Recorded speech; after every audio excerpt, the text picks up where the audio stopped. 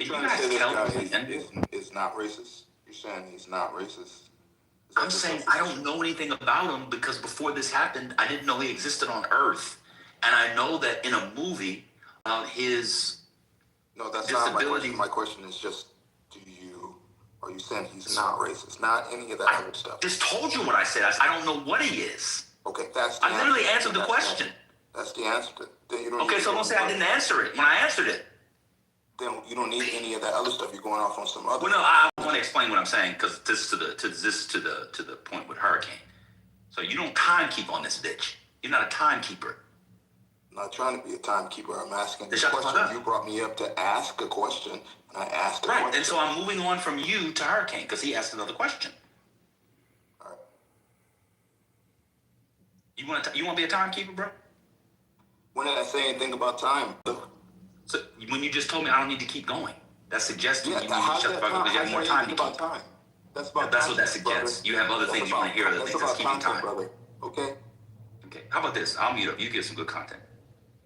No, I was simply asking a question. Mars, we're just trying to have a conversation about this. He's another one.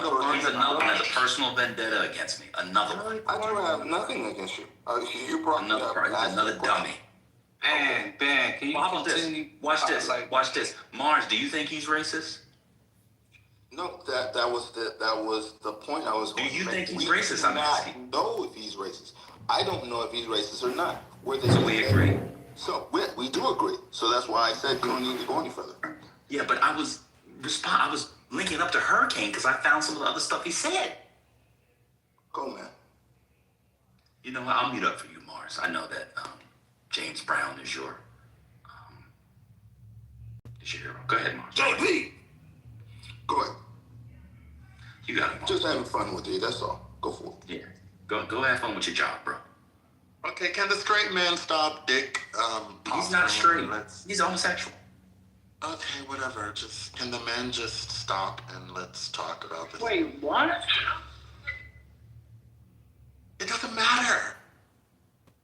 What other words did the guy yell out, Ben? So when the I'm laughing. During the introductory speech from Sarah Putt. Hold on, Mars, am I allowed to answer the question or you need me to? Let me check. No, you can't. Yeah, you can go. Thank you. Cool. In fact, we'll have Mars do it. I'll mute up. Go ahead, Mars. What am I doing? I don't know if we know if this man is racist or not racist. That's not what he asked you, Dominic. He asked you what else he said. Okay, then you answer that. I don't know what else. Because you stopped me in the midst of me answering it. Then don't bring me up. Don't ask me the question. Go for it, brother. You're the one you that told me not to answer, brother. Passive aggressive ban. Go. What is being passive by me calling you a dumb closet homosexual who makes $50,000 a year? There's nothing passive. I'll mute up. You go. We'll meet you up in the hallway. Let me meet you up in the hallway. Okay. The hallway's very mute. Enjoy. Got you. Enjoy the hallway. Go ahead. No, I just want to know what other ramble. I got you. I got you. What's the problem, Divine? I'm answering your question. It says, what else? I Googled. What else did he yell? During the same ceremony, Davidson was heard making several other disruptive involuntary outbursts, including shouting, "Shut the fuck up," during a speech by the BAFTA chair, and "fuck you" during an award acceptance. He has Ben said it's John Davidson. No, not him. Sorry. The incident occurred when Michael B. Jordan we know that. Yeah. I was trying to get caprololia. Say it, man. That's not the question. Caprololia. That's it. Yeah, he answered. Shut the fuck up. Fuck you. He was yelling out, "Fuck you." I think he called somebody a bitch at one point as well. So here's another question. So you mean to tell me that there are people who are mad at the Tourette's guy? Yes. Yeah, they are. Yeah. Of course they are. He's being dragged online. He's a racist. Because they got their paycheck on Friday. Just don't bring him in the audience. Just don't bring him in the audience. Like, he has that condition. Leave him outside somewhere. Like, he's being honored. Wait a minute. Oh, so he in the was being ceremony honored? in I'm which sorry, he's he was- being honored, Oh, you I want to didn't know that. segregate and marginalize the disabled guy? Well, you can call it whatever, but I just want to prevent somebody from, just yelling out like that. Why? Rambo- Because it interferes So he has a with little Tourette syndrome, but you because can't it becomes live this. with two. Because it becomes this. That's why. Rambo. So we should marginalize the disabled people and leave them outside? I didn't say that.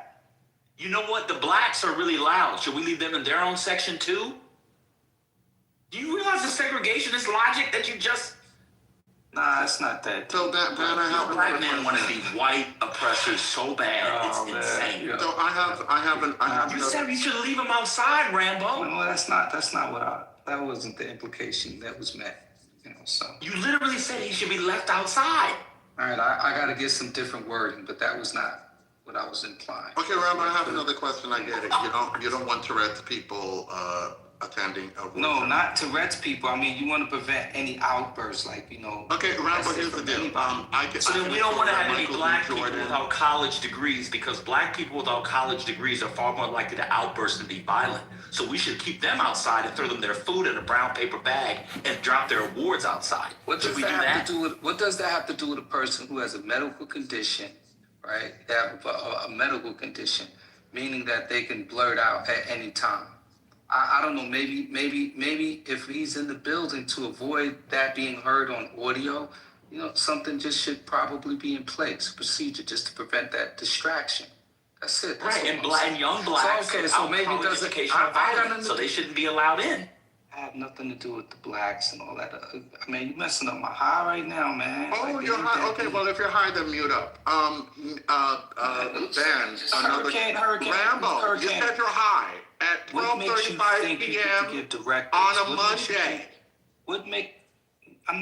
I'm not even addressing you. I'll engage with Ban. But Yeah, I know, but certainly not me. you're yapping now because you're Ben, pretending, yeah, I can word that you're differently, Ben. pretending that Michael I'm B. going on Jordan mute. and He wants Delroy attention. Lindo's evening was ruined because the Tourette's guy yelled the N-word. We're talking about two adult black men who are well paid and were there to receive an award, and you want us to believe that when they went home that they cried themselves to sleep because somebody who is obviously mentally incapacitated yelled out the N-word. Dan, I just have one more question for you. Is anybody mad at BBC for how it handled it? Yes. Yeah, the BBC stuff is the issue. The producers are suggesting, well, to be fair, Michael B. Jordan probably did go home and cry. Delroy Lindo didn't though. But no, they both went home and cried because they probably cried in so much ass that that's all they Okay. could go to sleep. Okay, Happy as that's hell. different. I mean, I cannot believe that grown men are upset about a rando yelling out the N-word in 2025. I'm so glad that my ancestors are not us. It is insane. It was a rando, Nathaniel. Well, No, that Scottish guy. What do you mean it's not a rando? Well, a rando who's mentally incapacitated. Like, he's not a regular person. He's got mental challenges. He's not, he doesn't have all his faculties That's a together. rando. I mean, Nathaniel, when I say rando, I mean not the prime minister. Someone who none of us knew existed. It doesn't matter if he was being honored. It's still a random Oh, my God. I want the Republicans to win everything. Fuck it. Charles right. Never mind, bro. You niggas are dumb. I mean, yeah, dumb and so. Oh my God, a man with Tourette's yelled out the N-word. What are we gonna do? And they don't want to honor sinners. And Hollywood is being so mean to Ryan Coogler. So that's been the response to that? Wow. Yeah, I was wondering how people were going to unpack that. Yeah, I don't think it's a big deal personally. I saw a clip, and it, like the way, I mean, I wouldn't have heard it unless it was pointed out. It's just a small clip, so I don't know what the I'm offended. Oh my God. Somebody at the thing yelled out the N-word. 5 minutes later, you're listening to a bunch of music you want to hear, listening to it. Monica's in here. Just come on. Let's get some testicular fortitude. Some ovarian ovation. Let's do some. Come on. Oh, they yelled off the N-word. Oh my God, I'm so offended. What is BAFTA? What it is, but they said the N-word. I got it. Yes, you can have an opinion. Yes. You can have your opinion, and I can have an opinion about your opinion. And your opinion tells us why black people are in the condition they are in part, is because we've become what you all have become soft. Oh my God, they said the N-word. You should be. Why are people more upset they're not letting Jesse Jackson lay in state? Huh? That one less viral than this. They're not even going to honor Jesse Jackson in the U.S. Capitol. But oh my God, and so-and-so, they said the N-word. I can't believe it. In a movie in which they said the N-word 80,000 times. My God, a guy with Tourette said the N-word. What am I going to do? I can't feed my family. Some random Scottish guy and BAFTA yelled out "nigger" and bitch and fuck you. Because he has coprolalia and Tourette's. Oh, I have an idea. Keep him outside. We can throw him his food in a chicken bag. And if he wins an award, we can target to him, but don't get too close. He might bite your hands. We can put him in a cage. Oh, my God. We're going to sit this one out, ladies. We're home. What else can we get offended by? He wasn't a random. He was being honored. What to do? Put him outside. Delroy Lindo? What do we got? Delroy Lindo? You don't even go to Delroy Lindo films. I honor Delroy Lindo by going seeing one of his art films. You don't even go see the brother's film. Goes Delroy Lindo. What am I going to do? It's so bad. A man with Tourette's, a coprolalia, said the N-word. So Ben, here's another question. What do you think about the acceptance speech of the actor who played the Tourette's guy's character? What do you think about his statement? I saw Alan Cummings' statement. What was his statement? Read it. I don't know if I read it or remember what he said specifically that it was him. So what did he say? I just watched a clip, so I don't know if what I saw was the entire thing. But what I saw didn't show him commenting on the outburst. So I don't know if he did later on during his acceptance speech or not. I don't know. Does anybody know? I don't know. Hey, what's this show on ladies? This is to the ladies. I don't know, maybe some men watch it also, but there's a show on reality TV that features a young woman who has this condition. And I know I've seen it from time to time. Does anyone know the name of that show? Because she traveled to Europe at one point, and it was something that was very offensive to, I don't know if it was the French or whatever. And she just kept like her condition made her just like blurt it out. And it was really funny, to be honest with you. And just even when she's talking and engaging with her family as they follow her around, I find the show to be somewhat entertaining, to be quite honest. Seems like a good person by all accounts, a good heart. But what comes out her mouth, man, is crazy. So I don't know if anybody knows the name of that show. What's your point? So somebody in the chat put, so y'all have heard it here first, people with Tourette's get an N-word pass. That's actually not what I'm saying. What I'm saying is I can't attribute someone's political, social, cultural, racial orientation based off of random outbursts if they have those two interlocking, or well, I guess that one compounding condition of the other. That's what I'm saying. I mean, I don't know how many people have encountered people and engaged with people with Tourette's or Alzheimer's or dementia, but according to some of y'all, what y'all fucking Alzheimer's granny and demented grandfathers say, they should also be castigated for. It's just like, do y'all know how the brain works at all? Of course you don't. because you're pro-blackers and you're looking to be offended because you got your paycheck last Friday and after taxes you came home with $1,300 after working blood, sweat, and tears for 40 hours. Okay, Ben, just wait a second. That's what the problem is. Well, oh yeah. my God, I'm so offended. Oh, someone with Tourette's said it. Okay. I've been around people with Tourette's. I know people with Alzheimer's, dementia. They say and do all. They also try to pop you in the motherfucking face. Okay, Ben, just wait a second. So, couldn't it be that this guy who has Tourette's syndrome yelled those obscenities because he does in fact believe that black people are racially inferior, but that folks should not get upset about it because he obviously couldn't control himself. And when people make those kinds of statements under those circumstances, we shouldn't get upset about it.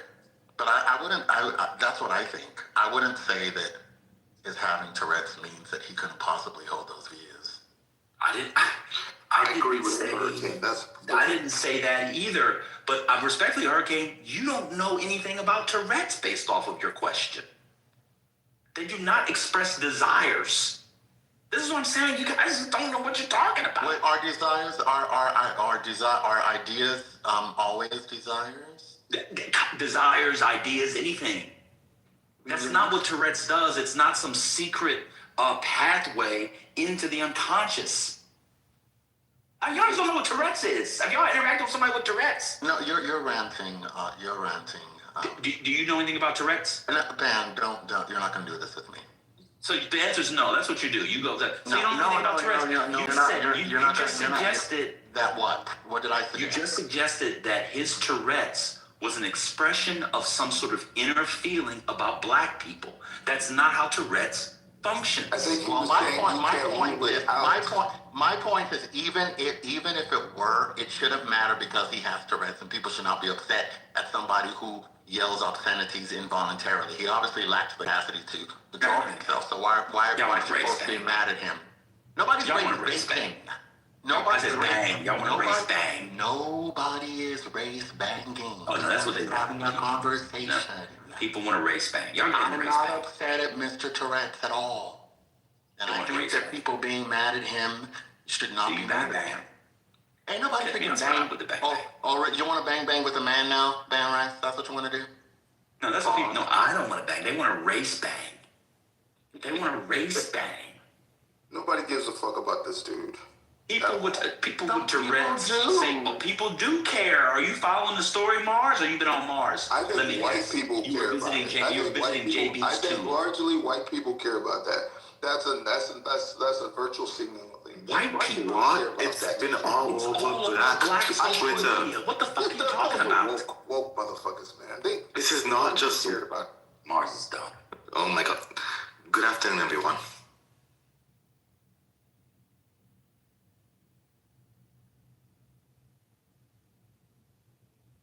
No one Go ahead, understands. Nail. Go ahead and race bang.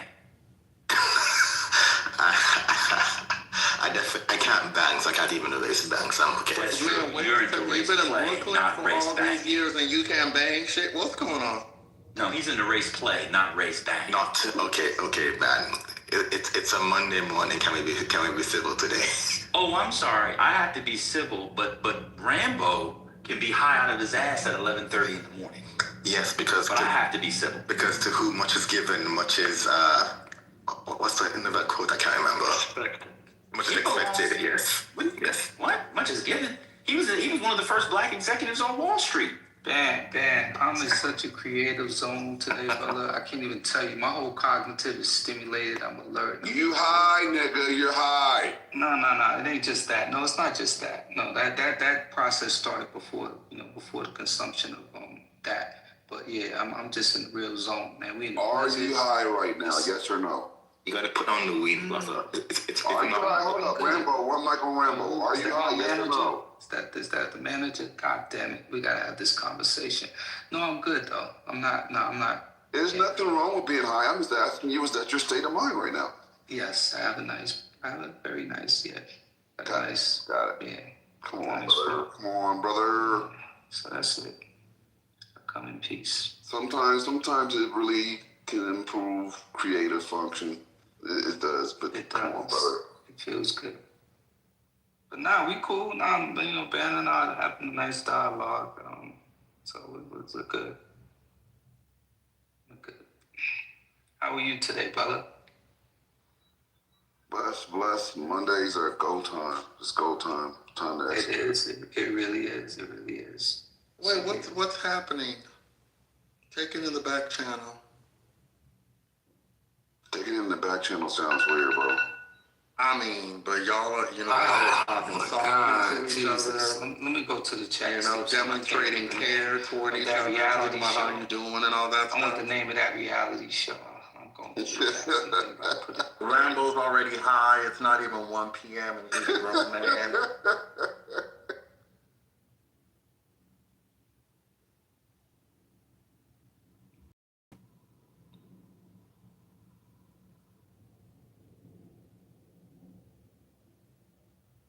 I gotta scroll back to. All right, I'm gonna just go find it myself. Okay, going back on topic. I think the only issue here is that the BBC was running this on a 2-hour delay, didn't edit it out, and then posted the same thing on the internet website without editing. And apparently, like the Guardian is saying that the producers in the van didn't hear the slur, and that's why it got. I think that focus on the guy, the John guy, is completely misguided. And we should generally be, have more energy for, the BBC producers.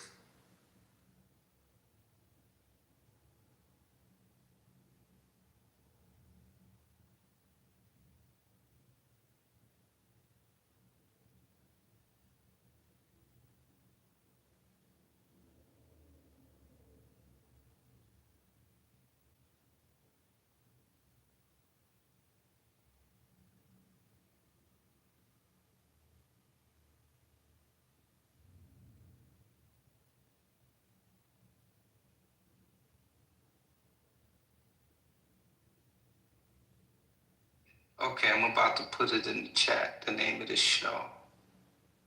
There you go. Boom. Now I'm good.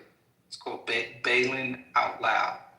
It's an American reality television series based on TLC with episodes. Yeah, I gotta check that out. It's interesting. You can learn about the affliction or disease, whatever it is, brain dysfunction.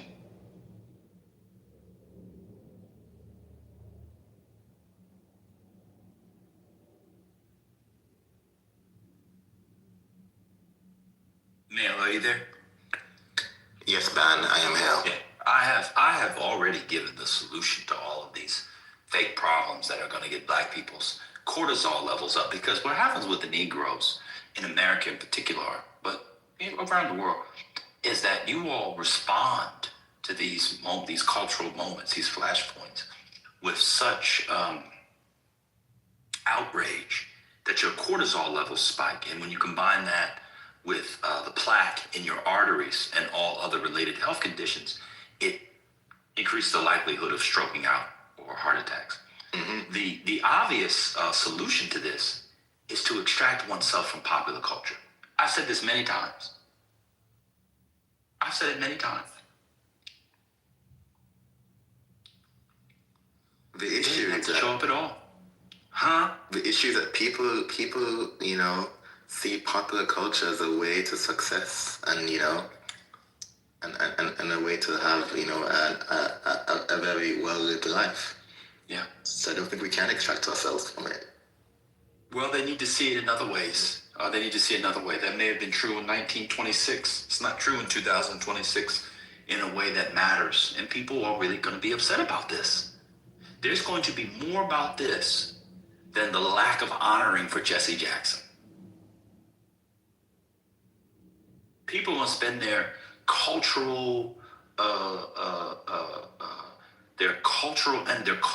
energies, their think pieces, their quasi TED Talks, their Substack rants, their Clubhouse quote soliloquies. I don't know why people on Clubhouse use the word soliloquies. Very few people do soliloquies on here. I don't know if people know what a soliloquy is, but talking for a long time to a bunch of people who are listening is not a soliloquy. That's not what soliloquies are. But anyway, that's a different discussion. They don't spend all their time thinking about that. Well, we don't want to spend any of our collective. I am, but my little piece, little part on the side. You know, you gotta have your little side projects like Side Chick. You got your work, but you gotta get a little side piece. So I'm gonna use my side piece to talk about Jesse Jackson, talk about the 1984, 1988 Jesse. But people are gonna be more upset about BAFTA awards and the BBC pause. How many Americans do you think actually knew about the BAFTA awards before Zero. this? Me. They don't even know what it is. Oh, Kimberly Foster's in here. She knew what it was. Don't nobody know what the BAFTA awards are. People now scour the internet looking for moments to be outraged on all sides. Man, where was it aired? Where was it aired on? What network? How was it aired? I just said it, brother. I didn't hear you. How was it aired? BC. We've been saying it the whole time. Mail just talked about the BBC. Oh, BBC. man. Okay. What's going Thank on, you. bro? I didn't even know they aired that stuff. Okay, cool. The British Broadcasting Corporation. I know what BBC is, man. We know you know what BBC is, right? Wow. Yeah. Okay. Alright. Back to what I was saying. I'm going on. The point is That's the that point. we have to. People need to extract themselves from this level of investment, because now people think this is politics. That's actually the problem. When people could disarticulate this, they think this is politics. They're going to expect the Kimberly Fosters of the world to do 30 minutes on this. They're going to expect the FD signifiers of the world to do 18 hours on it, and then cut it up into 8 hours, and then cut it up into 80 minutes, and then cut it up into 8 minutes so he can make another $800,000 on a poorly researched, poorly edited, poorly argued piece. They wanted you That's to what talk they're about it. Yeah. Why are you wasting your time? Man, You want to do something cultural? give me a quick. Get the Jesse Jackson on. Somebody go show your kids what Sesame Street used to be. Y'all remember Jesse Jackson on Sesame Street? Of course you don't. Ben, do you mind giving a quick recap, just a brief recap, so I can understand, have context? If you're 3 hours behind because you're from California, I'll tell you in 3 hours. I'm not giving special handouts to California. Wow. I'll tell you in 3 hours. Wow. And this is why you need to limit your coffee intake, because it does make I just poured another cup. It makes your cortisol spike. You're worried about cortisol, but you're making your spike. What are you doing? Well, see, what happens You've been is... crafting for the last hour and a half. What happens is... Well, I just read a bunch of Durkheim, so it was a good morning. But what happens is that I've had so much caffeine that I'm now gone to the other side. So the horseshoe. So now I feel very calm. Yeah, I can tell you what happened. I'll do a very quick recap. Last night was the BAFTA Awards. BAFTA used to stand for, I don't know, the British Academy of Film and Television Association, something like that. But it's basically their version of what are called the Oscars, which of course, the awards of the American Academy Awards, the Academy Awards, excuse me. So they honor top in film. And because Sinners is everywhere. Oh, Cinnamon, where you gonna run to? Oh, Cinnamon, where you gonna run to? I love that movie. Yeah, but they did include the Nina Simone song, which I found interesting. And so they had Michael B. Jordan, who now has really revived his career, because I was editorialized. He hadn't been good in a while. He was good in Sinners. And Delroy Lindo, they were doing an opening award, maybe Best Special Effects or something like that. And the brother, they were given the top. Delroy Lindo, by the way, was nominated for Best Supporting Actor in his long, and I would argue, august career. It was this is his first Oscar award. Tells you all you need to know about these. Imagine Delroy Lindo now just being nominated for an Oscar. Tells you all you need to know about these award shows. Anyway, so there was a man who was a film about him. He's an older gentleman, Scottish gentleman, excuse me, not British, my fault, Nathaniel. To Nathaniel, assalamu alaikum, who, and Happy Savior's Day to all who know, if you know, just finished on Sunday. That's their discussion. He during the course of the night. Shut the fuck up. Fuck you. Because he has Tourette's and this compounding condition called corporal A or something. Yeah. Right. And then when the black men...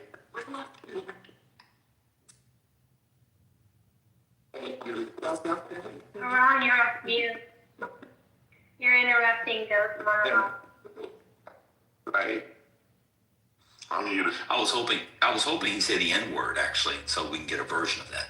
And so while they were presenting, he yelled out, nigger. Allegedly. I've listened to it several times. I actually didn't hear the nigger, but that's what they say he said. Whatever. I guess. I thought they said And said so- it repeatedly, didn't they? I don't know. Maybe. I mean, I know somebody with Tourette's syndrome that tried to chase down a chicken so he could eat it because he couldn't stop himself. Like a little baby, you know, I was started going, I'm gonna go after the chicken. But anyway, and so so we're talking about that from the BBC thing. All right, somebody in the chat said he said it 3 times. Yeah, that's what I heard. He had said it repeatedly. That's what I heard. I'm Yeah, that familiar would make sense. with what you're talking about. I just thought he said it multiple times. Oh yeah, that would make sense. Yeah, that's what they do. Thanks for the recap. I appreciate it. Yeah. You can tell me how you feel in 3 hours. I will, sir. By that time, your cortisol levels should be pretty level. Oh, I've already stroked out in my life. Pause. Be careful with that. Heart health is serious, brother. I didn't mean no strokes. I've been stroking. Stroking. That's what I've been If doing. you believe there are some clubhousers that do soliloquies, so I'll have to disagree. Yeah, I said there were a few. Goat do. has given a soliloquy. It's different. Like every monologue is Never not given a soliloquy. You have. Never. Every monologue is not a soliloquy. I get that, but I've heard you give a soliloquy before. Never given a soliloquy. Felt like a soliloquy. Were you in there? Yeah, I was there. And was I Not talking the to people? definition. You were, but it was more like you were expressing your inner thoughts than like having a conversation. No, I did not give a soliloquy. But I take your point.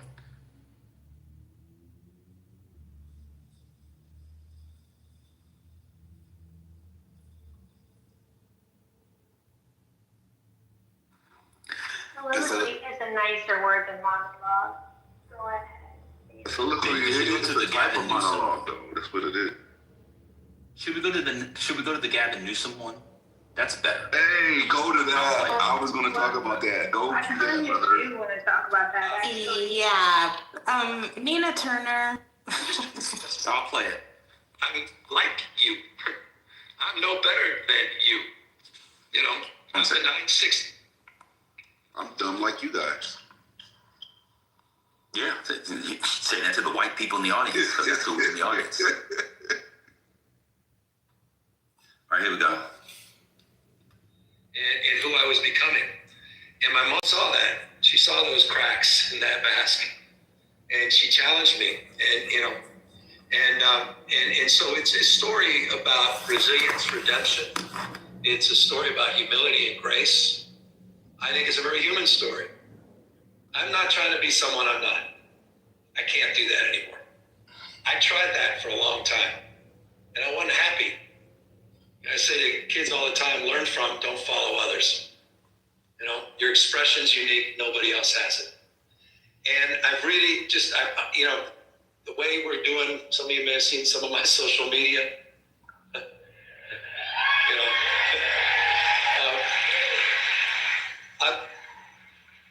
I'm on the other, you know this, I'm on the other side. You know, I just am. I'm on the other side. You know, I don't want to dream of regretting anymore.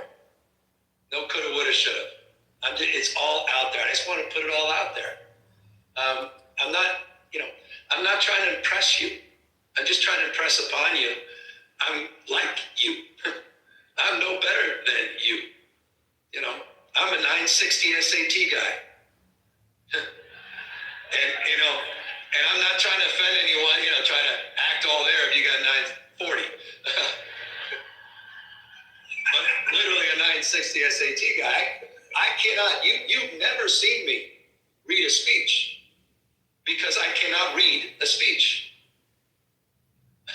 Maybe the wrong business to be in. my dyslexia, I haven't overcome dyslexia. I'm living with it. I was the guy in the back of the classroom and my head down, just praying the teacher didn't call on me. I went through, I think I lost count of how many schools I had to go to. And, I'll never forget, ever forget. My mom's choice was never to label me. She just had to struggle with me. And I walked in, I'll never forget this. It was probably 8th or... All right, that's a full 3 minutes of it. What's going around is about 20 seconds of it.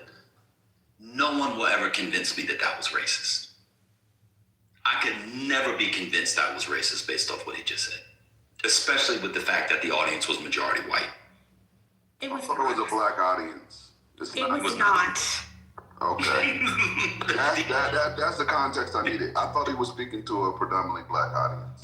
It is also useful to know the context from which Newsom arises. He's a relatively highborn man who's trying to beat the elitist allegations. That's what he's trying to do. And yet it is clumsy. And that shit does not appeal to me because I want my politicians to be the smartest person in the room. I don't like that shit. Yeah, I didn't like it either. I was disappointed about the SAT score. That's not for me. Okay? But he's trying to appeal to the anti-elitist mood of the nation. That's what it's really obvious. And I don't like, actually, I'll stop. Yeah, I play that on purpose, Gemini, because a lot of people have, to whoever's seen it, they've only heard that part and they thought because he was in Atlanta, because how racist people are, that there weren't white people there. Or not racist people, how people who don't really think about it inside. And so I decided to play it. When you hear that, I don't even think he's talking to the audience. This is just now, I don't want to go into this. I'll leave it there. I don't want to go into all of that. But you have to complete the thought, sir. When was this event? I think it was over the weekend.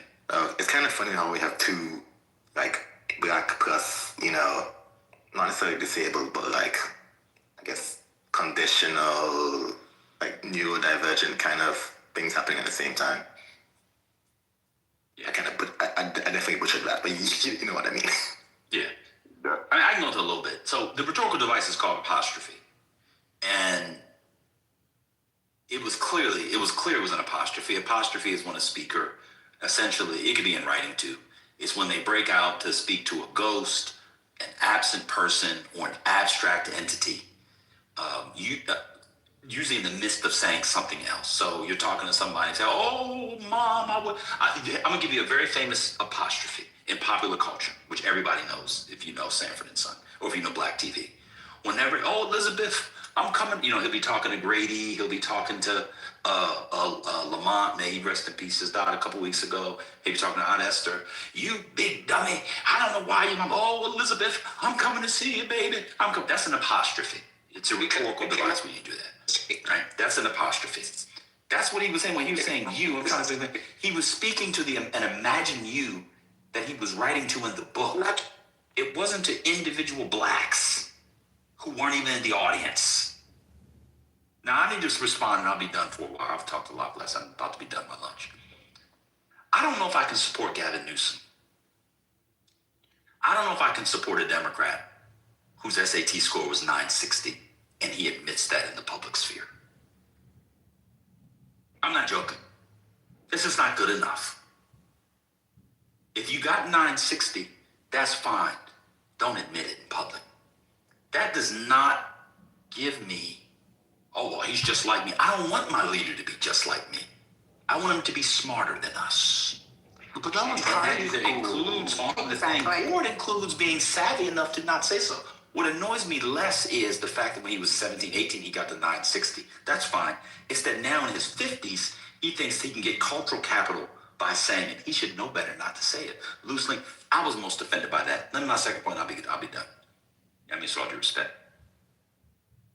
None of us knew he had dyslexia. I do. I said us. I'm not talking about Soviet post-Soviet spies who are keeping tabs on Americans. You're not reading the allegations. We didn't know he had dyslexia. Nobody knew that. So they're cutting it off when he's like, can't read his speech. He wasn't saying because the blacks couldn't read. He's saying because I have dyslexia. Now go online and watch clips. 99% of the clips you'll see, if you watch 100 clips, 90 of them won't get to the dyslexia part. I'm done now.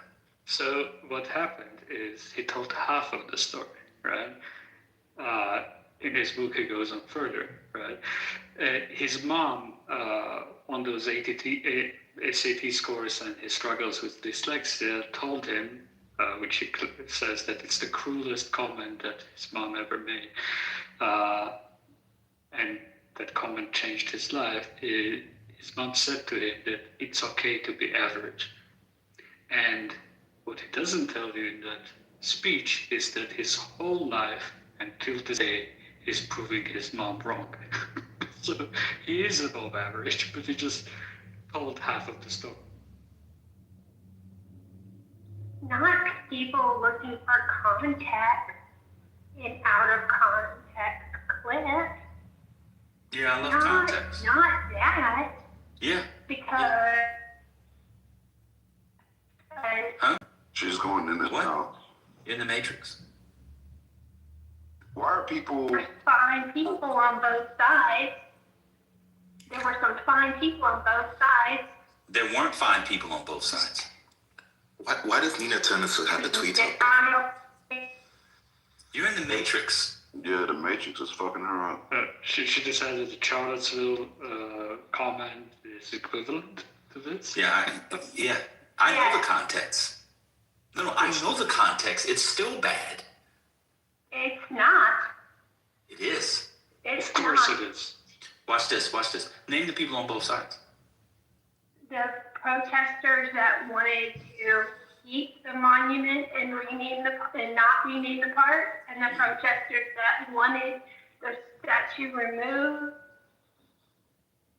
Right. And who organized for group number one? Who were the organizers? I think unite the right, but You're in and out. Is that your thing? You're in and out. Is that just me? No, she's in and out bad. Like really. You gotta go out and come back in. What's Nina Turner's tweet?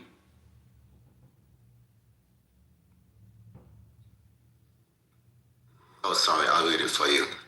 She says, Governor Gavin Newsom went to Atlanta and told the crowd that he's just like them. He had a 960s SAT, but he can't read speeches. How insulting. Working class people believe politicians are out of touch because they don't worry about the cost of rent or medical bills. And then she posted a video with like a 30-second snippet. Why is it being construed? Why is it being put in a way that we were to believe he was speaking to a predominantly African American audience? Like, why is that the narrative?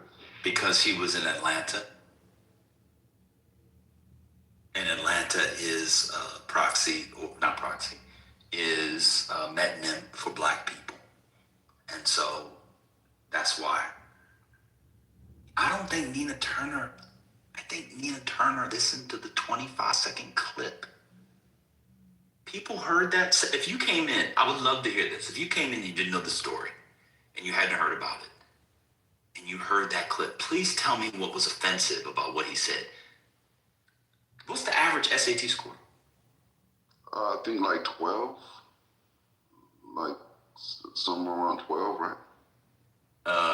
It ain't no damn 12. 10 to 12. Well, I got a 13. I got a 13, so hey. Yeah. Well, you're smart. You're smart. It ain't 12, bro. It ain't nowhere near 12. It's around 1,000 to 1,050.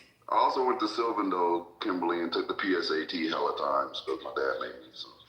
It's definitely not 12. And so, yeah, people are going to have to, the backtracking on this is going to be insane. This is not going to stick because Mediaite just did a compilation of people responding. Listen to the people.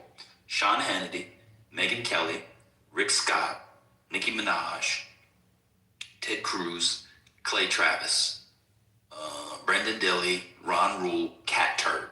You know who those are all? Shaking in their boots about 2026 and 2028. trying to find a way out of the ape video. It's not gonna work. Oh, Ben, I don't think conservatives know they would do better exploiting racial issues if they let it just stay out there and they don't touch it.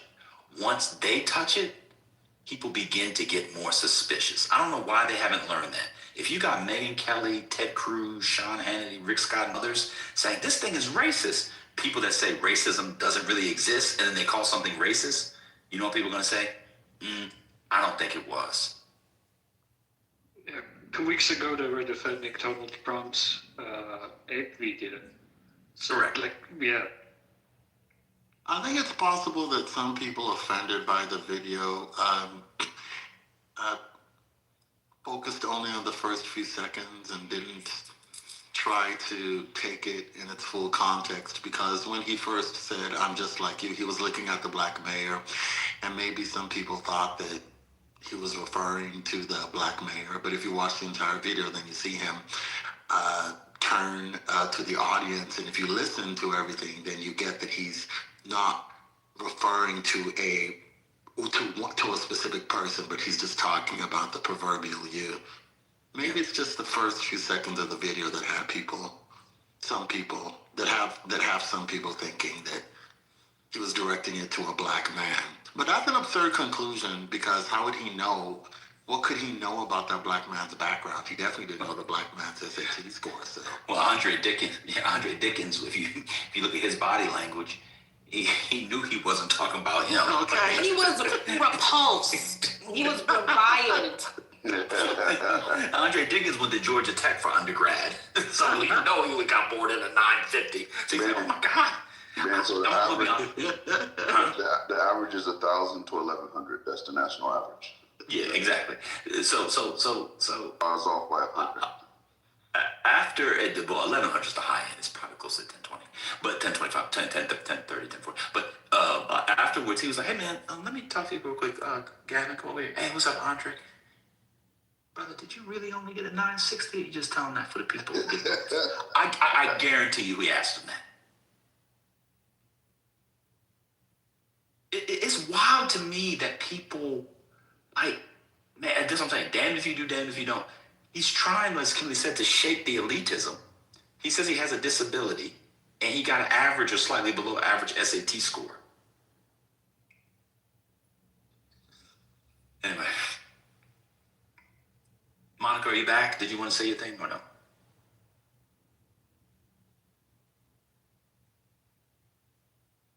I'll never understand the both sides comment. I don't understand why people think, yeah, the both sides. Oh, she's back. Good. You think? No, you just gave another good example. Those pulling allegedly from the White House on Truth Social after 60 posts were posted that night of Lying Sleeps Tonight video meme from a guy on at Get Mad As You Want. It wasn't pretty. It wasn't nice. But Biden was a baboon. Clinton was a warthog. Hakeem Jeffries was a meerkat. So there's context behind that too. But if you're only interested in context when it defends your people, then you're not unbiased. Your people is crazy. Oh, okay. So here's the thing. She means Democrats. So here's the thing. I do, thank you. You can have racism in a thing even if the things around aren't racist. The Obamas, from people on the right, on your side, have been called monkeys and apes now for over a decade in the public sphere. One of them, from people on your side, they call her Michael instead of Michelle. And it's quite rampant among Republicans to say that that's a man with a penis and that didn't have kids, and that Obama's gay, et cetera, et cetera.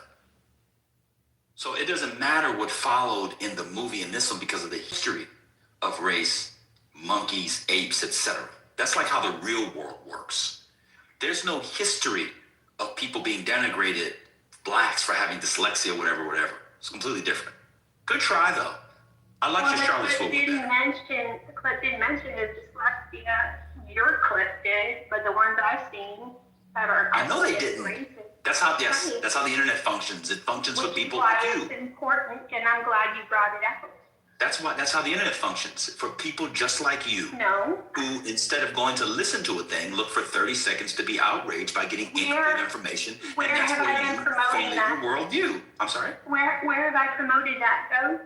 I haven't Promote what? mentioned it at You all. promote X all the It's time. out of Wait a minute. Now you're saying X is only for out of context clips? No, I'm saying that's how the internet functions. Right. And so instead of going to People listen, like because me, when I saw the I haven't. So your narrative of people like me is wrong. Because I haven't been promoting nuisance out of context clips. I'm not talking about the specifics, ma'am. I abstracted it to the internet. So you said you hadn't seen it. I said, yes, that's how the internet functions. Are you okay? This is the internet too. Okay. Jesus Christ, bro. Taking the Lord's name in vain is valuable to you. There's no prescription against taking the Lord's name in vain in Christianity.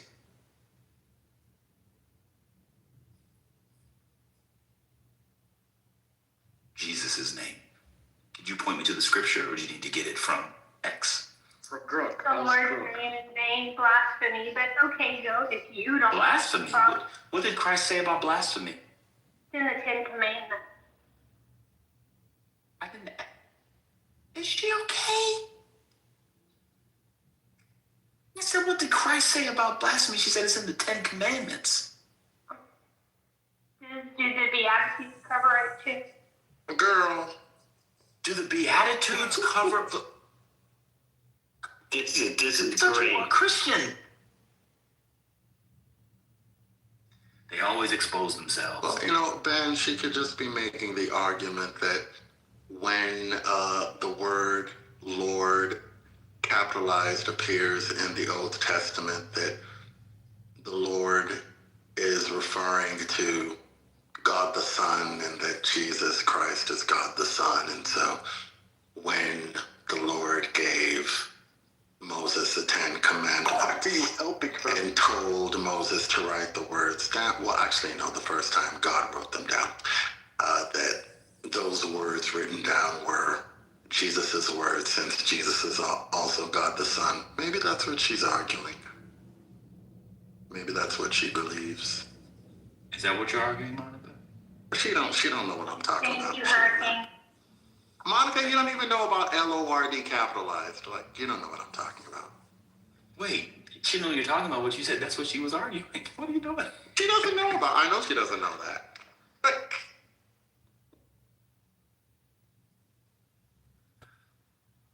All right, so go ahead. Who's offended by the Gavin Newsom thing? Why don't we let people get offended by it? I'm not. Sarcasm.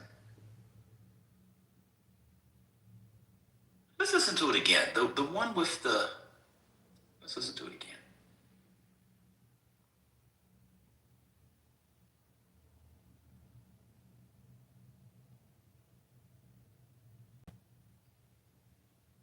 What do you think? I was really trying to find a place to be. Oh, sorry, go ahead. I was gonna say, what do you think about the black mayor's facial expression?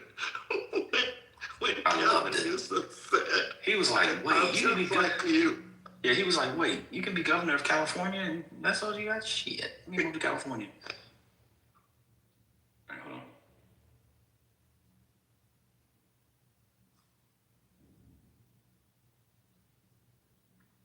No coulda, woulda, shoulda. It's all out there. I just want to put it all out there.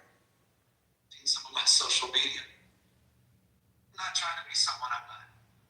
I can't do that. It's just trying to put on a facade. And you know, going through that journey. And what that gave me the opportunity was what else it took away. And who I was becoming. And my mom saw that. She saw those cracks at mass. And she challenged me, you know. And so it's a story about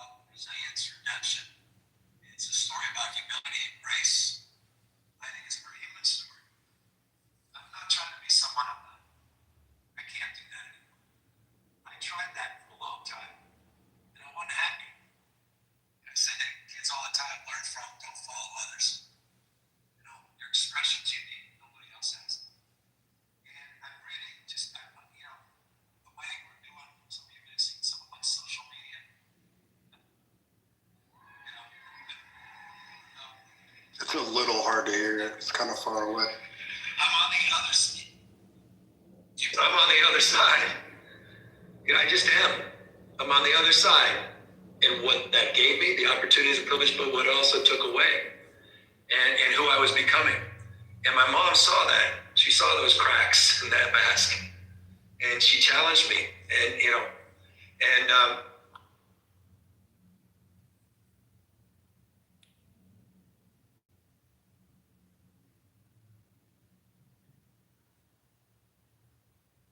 Oh my God. Huh.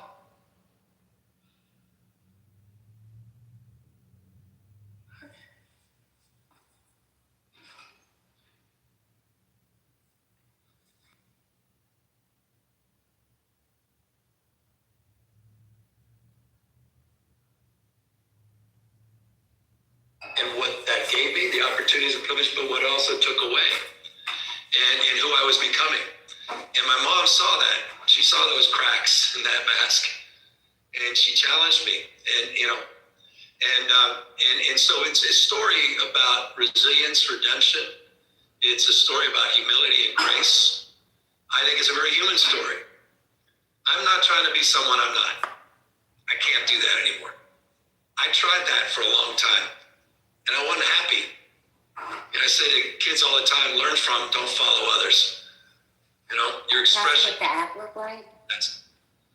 And I've really just, God bless you. Somebody messaged to my social media.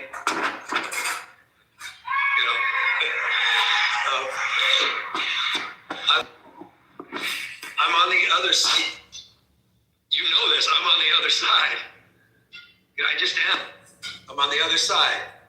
I don't want to dream of regretting anymore. No coulda, woulda, shoulda. It's all out there. I just want to put it all out there. I'm not trying to impress you. I'm just trying to impress upon you. I'm like you. I'm no better than you. I'm a 960 SAT guy. And I'm not trying to offend anyone, trying to act all there if you got 940. But literally a 960 SAT guy. I cannot, you've never seen me read a speech because I cannot read a speech. Maybe the wrong business to be in. My dyslexia, I haven't overcome dyslexia. I'm living with it. I was the guy in the back of the classroom and my head down, just praying the teacher didn't call.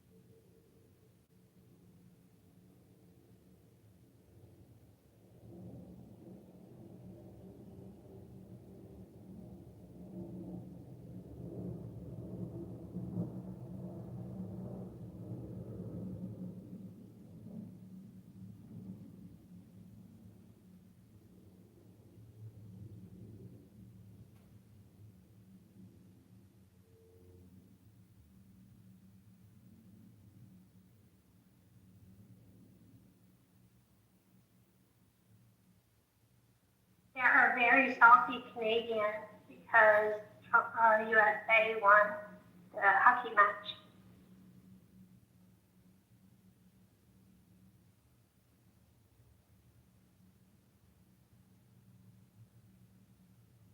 I didn't think it could be more bitter.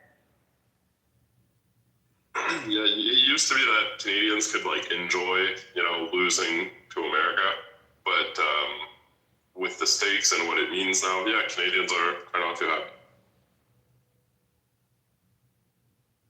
You're always going to be little rural, every little. That's just how it is.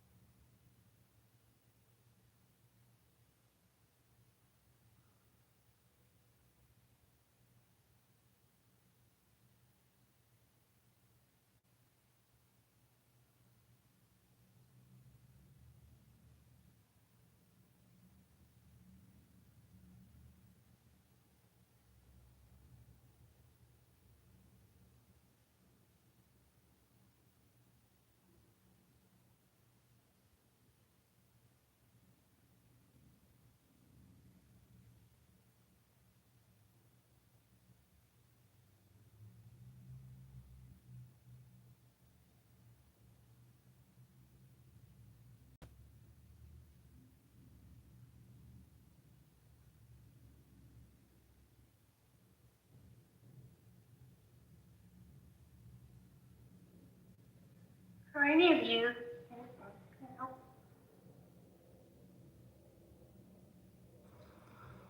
Have you guys discussed the hotline that's being operated for U.S. citizens that are stuck in Mexico because of the civil unrest due to El Mencho being terminated? And how does that work? Like, okay, so you call this hotline, then what? Like, how are you protected? I'm confused.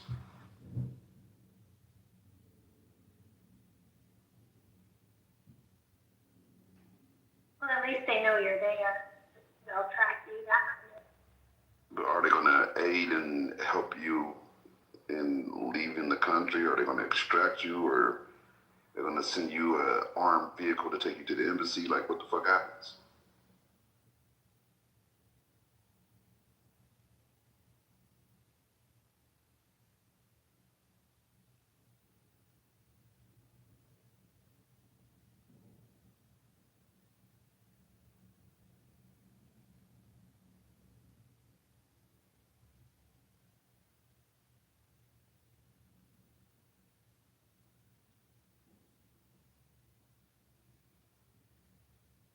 Is it the U.S. government's fault that they're at risk, or the Mexican government's fault that the cartel is that powerful? I would say it's the Mexicans' fault, the Mexican government's fault for not controlling or managing the cartel in a different way. But also, they said that there's been 100 either mayors or presidents that's been killed by the cartel since like 2003 or something like that. So clearly, the cartel has the upper hand as far as they don't have any problems in killing either mayors, ex-mayors, whatever political party is in power. They'll go at them. They don't care.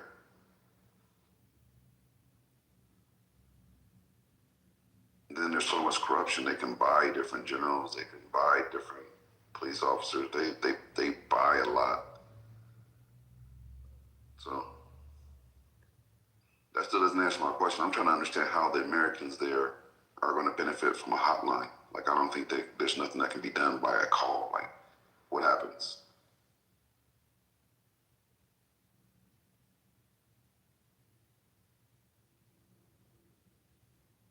Can you imagine the cartel tapping into that phone line and the people calling for help just dox themselves? That would be bad. Maybe it's because I'm in Southern California. I don't think people have an understanding of how deadly and powerful the cartel is in the United States right now. Like, they are operating in Los Angeles on such a large scale that the police are scared. Like, they know where the cartel grow houses are. They know where the cartel meth labs are, and they don't fucking go. They don't go. The only time they go is when there's a car full of bodies burning in the fucking desert, and they go collect that and say, well, cartel violence today, but they don't go to the source. They know where they are. They don't fuck with them. It's weird as fuck. They know that they're going up to homeowners out here in California and demanding like either sell us your home or there's gonna be issues. Like, there's been so many, like, you can Google this shit. They do it all the fucking time. This is well known, well documented, but they don't do anything about it. They're just deep on homeowners out of their houses. If you don't sell your house, it's probably not gonna be here anymore anyway. You might as well sell it. Jimmy, what would you recommend? I'm not claiming to have the answers, but to allow it to just operate, you're going to have to that's when you bring in the National Guard.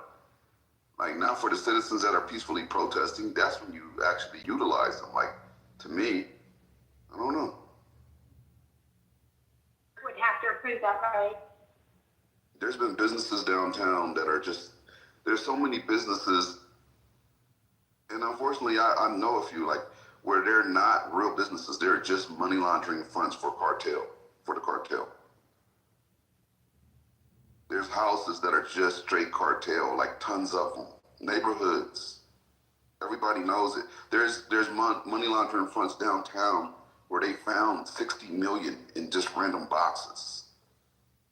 So they know about it on some level. They seize the money, but they don't go after the actual physical components of the cartel that's doing the damage, that's inflicting the damage that's doing the blackmailing and murder and mad, like they have 8 fucking semi trucks outside of a regular ass house. Like you can't tell what the fuck they're doing. Who the fuck has 8 semi trucks? 8 Peterbilts. They know. They just don't do shit.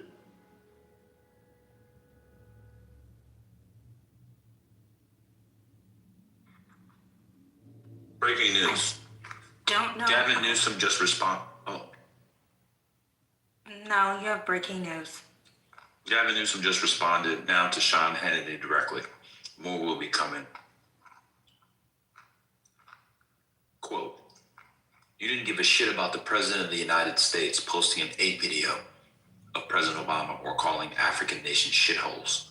But you're going to call me racist for talking about my lifelong struggle with dyslexia. Spare me your fake fucking outrage, Sean. Yeah. Man. They're going to make president of these people. They don't know. They're losing the culture war, the discourse war in real time. They're losing. They're going to allow him to defend himself, and then to bring us back to attention of the consistent anti-blackness, negrophobia, and xenophobia of America's Republican Party. These people are really bad. That was why would Sean Hannity? Anyway, that's the response. That was the response. I apologize. Go ahead, Kimberly. Do you think? I was gonna say, there was a little bit of a lull, but this weekend, well, it started for me reading Friday, but over the weekend was the first time I really felt like, oh, Kristi Noem is in real trouble. Kristi Noem is not gonna make it, I don't think. I initially read reporting that her job was on the line, and then she made those statements about TSA PreCheck and global entry being suspended, and then the White House really quickly overruled her. And then in all of that reporting, it's like she's already on thin ice, and then she did this, and then the White House didn't approve and just said, no, that's stupid. I just think the lady, I think she's on her way out. I'm glad you said that, because I was confused, because I was flying on Sunday. Come Sunday. I was flying on Sunday. And TSA PreCheck and global entry were all open, but I remember the day before she said it was closing.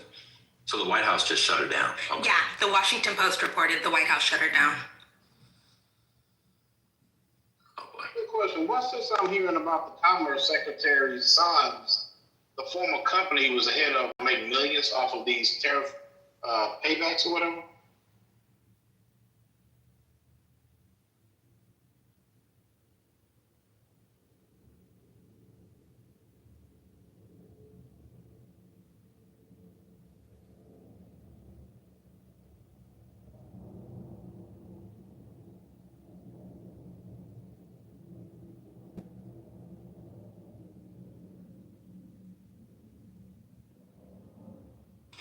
I do remember Trump saying, I don't remember the exact number, but I remember him saying that the tariffs generated trillions of dollars prior to this ruling, and all of a sudden now it's down to billions of dollars. I don't know if anybody caught that. He said like 18 trillion. Right. Initially, he was claiming it was trillions of dollars generated via the tariffs, and now all of a sudden it's down to the billies. I think it only had generated like 131 billion or something like that, according to AP.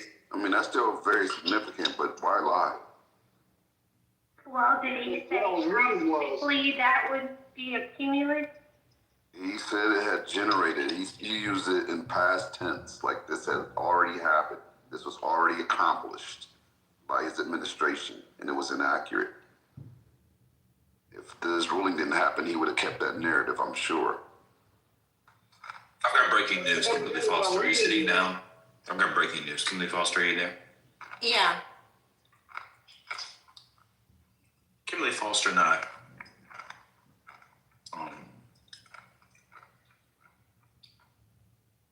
It's official now? we have talked about, Oh, never mind. Gemini, please. We have talked about, Gemini, we'll talk to you in 3 hours. Kimberly Foster and I have talked about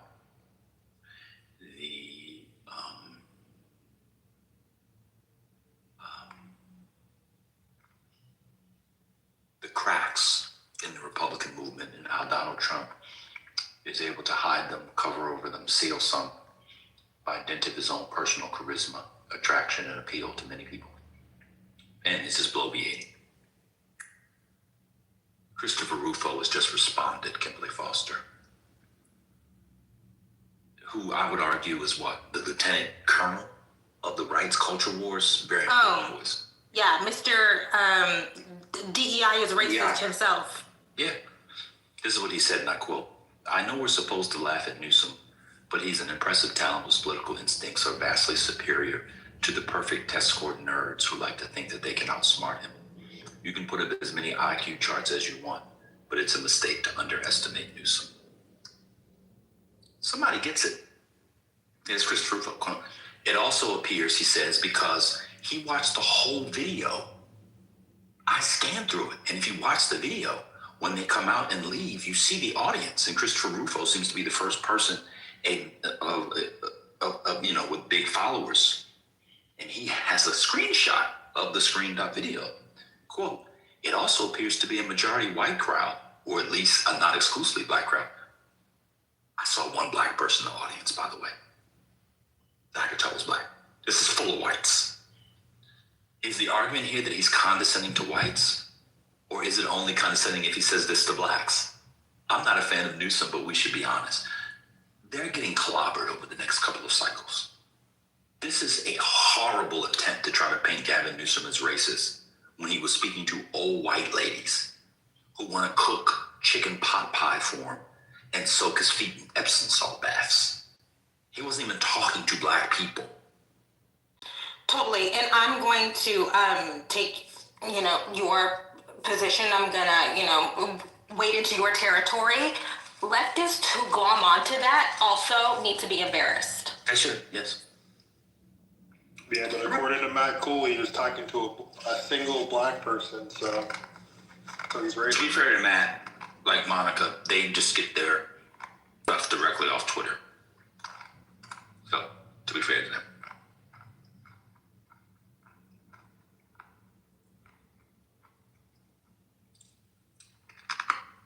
But can I also say that Rufo, in that in that tweet or whatever, he's also giving hints of where I think the discourse from the Rufo side of the movement is going to go. And I noticed this where I live, wherever I live, who knows? More and more of the right are beginning to say test scores are overrated. They're beginning to say, well, we can't just judge everything just by test scores. It's really weird how the meritocracy contingent is now beginning to say, oh, just because Asians and Indians, they have the highest test scores doesn't mean that they're the most qualified. That is a big thing where I am, wherever I am. That is really it's on the news every day.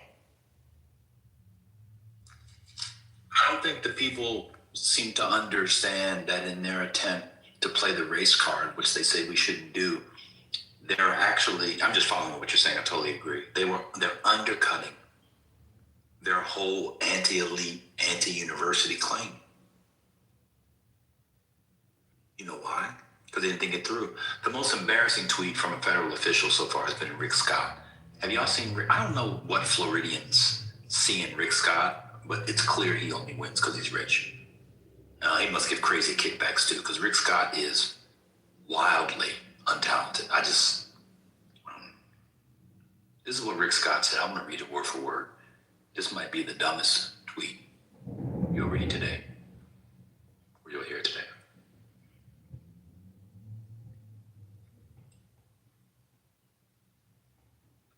Megyn Kelly, this clip will haunt him forever. Yeah, it'll haunt him right to the White House as you people prop him up. I mean, between him and Senator Mark Kelly, I don't know who they want to be president more. I thought they knew that Anyway, this is what Rick Scott said. At California governor just called black kids stupid. Voter ID isn't racist, but Newsom sure is. I mean, this is so good. It's giving desperate. Voter ID ID? How did he put that in there?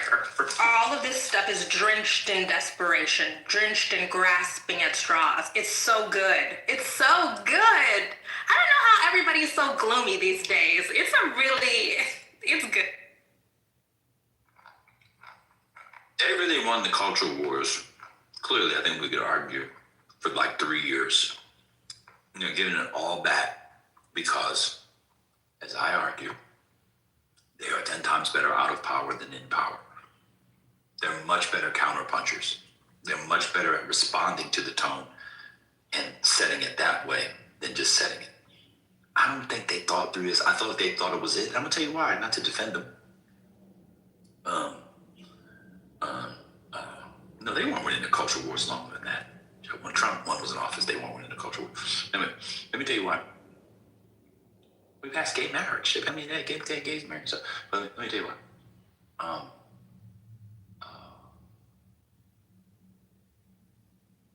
lost track of my thoughts.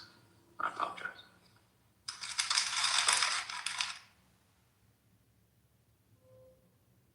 I mean, I just don't understand how he got in the White House in the first place, and now it still kind of blows my mind, to be honest with you. It's kind of crazy. Oh, I know what it is. And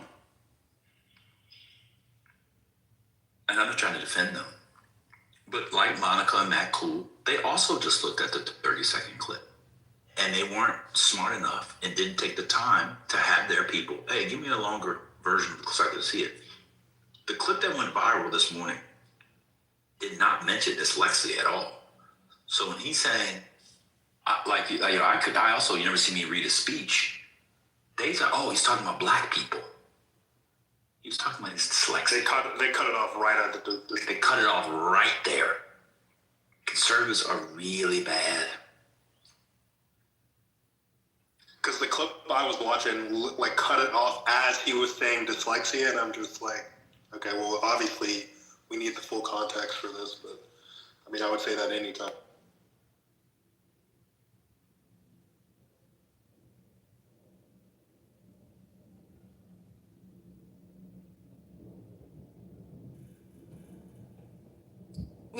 I don't know. I just cannot relate to the gloomy loser left. I feel very good and confident. Last week, the DCCC added 12 more races to their red to blue list. Okay, like, we just gotta hold on. Okay, things are turning.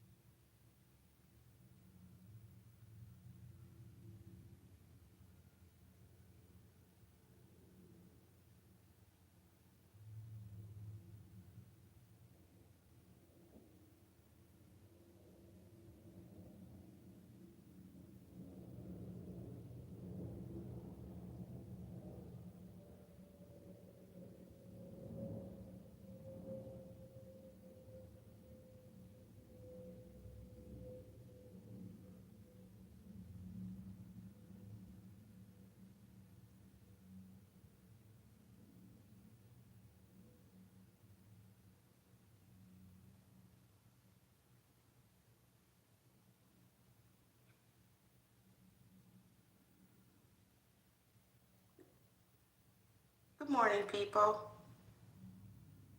Good morning. Good Did you morning. guys discuss that Peter Mandelson was arrested? No, but I seen the article. We didn't. Yeah, I broke the news, but we didn't discuss it because these American blacks don't know who that is. I really didn't either. What are you, former PM or something like that?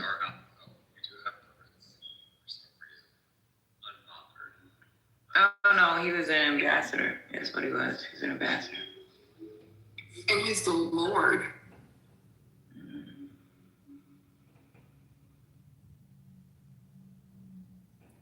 Our good The friend queen is here. Everybody bow down. Okay, but our Shut good up, girl. friend- I said the queen is here. Everybody bow down. I said okay. What part of bow down was not? Chanel number 1 is here, bitches. Oh Lord. A black bitch, black bitch, black bitch, black bitch, black bitch. These trolls be crazy. But our good friend Anthony Edwards sent me a clip today with Gavin Newsom talking to the black people, and he was basically. No, it was an exaggeration. You gotta listen to the whole clip. He didn't send you a clip of him talking to black people because he was actually talking to white people in the audience. Big facts. Okay. So Lizzie, it's just like a little clip, and I got his point, but I could see how people could take it wrong. But We listened to it. Okay. We listened to it. We listened to the whole 5 minutes of it. There's nothing offensive in it at all. Do you know what he goes on to talking to? Do you know why he can't read a speech? It's not in the clip Anthony sent you, was it? No, he has dyslexia. He talks about that openly. Yeah. And he got over that. Mm-hmm. So he didn't get over it. Well, he still became something. Like I feel like that made him more amazing that he had that learning disability, and look how far he got with He that. literally said he can't read a speech. Yeah, he said he can't read his speech. Why don't you have Anthony Edwards come in? We just talked about it the I last was just hour. about to say that. Paying him. Yeah, and we would love to hear him explain how telling this to a group of white people Hi, is everyone. racist to blacks. Hey Mimi, did you see any video clips showing the audience? Mimi. No, Anthony sent me the clip. It was just one little short clip. Was it on Twitter? Was it video or audio? It was a video. A video. Okay. And did the video show the audience at all? No, it didn't. It was just a clip of what he was saying. Was it that on Twitter? That one little clip. Hold on. Tell him Patty won't crash on him. I'll stay on mute. It was from Instagram. Of course it was. Same thing. Oh my God, yo, grown men. This is how grown men engage the world in 2026. It's insane. What are we doing with America? So Mimi, I just posted a link to a video on X, and the video I posted the link for shows the audience. It's a short clip, but you'll see that the audience has a significant number of non-black people in it. So They're definitely rage baiting. Okay, I told him to come. I told him to come here. I texted him. That was a good screen grab. No, I don't know who recorded it, but someone did, and it looks like the page is, I don't know if it's a Newsom page, but yeah, there are lots of white people in the audience.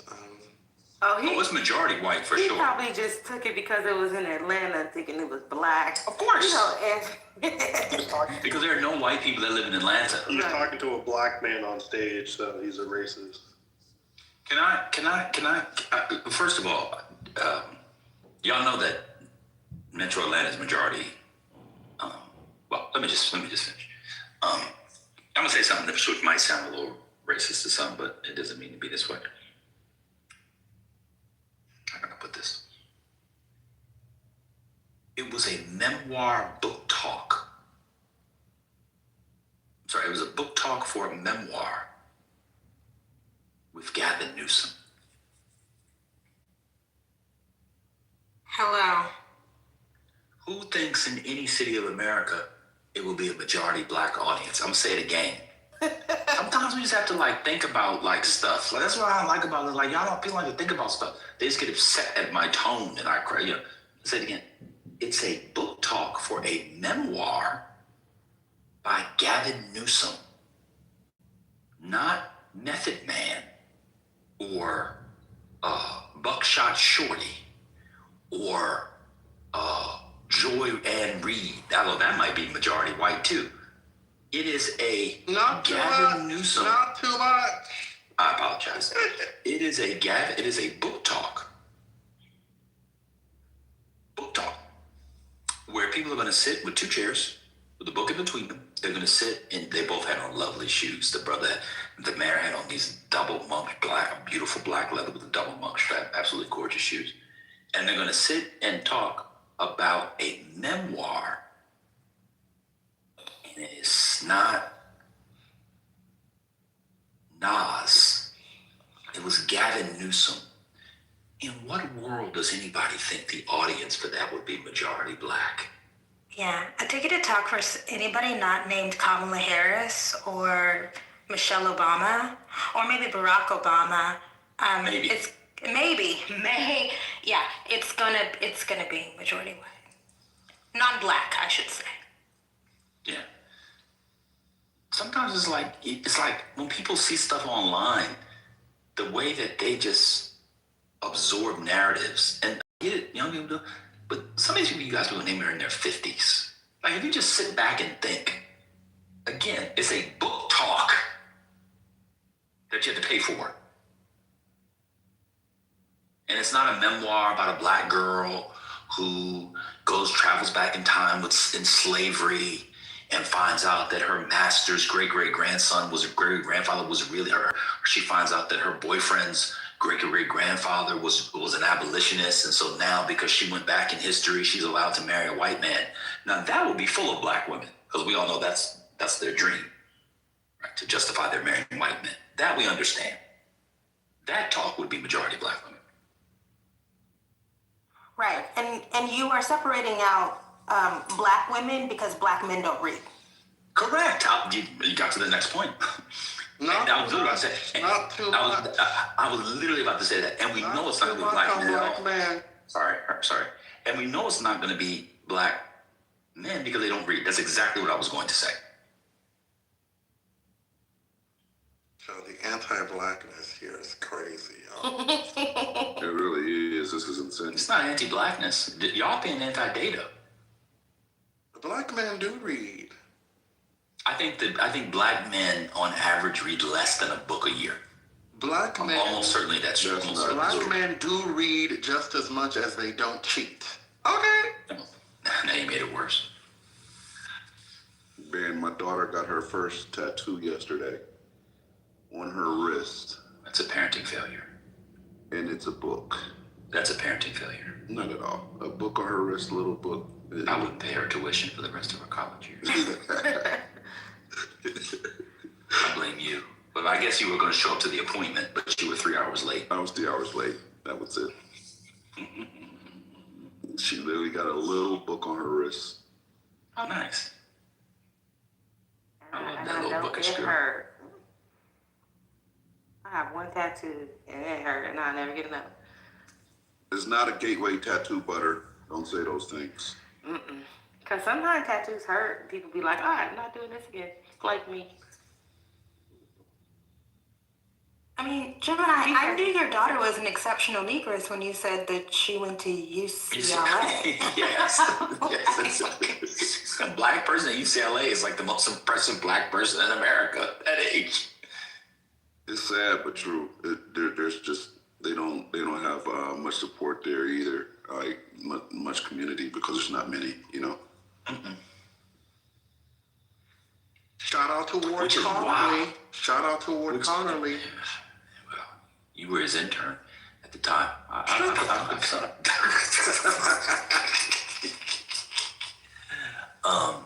It's sad too because UCLA in the 70s and 80s, basically until Ward Connolly stuff when it kicked in, it had a very vibrant, small but still vibrant black population that did really good things for that campus. You know, they got the what's it called, the Ralph J. Bunche Center? I think it's at UCLA. I think it's there. That's it, UCLA, isn't it? Yeah. The Bunche Center. Yeah, it was founded in 1993. Ben, the UCLA was also good too. No, that's at Howard. Wait a minute. Isn't there, one second, Hurricane, I'm sorry. Isn't there a Bunche Center UCLA? I'm not sure. I'm about to look it up now. I'm on that. Yeah, there it is. BuncheCenter.UCLA. Yeah. Okay. Well, there's definitely a lot of support at UCLA. I've participated in a couple of programs that they have, especially, trying to address Black males. I think Howard T has like the Black Male Institute, if that's still around, which is great. They used to have, what was that one guy? He had an annual conference for Tavis Smiley. Used to have an annual conference there. So they got some stuff happening there. It is very low key, and yes, there's not a lot of them at all. But the one thing I thought was really cool is at least they still had like a black barber shop pretty much there, which is, especially for the UC system, unheard of. But it's decent though. But definitely a shout out for UCLA, even though I'm on the other side. But yeah. I know that they have the one thing I do know that a lot of them hang out at, they have like a black resource center, a black student resource center. Yes. So the director, I'm at the website now. She's a political scientist. Her name is Kimberly. Are you there, Kimberly Foster? I am. So it's a lady named, listen to these dates. This is a lady, her name is Lori Frazier. She's the director of the Bunche Center at UCLA. She has the Bunche chair, of course. And she's a professor of political science at FAM, right? She joined the faculty in 2007. 2007, that's less than 20 years ago. She's the first Black woman to earn tenure in UCLA's political science department. If she started in 2007 and she did it fast, that means she got tenure in 2012. UCLA did not have a tenured Black woman in their political science department until 2012. That's wild.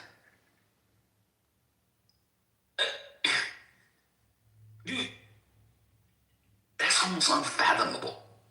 That's incredible. 1992, okay. 2000, maybe. 2005, because the 2010s is insane.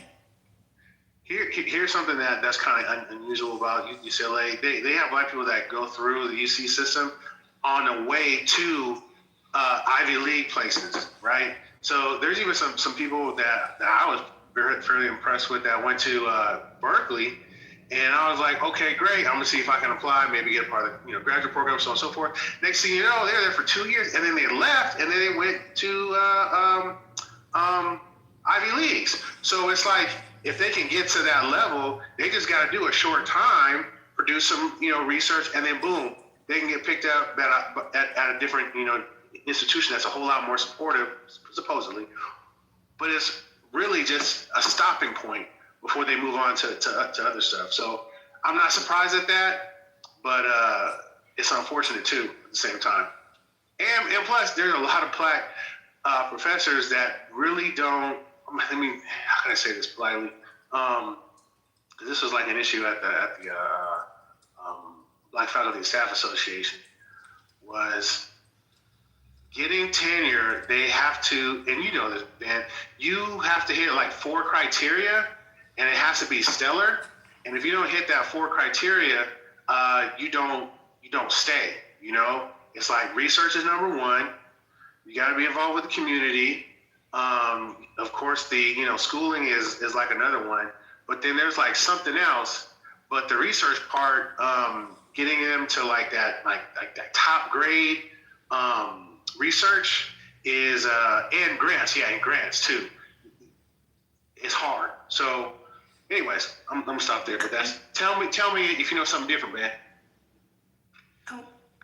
I'm sorry. I'm not responding to nigga babble on a mic. I put my little perplexity fingers come on now. it. I'm sorry. It wasn't inscrutable. I put my perplexity fingers on it. It says she's not just the first Black woman, she's the first non-white woman to get tenure. Damn. The Department of Political Science at UCLA. What year did it say? Did it give the year? One moment. I mean, I guess I got her CV. That's crazy. That's like 13 years ago. Hey, so Ben, quick question. This is just your opinion. Who is this? Who's speaking? Oh, this 2015. It's Hurricane. So, would you say that UCLA, not the university itself, not the professional schools, would you say that it's more conservative? It's more on the conservative side, would you say? I don't know it well enough to make that claim. I don't know it well enough. Maybe compared to some of the other UCs, but in the world, I never thought of it as such. Like when people talk about the conservative elite schools, I've never really heard UCLA up there, but it could be. Yeah, because I don't know well enough. My memory tells me that the university itself, not the professional schools, is more on the conservative side, which is why what you just said, what Kimberly just read, doesn't surprise me. But I could be wrong because it's been a while since I did the UC thing. But that's just what I read. I can't see them being conservative. Well, it's not always intuitive, Gemini, the way these things shake out. Like you might think that a school, because it's located in a city, leans one way, but then when you examine the way the institution runs, then what you end up seeing is something different. So if you look at UCLA's law school, you'll find that the law school has some indicators that suggest it's not that conservative. For instance, UCLA's law school has a research center devoted to sexual orientation law. It also has a critical race theory center. And those aren't the kinds of research centers that you find at every top-notch law school, but at UCLA they have that. So you're going to find some super leftist law professors at UCLA, but then when you go to the university itself, putting aside the professional schools, you might find something different. That's what I'm talking about. Oh, William says USC is a conservative school. Well, yeah, but I think UCLA might be too. I think it is. I think UCLA is definitely conservative, but the thing that's kind of interesting about that is that all of the private institutions graduate more black students percentage-wise than UCs and Cal States in that state. There are more black tenured professors in private institutions in California than there are in the UCs and the Cal States. It's really weird, but there's something to be said about how those two systems are operating for black people. Okay. All right. Now I can respond because that was a nigga babble. Now I can respond to that because that was interesting to me. Speak. Yeah, what you said before was it was a bit inscrutable. I have theories about that. Let me give you one. The working conditions. So imagine you're a candidate and you're a black guy and you can get a job at Pomona. Get a job at different thing. Pomona, Scripps, Harvey Mudd. What else? What other private schools are there? Caltech. Another private school in California. I don't know. You're Caltech. Yeah. Okay. Check out Caltech. Yeah, take all the Claremont. So I can see why they would be more attractive at the level of working conditions. And so if you're a black person who can get a job at one of those schools as opposed to a UC or Cal State, I can see why you wouldn't go there. I also feel like if you can get a job at UCLA or Berkeley, you can get a job at basically any school as a black person. And why would you go there? California is not good if you want to do black thought. Unless you're doing unless you're doing black California thought. So I remember when I lived there, I knew people who were doing PhDs in stuff that were like black people in history. And unless they were doing black California, you always had to leave. All the archives were here, all the subjects were here, everything was here. But you're ghettoized in a way. Your ghettoization is different in California than it is outside of California. So I see why they don't go out there. And just to add to something too, which I thought was kind of interesting, is the reason why there's a very thin amount of black. I would say, I don't know if it's per capita or not, but there's not a lot of black national conferences that work their way through California. Yes. Ever, and that's a problem, because how are you going to attract talent and keep them there to be more supportive? They'll come through to Vegas. They'll come through to Texas. California is too expensive, and there may be some other issues that are kind of like troubling too. But the thing that let me give you another social reason. So a lot of times when you do conferences, a lot of times people like to plan conferences, so the outside conference stuff is interesting. So, a conference in New Orleans, if you're doing, like, say it's a organization, like African American history or whatever, that's interesting because there's stuff to do all throughout New Orleans and Louisiana while you're there. There's extra conference programming. What are you going to do if you're doing a conference on, I don't know, go hang out at some of the clubs and go look at the sets for Boys in the Hood? It's just not a lot of them. I hate to put it like that, but it's just not. It's just not it.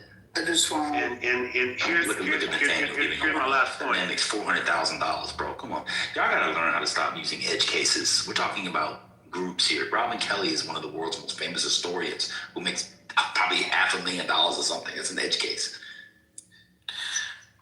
I just want to point out my comment in the chat, but I'll you go ahead. Yeah, my last point is, and I think this is why all the best students, all the best black students, they leave California. Cal State is pissed at that. UC is pissed at that. They want them. But they're like, well, we don't know why they don't want to stay. It was like, well, they got HBCUs. They all go to HBCUs, right? And they're really upset about it. Secondly, this is also a concern, because when you try to get black students into professions, they never see black professionals in large gatherings.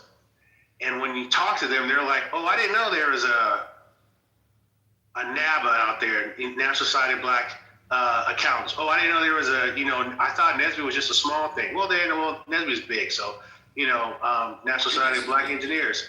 You know what I'm saying? Like when you speak to students, they're like, oh, I didn't know those things existed. And I'm livid when I speak, because now I have to go to department heads and be like, you know about this shit in different institutions. You know about this stuff, these clubs and groups, in these, high-end firms that they support them.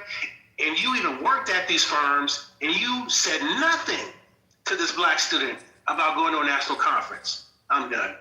I disagree with you on that. The UBAA is very active. That's the one thing I will say. They're definitely very active. They reach out. Like from day one, they were reaching out to my daughter, and she was going to different conferences with working professionals, offering mentorships, different things. I kind of told her to keep her summers free.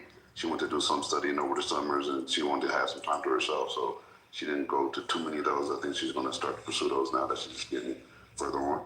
But they definitely have been active in reaching out. That is good, but I'm saying on average, and I traveled, like I've worked for a couple Cal States. I've done different talks at a couple UCs. I have done some recruiting all throughout California. And the thing that I'm like livid at, right, is when I see a department head, right, who worked at, let's say, like Deloitte, right, or Ernst & Young or whatever.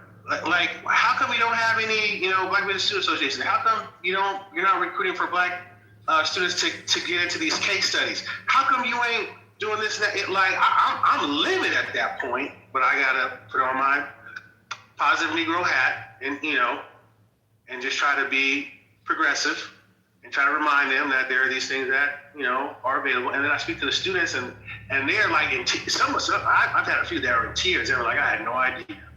So now I got a fundraise to try to get them to go to a national conference in DC, right? Or in Texas somewhere, or in Michigan, or in, what's another one, Philadelphia, right?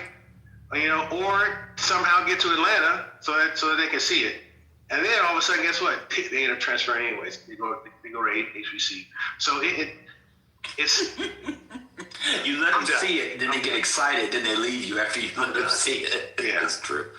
No, it's true. Well, they don't get credit for it. They want the credit for it if they do. They will hand select their black students to put in front of potentially a McKenzie if it's Stanford, because they're really assholes about where they go. But they'll hand select it, and then they'll walk. But they want full credit. They want full credit.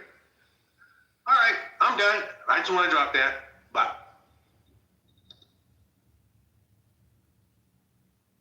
I mean, I enjoyed it. That wasn't bad. Yeah, they're done on the hurricane and Hurricane, why are you hating on this book? I'm not hating. It's lovely to hear from anybody, but I mean, the shit has to have a head, a tail, and an end at some point. He's just full of bile. Ignore him. Nigga, I'm not full of bile, okay?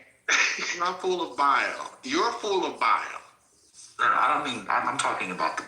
Bile coming out of my eyes, bile coming out of my ears, bile coming out of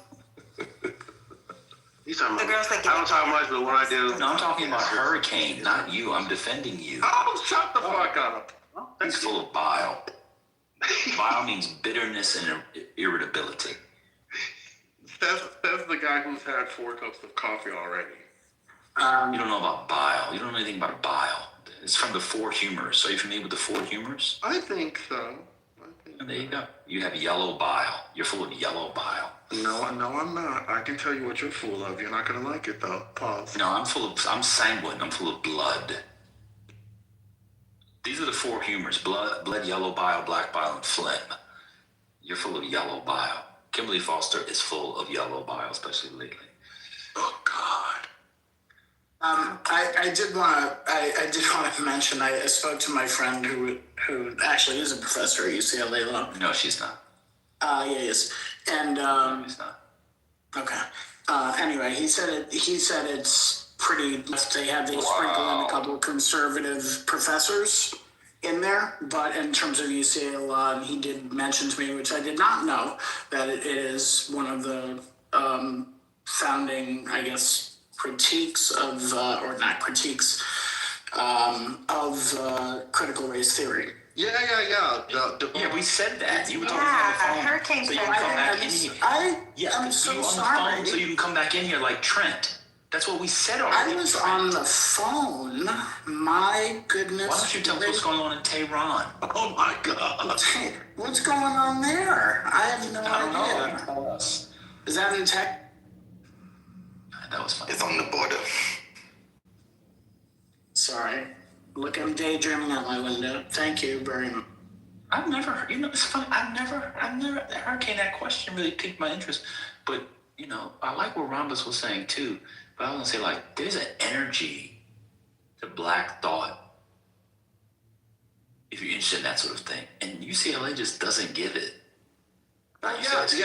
California doesn't give it. I meant California doesn't give it. I apologize. Yeah, the law school is very different from the rest of the university. That's been known for a while. I don't even know how it happened.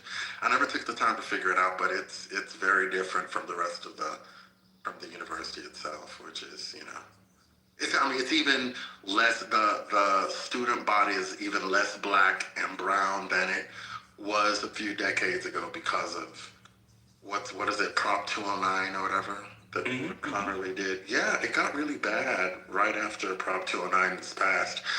The enrollment, black student enrollment at the most selective UCs, which include Berkeley, LA, and San Diego, just dropped precipitously. And I don't know that the numbers have ever risen up. And there are theories about why, that in addition to Black students with high test scores not getting in for other reasons, they also feel less welcome because of what Prop 209 signifies. And so they've been looking more at institutions on the East Coast because of that. I mean, I wouldn't tell a non-California black to go to a school with 6% black people. It's not even 6%, Kimberly. It's gotta be lower than even that. less. Is it? Yeah, it's gotta be. It's lower. Oh yeah. At places like Berkeley and LA, much lower now because of Prop 209. And imagine, so Prop 209 really made things bad at the highly selective UCs. Now, when you go to other UCs, it's not that bad, but at those three that I mentioned, it's really bad. The highest percentage of black two schools, Cal State Sacramento and Cal State Dominguez Hills, and none of them crack 20%. So if you're at an elite institution, 3 is very generous, right? We're talking 1%, 2%, 1%. I looked it up. At Berkeley, it's 4%. Yeah. That's still insane. That's Look at it. Yeah, it is. But if you look before, you could probably get almost to double digits. Almost. I'm talking like maybe early 2000s. You mean Maybe. Wait, you mean pre Prop 209? It would have to be pre-Prop. It would have to be for Prop 209 Rhombus, not afterward, because the numbers plummeted after Prop 209. Yeah, but you're right though, Rhombus. It was around 10%.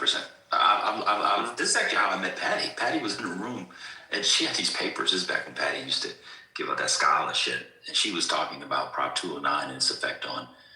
She had a bunch of essays on UCLA and some stuff, and I remember from that, and I read it elsewhere too. Yeah, it was around 10%. You're exactly right, Rhombus.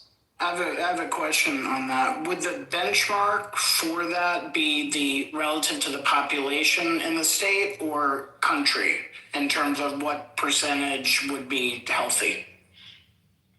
I think that for California, they should set a goal to get to the state.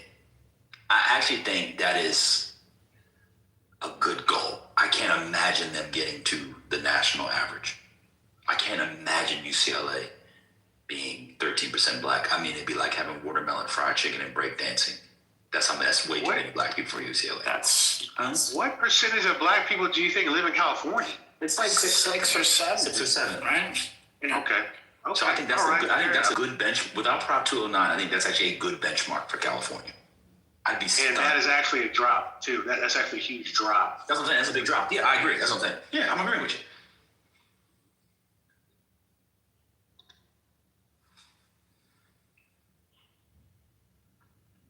That would take a miracle, Spiritus, to get to the. To get to like what's national, like 14 or something? 12 or 13. Yeah, 12 or 13. Yeah. No, the miracle would be to get to the California number. To California, right. You would need Jesus and with all the Buddhists and Jains and Zoroastrians to put all their powers together to get 14.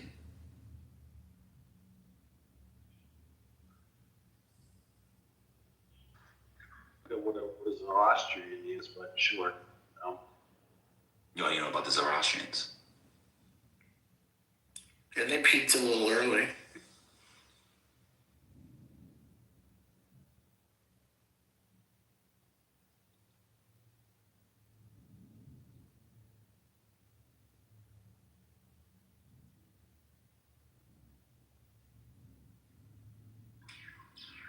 Yeah, one of my random rabbit holes years ago was I was really into this research from a man who studies, I'm going to have to find his name, but he studies the impacts of Prop 209 on socioeconomic mobility of Black Californians. Well, Californians generally, but Black Californians.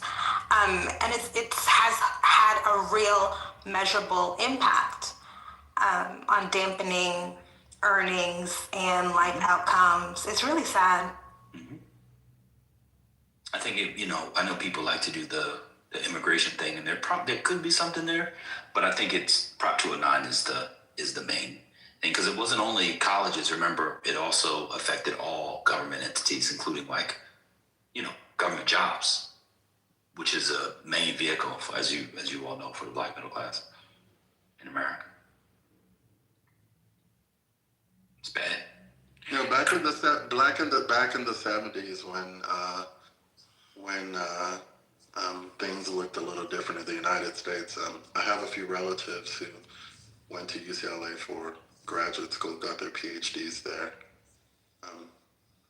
Black students were attending in larger numbers because of the gates opening.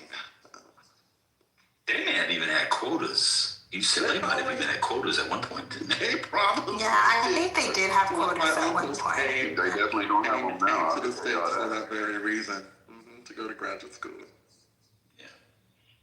Right now, their average percentage of, as far as African Americans, is somewhere around 6%, which is not far off as far as we represent the state or the county.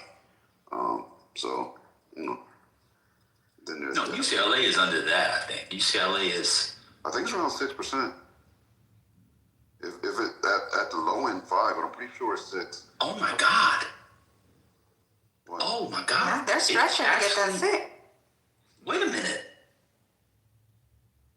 Good for them.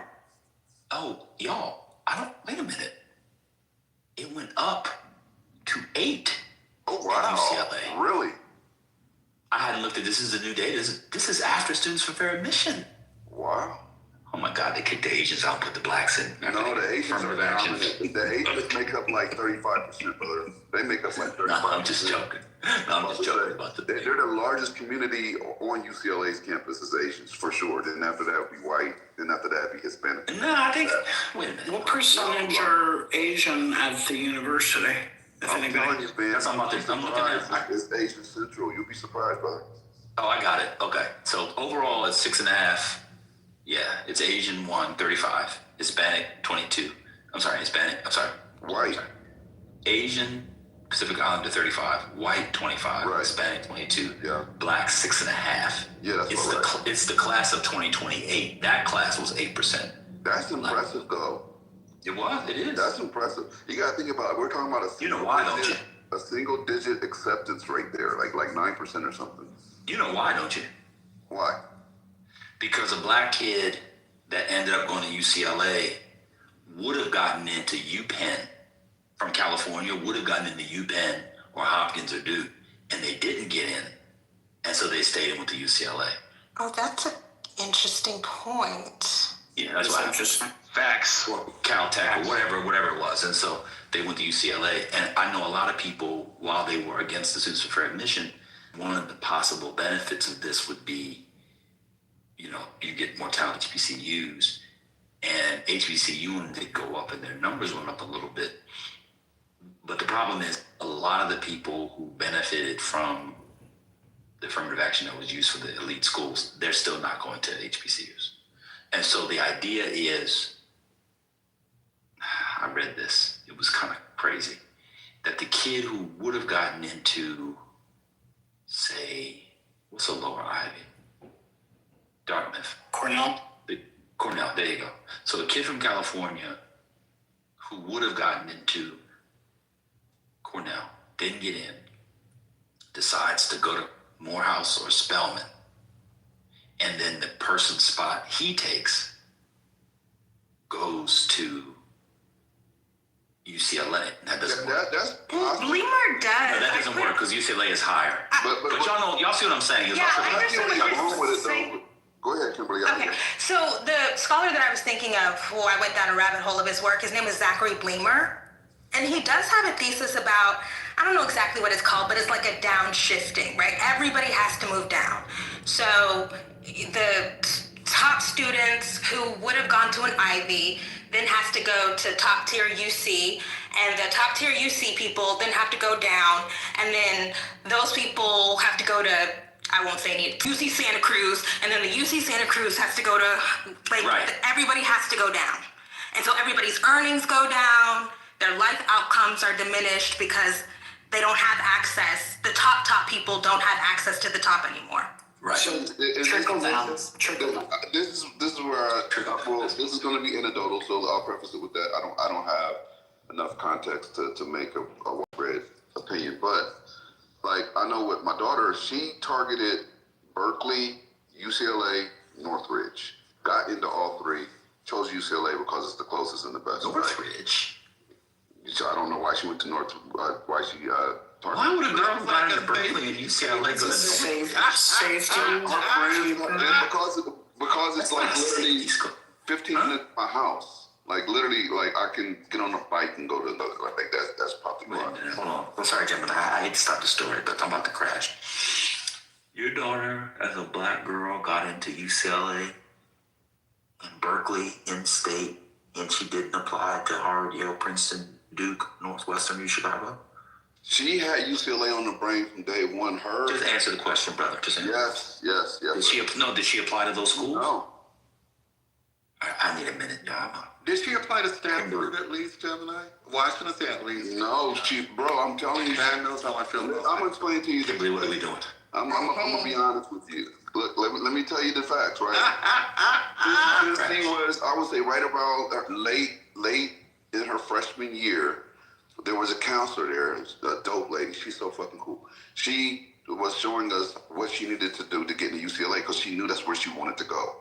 And she was showing us there's ways to load your schedule that UCLA prefers, right? And then she was showing us the out-of-school functions and different things that would just be beneficial toward, like, that was the target from day one. That was what she wanted to do from day one. It's not something I instilled in her. It's something I supported. Yeah, but a black female applicant who can apply to UC Berkeley and get accepted for admission all of an academic term could easily get into a bunch of Ivies because Gemini. I'm glad she's not hearing this conversation right now. I'm just it seems like she just wanted to stay close to home. She literally did. That was her goal. Not just me, her friends, or a lot of her friends went to Northridge. Some of them went to UCLA with her. So that's what she wanted to do. Is she going to film school? I would not have gone to Northridge if Northridge had given me a full... She didn't. A couple of her friends go there, though. Is she in film school there, you saw? No. No, she must go to law school, right? I'm trying to push her to law school, brother. I'll push her to law school. What's going on? Well, you know what? It's a black California girl. It could work out because... What year is she? Right now, junior. Yeah, she can end up at Yale Law School. It might work out. We got to get that girl out of California so she can thrive. No, brother. She gotta get over here. That's my little broke bestie. I can still pull up on her right now. No, that's the problem. That's the problem. Oh, I messed up on something. So she may even get an internship. Bye. You're cutting out. That's so impressive that your child got into UCLA and Berkeley. That's like the most impressive thing I've heard. I'm gonna be honest. I've been holding it in, Gemini. Ever since you said that, I was just like, what type of elite ass man? Like what? Yeah. I was the supporting cast. Like, I don't try to take credit for what she accomplished. I definitely supported on every level. Everything that counselor said to do, we did it times 10. But she led the way. Like, I did not have to make her study. I didn't have to stay on top of her and say, why didn't you do? Like, she genuinely hungers for knowledge. Like, that's something natural to her. So I don't Do you have any UCLA dad sweatshirts or anything? I do. And the coffee mugs. I have the coffee mugs too. Shit, I'm gonna get one that says my clubhouse homie's daughter goes to UCLA. That's how impressive it is. I'm gonna get some shout out. No, I'm not gonna lie. I'm super proud of her. I really am. UCLA. Does she live close to campus, Gemini? Yeah, she does. Oh, right off campus. They're not necessarily dorms, but they treat it like dorms. Like they're still under the UCLA umbrella. They still have the RAs and all that good stuff. I mean, it's also very nice over there too.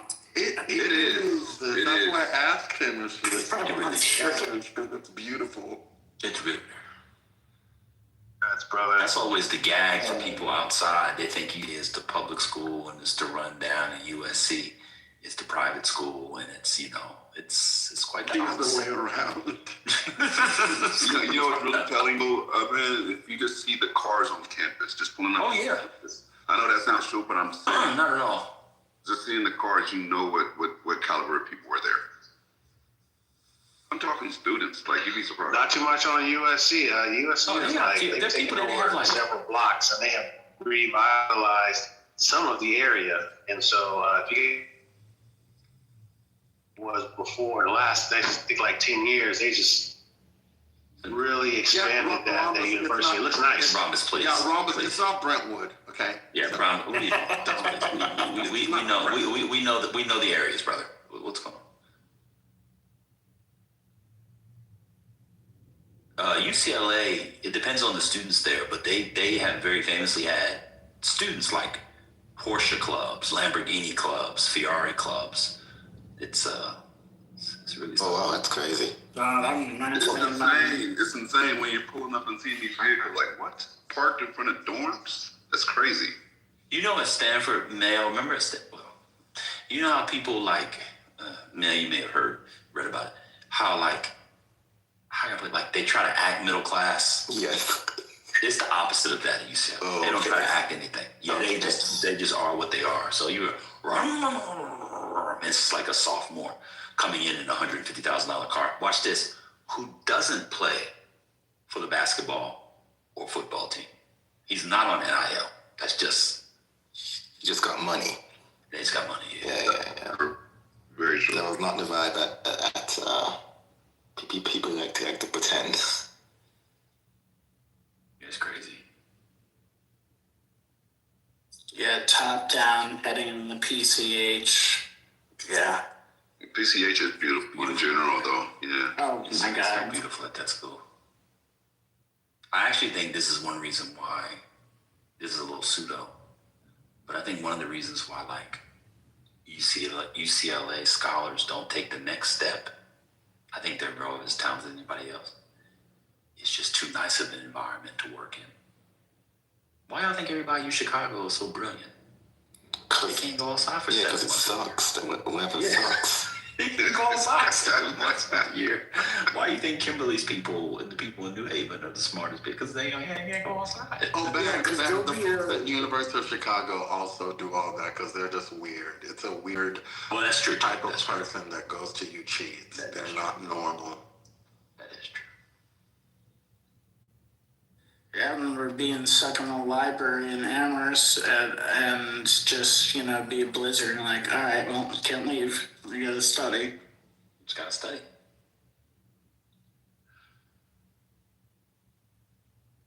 Oh man, that's wild.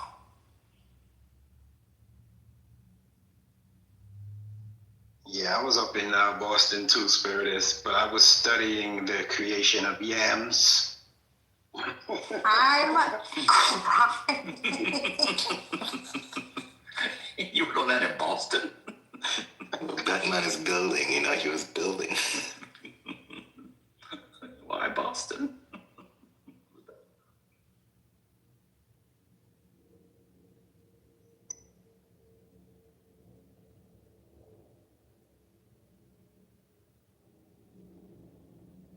Divine, it stopped snowing, so you gotta go to work I tomorrow. just put in, no, I just put it in the Y'all chat. have snow? No, it's gonna snow again at 6 p.m. Right? Oh well, we did it, Spiritus. 2 hours of hard labor. Everything's done. Cars are ready. New York is open tomorrow. The mayor already announced it. Can't stand that bastard. I mean, I why hasn't Mom Donnie? I mean, we don't have to get into it, but the no black deputy mayors thing, Kimberly that's Foster, the thing. why are you doing this to us, Kimberly Foster? Oh, I'm sorry. I've just been, You're I've been down a feeding the rabbit hole. beast. You're literally feeding the beast right now. I'm on mute. Y'all can talk about it. Okay, I I went down a rabbit hole. I just find it to be really fascinating. I don't know what's the controversy? What's the thing? In a city with the racial history of New York City, not it's- the. No, I'm sorry. Just the headline. I don't. Oh, he doesn't have any black deputy mayors, Mom Donnie. Oh, I didn't know that. But we don't have to do it. It's just a thing. And there's several, right? There's, because didn't Adams had a bunch of them resign? There's like Yeah. 5 or 6, yeah. I mean, that's a choice. That's what I'm saying. We're post-black, I guess. I mean, what's New York City? Is like to 18, 20% black or something? I think the reason Mamdani does not have any black deputy mayors is that he, the mayor, is black. Remember? He's Oh, right, he's African. American. He started himself. Like, what's going on? That was good. I'm dying. I'm dying. I knew it was good. That was really good. Yeah, Uganda, right? It's Uganda. Yes. Uganda American. He's a black African. That's right.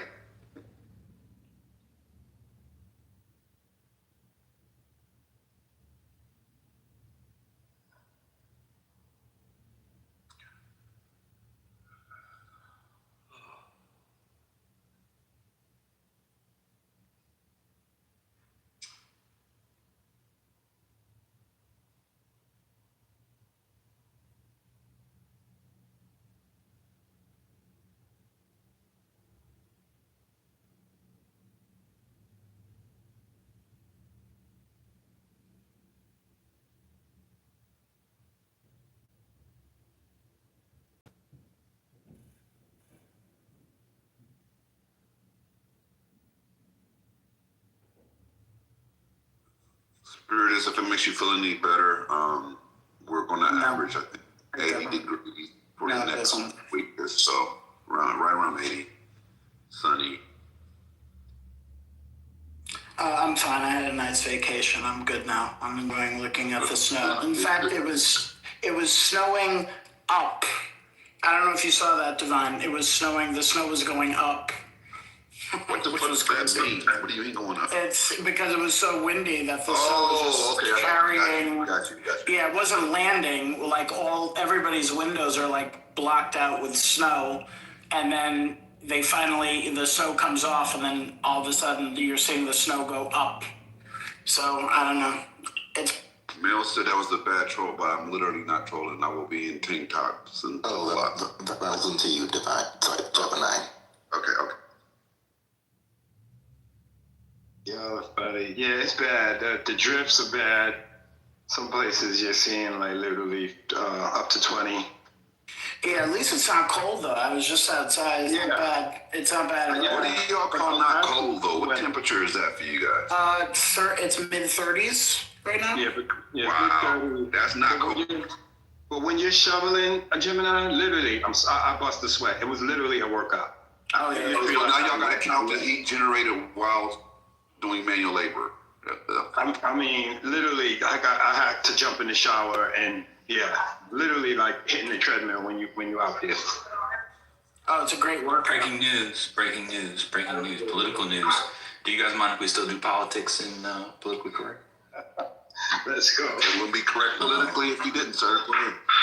Gotcha. Lauren Boebert is calling for her colleague, Representative Tony Gonzalez, to resign because of the new text messages that have come out from the staff member that he was having an affair with who committed suicide last year. Did y'all hear about this story? Did you run that back, please? There's a back. Arthur's in a diner. Yeah. The author's in a diner on 133rd and 8th, trying to get some scrambled eggs, but the black lady in the back is doing her numbers. Baby, I've been on 8th Avenue since I saw Aaron Clayton Powell. He came down. He said, baby, the number's going to be 4, 4, 4. I tell you, and I always make 4 pancakes, 4 eggs, and 4 bowls of grits. I'm playing 4 for 4 in the numbers. You know, my mama used to be a runner. Yeah, runner for Bumpy Johnson. She knew the numbers for Bumpy Johnson. And of course, the queen, but then, the Irish man came in and took over the numbers game, baby. He's in one of those diners up in the hall. You can hear it in the back. Not Bumpy Johnson. I told you, Arthur's house is full of old blue and white coffee cups. New York Post, New York Post, and New York Daily News. And he's just got New York 1 on TV and radio. 5 different radios, 3 different TVs playing in this house all day. Yeah, he's listening to 1010 Wins right now. Actually. All day. Of course, that's what he's doing. Yeah, traffic on the ones. He's got a TV set, the one that sits on the floor, but he kicked out the corner of it. And every now and again, you can see a mouse head sticking out of the way to skedaddle when there's no humans in the room. Oh yeah, he's got mice in his TV. I know exactly what that apartment looks like. Wait, we talking about Arthur? Who, me? No, not you. No, not you. I'm just joking, brother. This guy's, it was a staffer, Gemini, Tony Gonzalez, and she set herself on fire last September. Y'all know the story? Yeah, it's big in Texas. Yeah, she set herself on fire. And he was having an affair with her. And now the text messages came out where he was asking her for a sexy pic. And he said how he wanted to be on top, pinning her legs back and all that. And now and then, he could quote her brother off and all this stuff. And then she set herself on fire. And Lauren Boebert just called him to resign. Yeah, I mean, there's text messages that she sent to somebody else saying I had an affair with our boss. Text messages between the two have been revealed. It's really bad. It's really bad. If they had a bigger majority, I'm gonna tell you the truth. If they had a bigger majority, he'd be out of Congress by now. He's only keeping his job because they have a 1-seat majority. That's why the Boebert story is big. Oh, we have other breaking news. The U.S. women's hockey team just turned down the Trump invite to the State of the Union. I'm sure the men will go. Womp womp. Wow. They didn't want to be grabbed by the pussy. Maybe they did. That's why they went.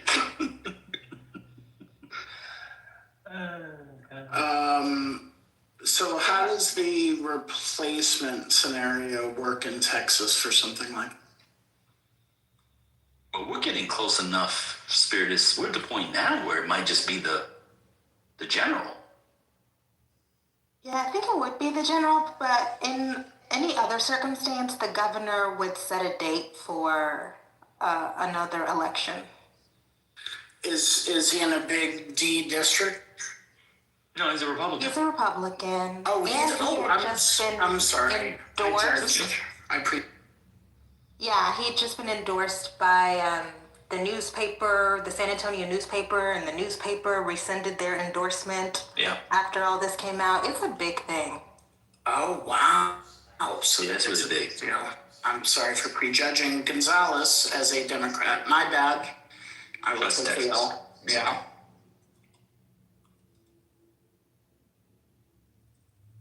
Is she trying to rebrand or something? Like, what's going on? No, the text message, it's really that bad. That's what I'm saying. It is really that bad. It is that bad, but look, Boebert has a little tiny bit of that white woman consciousness because she was also a holdout on the Epstein files. I mean, they tried to turn the screws on her they, meaning the Trump administration, Trump himself, tried to turn the screws on her to not sign the discharge petition. But she still signed it. Well, unless you're Beetlejuice the musical. Oh my gosh, yeah. What's her re-election thing? Is she running again? Is she vulnerable in any way? She's vulnerable. I think she would win, but it would maybe be her last term because the Democrats are going to change Colorado. Oh, the gay governor is going to go forward with that? Nice. Yeah. Not too much on the gays. Why do you do that? Oh, did y'all talk last week about and I just saw this today, so maybe I'm late. The latest University of New Hampshire poll about, they have those primary people, they have Buttigieg is their preferred Democratic candidate. Wait, break that down. What are you talking about? Oh, okay. So the University of New Hampshire recently released a poll of Republican primary voters' preference and Democratic primary voter preference, and they had Buttigieg at the top. He was their preferred candidate. 20% wanted Buttigieg, 15%. Their preferred candidate was AOC, and then under AOC was Gavin Newsom. Wow. And UNH. who's in the poll? Is it nationwide or just New Hampshire? Just New Hampshire people. People who would vote in the primary. Oh, that sounds about right. Are they open? Is it an open primary or is it close? Do you know? I don't know. Look it up. I think, isn't New Hampshire the one that kind of has, maverick outcomes? So Yeah, they take that first in the nation thing very seriously. They wanna be the leaders. Ben, would you vote for Newsom? 100%. Twice on Sundays. Okay. There's no Democrat I would not vote for. But you said you won earlier. I thought he said that earlier too. Me? Yeah, Yeah, you were said saying you- because anybody with a knife Right. I was joking about that. Okay. Oh, I would vote for him, but I don't like my politicians out here doing that. Yeah. No, I was joking about that. I mean, I don't like that, but I would definitely vote for him. That's literally why I asked you. Oh, yeah. Oh, when he's the nominee, I'm going to do a minstrel show. Yeah, for sure. I'm crying.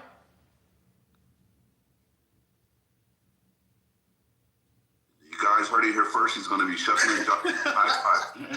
You better believe it. I'll do a minstrel show for about 6 of the Democrats who I think can win. I don't even like them. I just don't want the Republican to win. I will not do a minstrel show for Bashir or Mark Kelly. That just doesn't feel right. So something doing a minstrel show for them just doesn't feel right. I don't think they have a shot. Well, that's fair. I'll do a minstrel show for Guy Hiccup. Oh, for sure. I would not do a minstrel show. Sorry, Kimberly, for Ossoff. I apologize. Why not? Can't do a minstrel show for Jewish people, given the history of Jewish and black entertainment. No, I'm just joking. Even after the document, okay. No, it's like the jazz singer, whatever Al Jones sang. Al Jones. All right, well, think of it as Neil Diamond. Oh.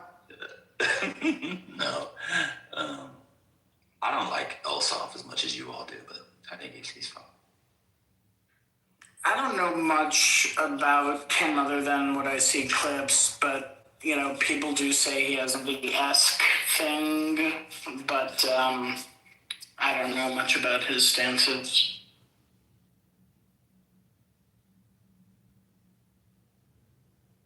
I'm curious, Kimberly, what is it about Bashir that you don't think? Is it he just doesn't have the juice? He's boring. I think in this day and age, and in every day and age, you just need somebody who has a spark, a twinkle, a je ne sais quoi, okay? And Bashir does not have it. Man, I would not do a minstrel show. I'll vote for them, and we'll max out the individual contribution, but we won't do a minstrel show for them. That's all. I'm gonna be honest, I would do a minstrel show for whoever. Nah, you gotta have some pride. Yeah, I'm putting on my Aunt Jemima bandana for whoever.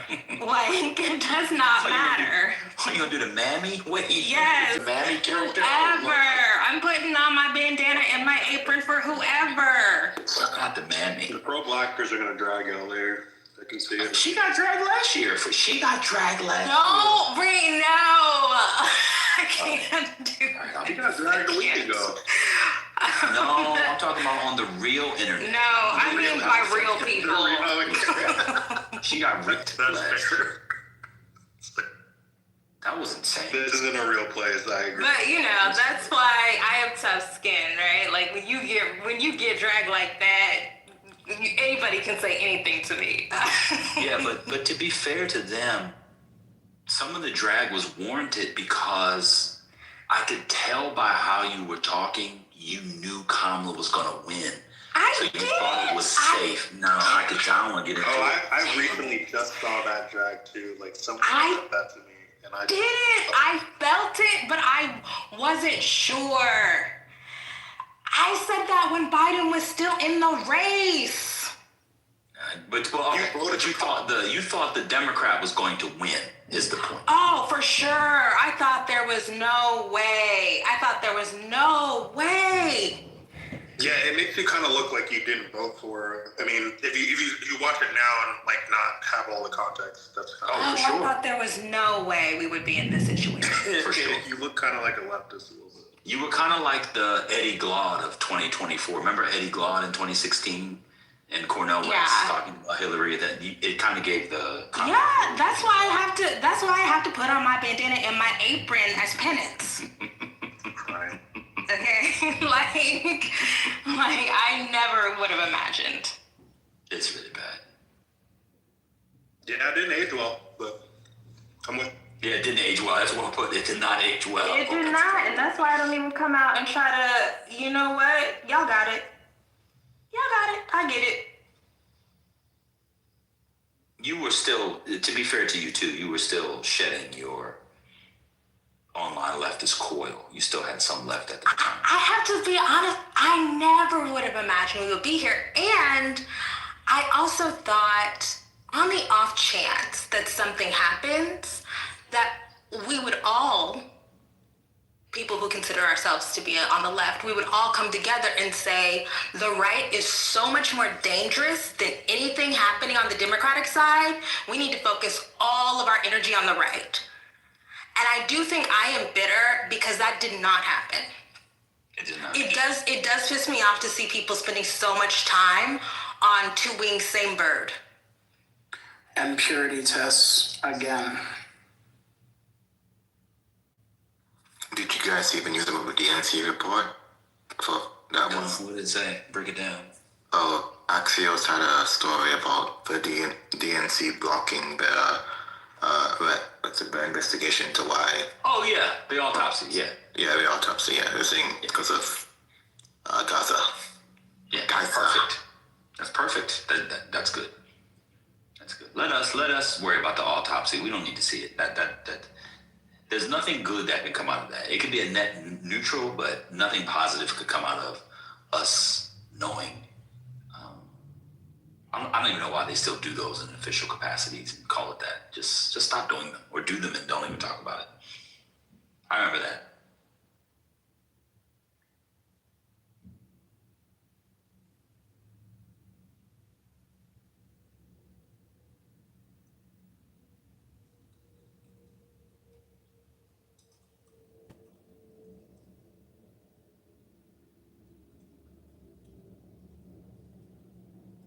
You think Hegseth or Kristi Noem will be ousted first? I'm kind of leaning towards Hegseth. No, Noem would be first. Hegseth is doing pretty good right now. I'm gonna be honest with you. There's a lot of bad Noem reporting. There's controversy around the bench pressing he was doing. I don't know if you saw that. Did anybody see that? Yes. I didn't see that. Isn't that kind of like the whole story though? Is it? Oh, I don't know. It just came up in my feed recently.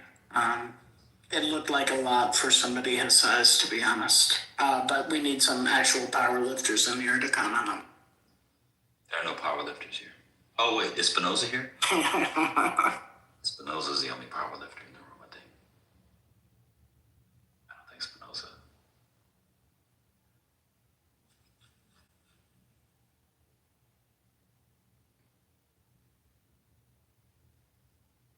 Can you imagine somebody like J. Gerber? No, not J. Gerber. Robert Mueller going to the Olympics and drinking beer and partying? No, I don't even understand it. I don't get it. And, you know, the guys on the team were so good spirited. They don't know who Cash Patel is. They just, he works for the company. They got all this kind of. They just had fun, wanted to get, blasted. Yeah, I mean, they didn't care. I mean, they don't, and people being harsh on them, it's like crazy. It's like you're celebrating and like, hey, the FBI guy's outside, he wants to come in. Like, what are you gonna do? No, we're making a political stand. No, they're partying, they're drinking, they just won. We haven't won since 1980. And then this fucking knucklehead who looks like that guy at college who crashes every party, but nobody likes him, but he's got a lot of money or something. And then you let him in and party with him, but then you talk about him behind his back later and be like, what a fucking tool that guy was. That's what this was. Yeah, it looks bad, and it's a pattern. With all of these people, with Patel, with the new fleet of Mercedes, and he abuses the private travel and all of that, like, the National Review conservatives also critique it. The Commentary Magazine conservatives critique it. Like, that's how we know, like, the conservative movement is in a really bad place because those people, the institutional conservatives, are looking at this shit like, what the fuck? This is not... What's with the Saturnalia? You know, like what's going on? Oh, that's a good one. That's a good one, yes. Hey, y'all. Look at this. Is this Po Folks? What? No, there's this guy, this comedian online. He starts off every video by going, hey, y'all. And then he goes, look at this. That's what you sounded like when you came in. You don't know him? No, I don't. Did y'all talk about the BAFTA award thing that happened? Of course. But you can break it down.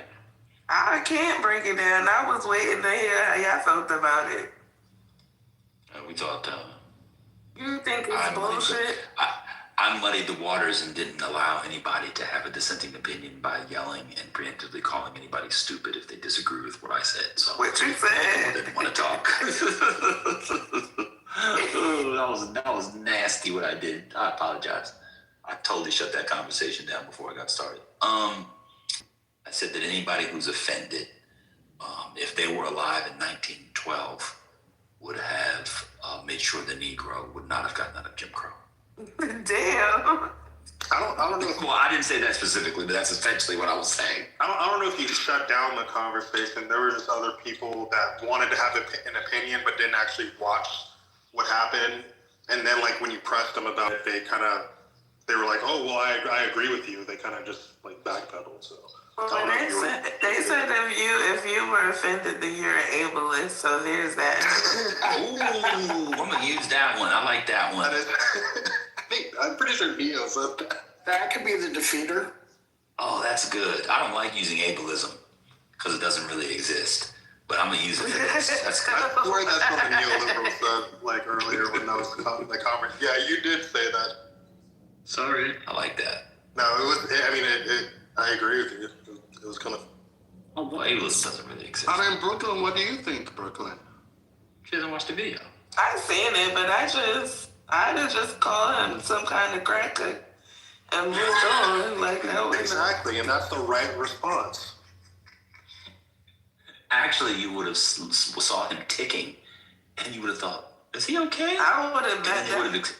And then you would have explained it to you, then you would have been like, oh, okay, and then enjoy the rest of your evening. But since you're not pro-blacker looking to be outraged online. I would have definitely been the ableist because I'd have called him a retarded cracker, but that's the number for another day. Oh, God.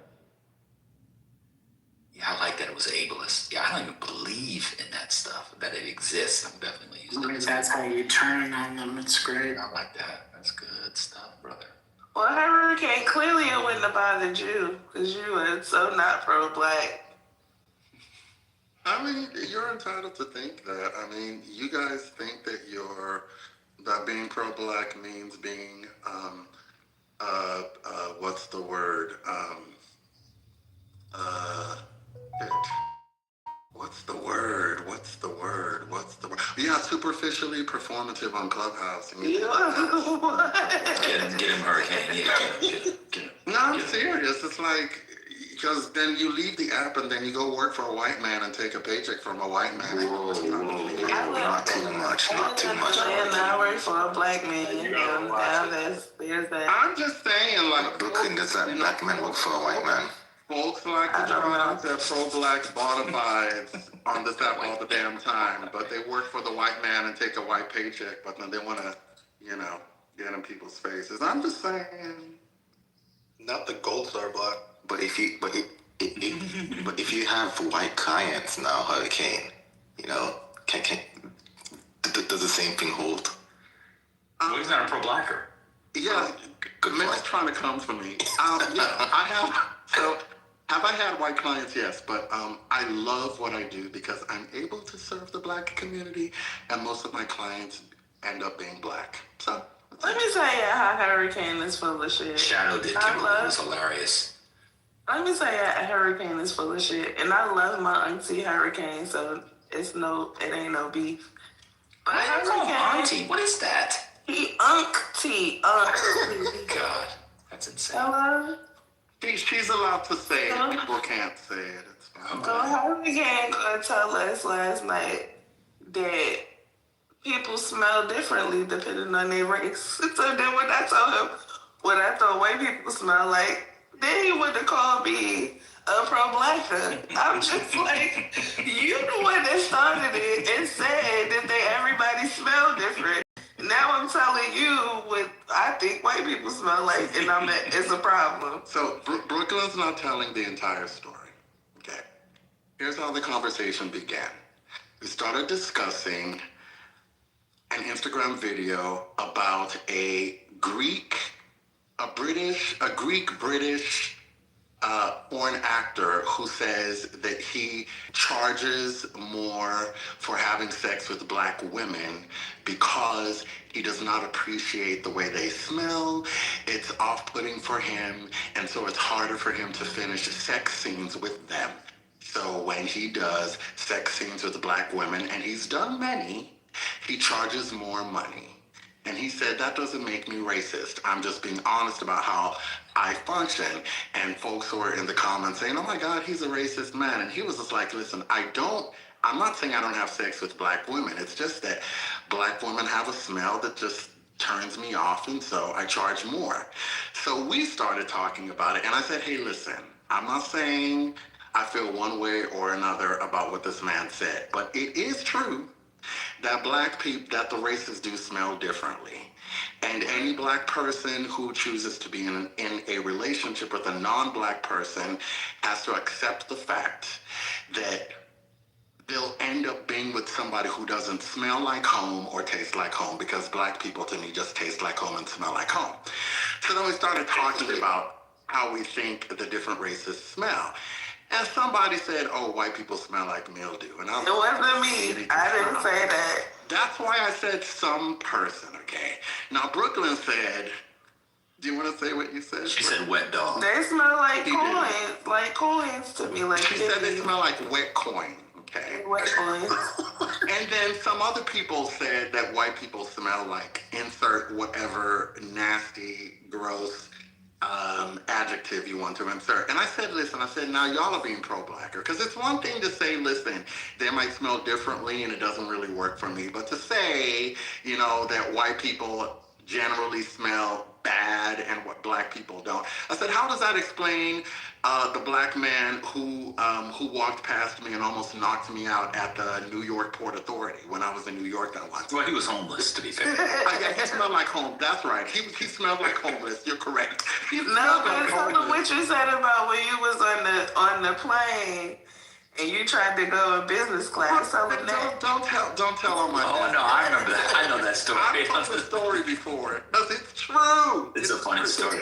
But then I told Brooklyn, I said, the reason the plane story is not bigoted is that I tied the smell of the people to diets and perhaps grooming habits. It was not racial or ethnic. It was because of a dietary practice and perhaps grooming practices. Okay, so. I was gonna say, as somebody who has had lots of exposure to whites, as we had to litigate last week. You had the most exposure. Okay. The most exposure. Yeah, It is what it is. There's extreme, I'm from fucking Oklahoma, y'all. Anyways, there's extreme stratification amongst the whites, okay? And so, as somebody who's had lots of exposure to both ends of the stratum, okay, downscale whites are the wet dog whites. Oh, I'm sorry. And then the other like, I'm just saying, like, so when Hurricane is talking about diet and grooming habits, that's what I associate with the downscale whites. Oh, I thought the diet was a signifier that Hurricane was talking about. Well, when I was talking about the airplane, I was talking about the business class section where a significant number of Indians congregated. But listen, it was diet and grooming, okay? I wasn't making any broad generalizations about racial smells. What I told Brooklyn and the others is that when we're having these conversations, we need to avoid falling into race science traps and making claims that people just smell a certain way because of their racial identity. That's what we need to stop doing. Because if we do it to them, then they can do it to us. And that was it. So, nothing more. No, everybody say I smell like cocoa butter, so there's that. We already knew that. Oh, one of the pro-blacker arguments made yesterday is that black people never smell. Oh, that ain't true. That ain't true. Y'all taking it too far. I know, that's what I'm saying. See? Yeah. You ever been around? Oh my God! When my little brother was a teenager, that's really when I knew I would never live with a man. After this is done, I was like, I'll never live in the house with a man.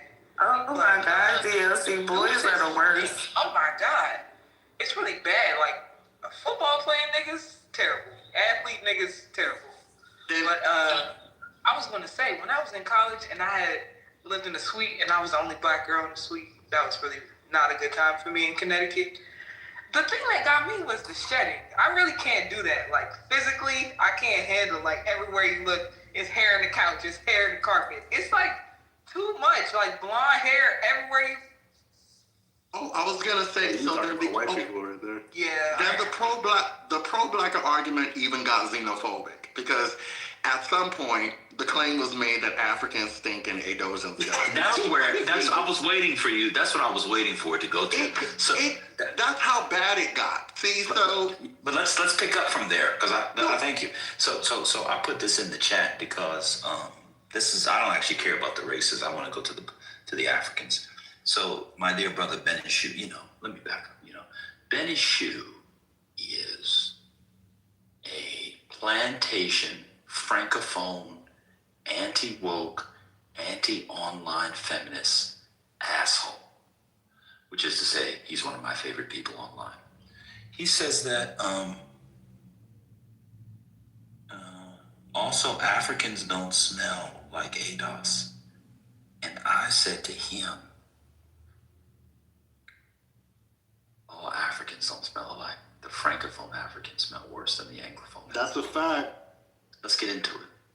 I mean, so here's what I'm gonna say, because I lived in Nigeria for 8 years, so I can tell you that there were times that I prayed for immediate extraction. Okay, because I'm being very honest. I'm not gonna lie, because sometimes between the soap and the lotion, well, we didn't call it lotion back then. We used to call it pomade. That's what we would call it. So cream, they would call it pomade. Between the weird soap and the pomade, mixed sweat that comes from a lot of humidity and the powder that we all used to put on, sometimes the end result was just unmanageable, okay? And I think there was something to be said about socioeconomic stratification because sometimes it really turned on what your paper was like. Like if your paper was good, then you were gonna smell good, but if it wasn't, then you might just, end up smelling like outside. And no in between. No in between, y'all. And then if you lived in a house where the kitchen was not properly separated from the rest of the house, and people want to cook their goosey soup or their stockfish in the kitchen, you're triggering me so much be entering everywhere, then the whole thing is just off. You were Because your triggering me. clothes don't smell right, your hair don't smell right, your skin don't, the whole thing. So really, money made a big difference. You triggered the fuck out of me with that one.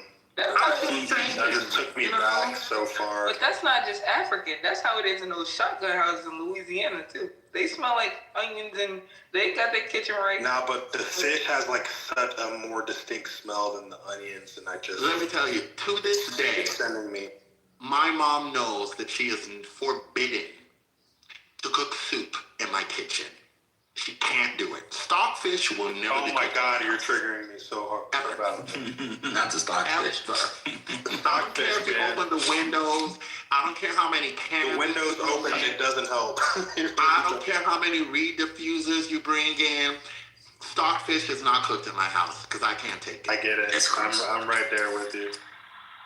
All of the Nigerian American girls that are graduating from college, their parents are getting them stockfish bouquets. Huh? What does that mean? I think I've seen this. Is this on TikTok? Yeah, anyways. Yeah. It's like they get them like 5 or 6 stockfish in a bouquet as a gift. Yeah, so stockfish is rare. It's expensive. It's considered a delicacy. Yeah, it's like a status symbol. They like, your parent gave you some money. I got a stockfish bouquet. They Exactly. And we like eating it, but you know, if you're Americanized like I am, you just don't want to smell it being prepared because the smell never goes anywhere, Dr. Library Card. It stays. It's not. And you get used to it too. Like you leave, like you can't tell it's on you. You leave the house, and then it just, you can't tell that it's on you because it's just embedded in you. You gave me PTSD with that story, Hurricane. I didn't know Shadow was Nigerian. Yeah. And speak on it. None of us knew. Okay, all of you knew. Stop playing. Not Hey, Shadow, why was that boy trolling you? Did you get in a fight with him earlier? What are you talking about? Take profit. Oh no, he called somebody sassy the other day, and like I just called him out for it. That's all. Oh, right. He's just doing too much and calling people sassy, but arguing with all the women on stage, and it was just Oh, okay. So Ben, tell me, who smells better, Adosians or West Africans? Collectively? Mm-hmm. What class? You just generally? I mean, you can do class. Poor Adosians do not smell. They're actually very fastidious. Kim, I'd like to answer the question, please. I'm actually offended by the question. Why? I don't know if there's been a more obvious answer in the history of the world. Yeah, that's an obvious answer. What in the world? Black Americans don't smell unless they're sweating, running around or something. Like, we don't smell at all. I agree. I'm with you on that. You know, this is a strange question. I give it to the Black Americans on that one. My mom I asked me the question. This was one of her monikers called, "You smell offensive," and I don't want to be offended. She'd be like, if you think you're gonna offend somebody and that looks bad on her name, you can't go out the house offending people with your odor. So I don't know. I think even low-class Black Americans, we're not allowed.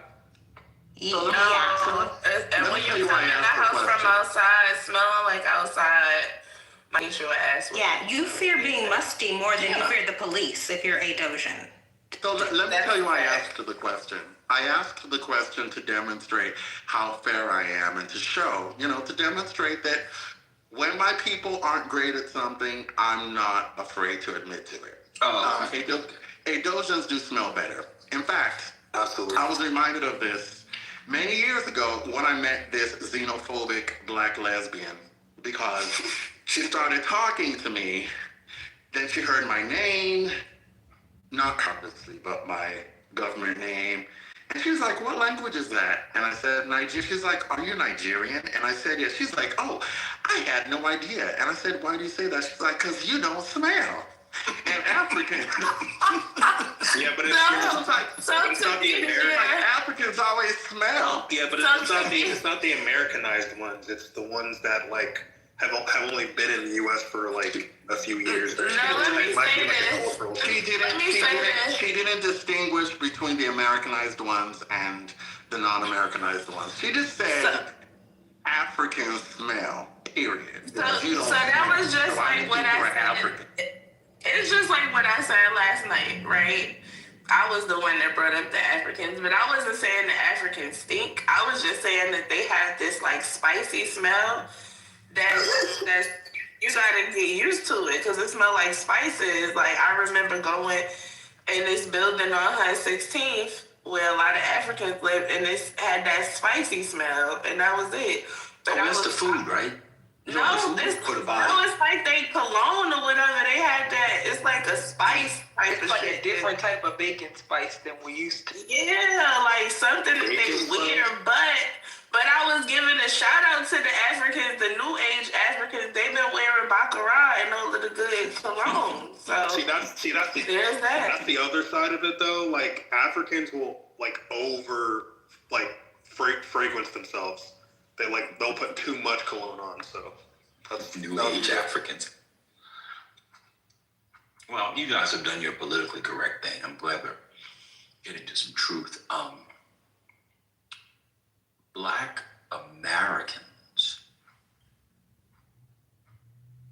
they only smell if their hygiene is lacking. My West African brothers and sisters, especially in Francophone West Africa. Sorry, She, if you're here. Nigga, when did I become Francophone? They smell. That's true. They smell even when they have good hygiene. That's true. They take after the French because the French hoes don't shower. I was just about to say that the French. Les citoyens francophones. The French just stink in general. So. What about the Horn Africans? They don't smell at all. I don't smell anything normally when I be in the store. Oh, I see what you're trying to trigger Benishu. Okay. Benishu was French. He's French African. I think he's from CAR. Benishu was definitely French African. No, I think he's from CAR, aren't you? I thought he was Cameroonian. Huh? Benishu? He's from Cameroon?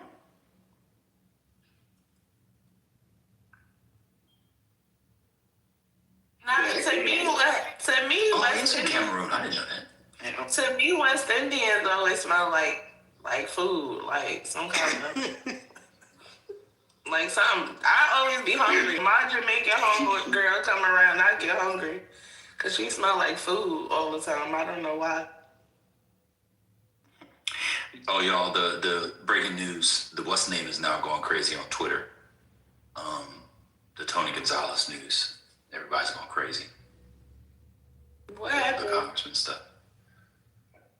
Oh, this is the congressman who was dating the woman who was his staffer, and he broke up with her, and she committed suicide by setting herself on fire last year. Oh, wow. Now they have the text messages. Yeah, Bober called for him to resign. And it's pretty bad, but they only have a one seat.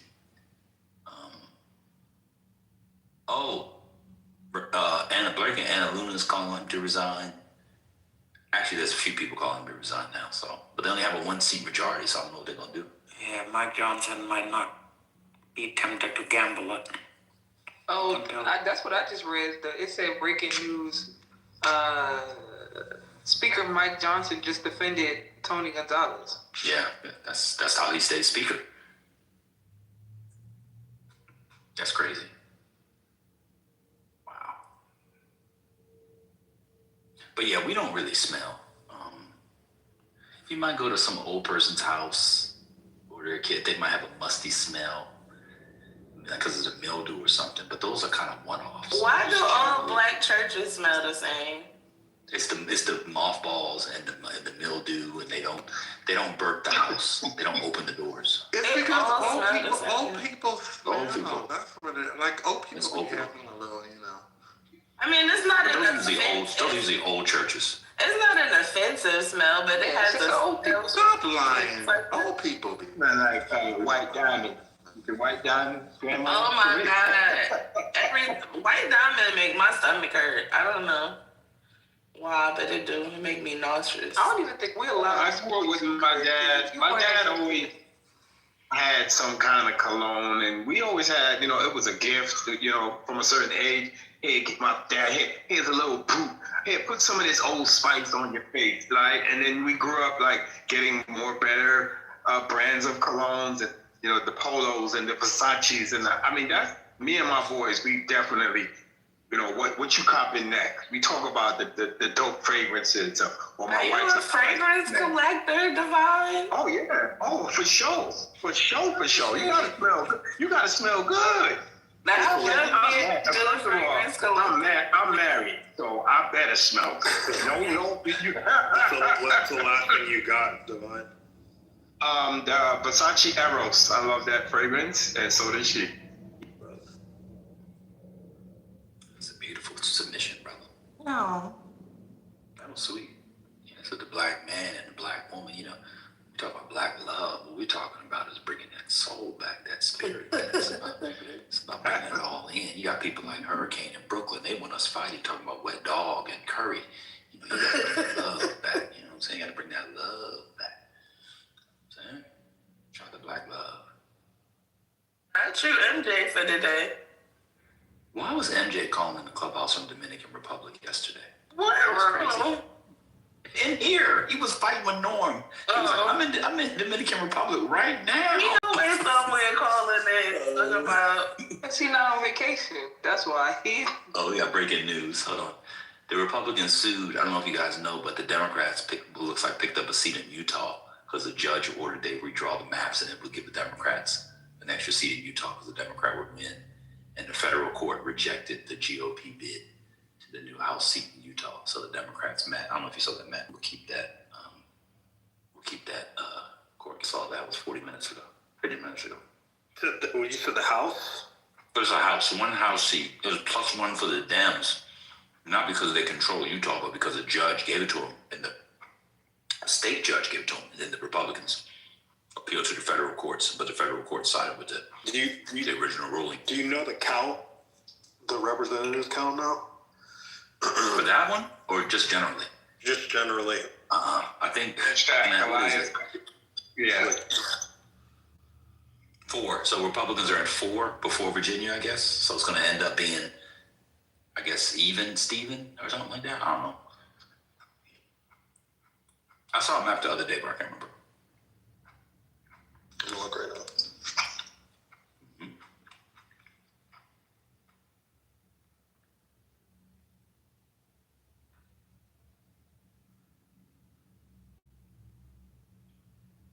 Looking in chat, man. He said VA or UT. No. Overall, what is the overall advantage that Republicans had without Virginia in the gerrymandered war? If you include Utah and California. 1. So yeah, he's at 1. The AI says there's 3 vacancies right now, but I gotta look more into it. No. That's in the House. I thought you were talking about the gerrymander.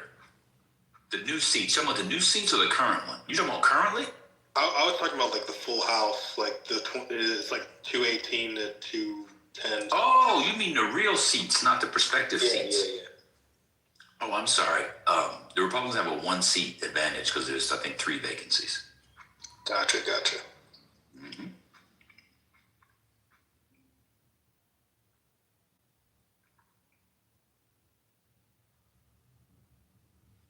Y'all see that Netflix CEO come out to defend Susan Rice? Yeah, I saw that. If Susan Rice was married to an old black man who was an executive at Citgo or IBM or Baskin Robbins, she could be president of the United States. These sisters didn't see that back then? I thought Biden was gonna choose her as vice president. No comment. Why no comment to that? I mean, Susan Rice is married. I don't want to crash. You're gonna crash on me for that, or just the topic? On Biden for his choice. Okay. Ooh, dark days. But Susan Rice is married. She's married to a man with a good reputation. She's just not. You know it can't go that way with the black woman. She has to be married to a black man to be president. We are not going to have an interracial presidency going that way. No way. I don't think it can go the other way either, but no way. Especially the first one. You just gotta have that black family. You gotta have kids. You gotta be a strong black. You gotta have a mustache and a light George Jefferson. You gotta look like Ken Chenault. I'm gonna be. Oh, shout out to the Chenaults. I don't know if it works the same way for women. For men, for sure. I'm not sure about if that rule applies to women. You think the Kamala Harris model is the way? Okay, we gotta take Kamala out of it. I'm such. That's the only one we had.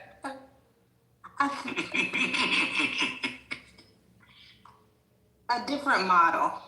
But I think interracial can work for women because the backbone of the Democratic Party, black women, I think that they are okay. They understand a black woman venturing out. She needs a We get it. Even as pro-black women, we get it. No, it won't. No, because a lot of the effective energy around the Obamas was the family. Black love. Yes, and so if... But the only reason why Obama worked for Michelle is he was biracial. What do you mean? Oh, I'm interested. Let's hear it. Wait, you're saying if he was full black, that wouldn't work? Let's get into it. If he was full, Wait, what do you mean? if he was full black, he would probably be single. Oh my God.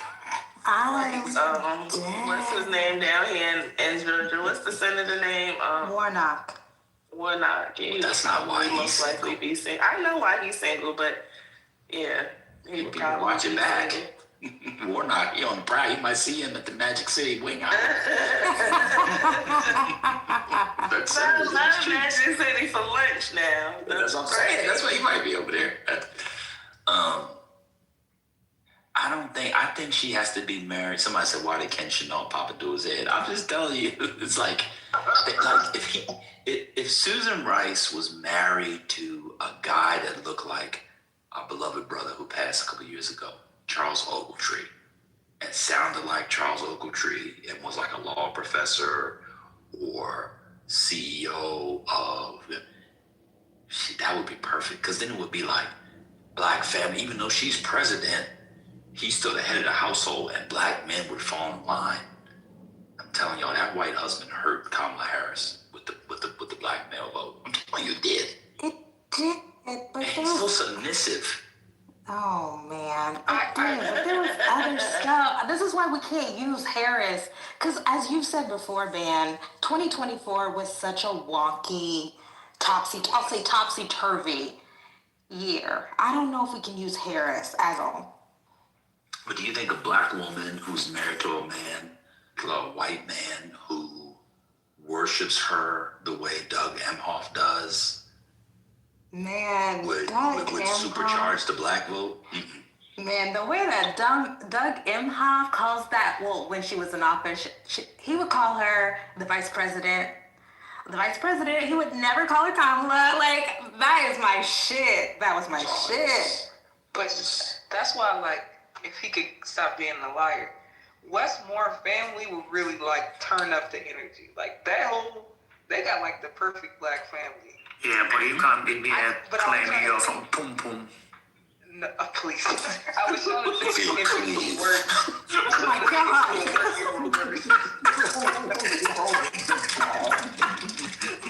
Ben, just so you know, my wife has recognized your voice when you do your pum pum things. Oh no. I try to keep that side of you from my family, but not the pum pum. The pum pum. Well, here's the question. Did Kamala's husband appeal to white male voters? Did they say... No. Because he was soft. Have you seen him talk? Yeah. He's like one of the... breaking news. We got breaking news. Breaking news. One like, is Brother Sened in here? Is Sened here? Y'all see Sened down there today, or he not here? I'm scrolling. Anybody see Sened in here? Okay, well, breaking news. What team is number one in the men's basketball?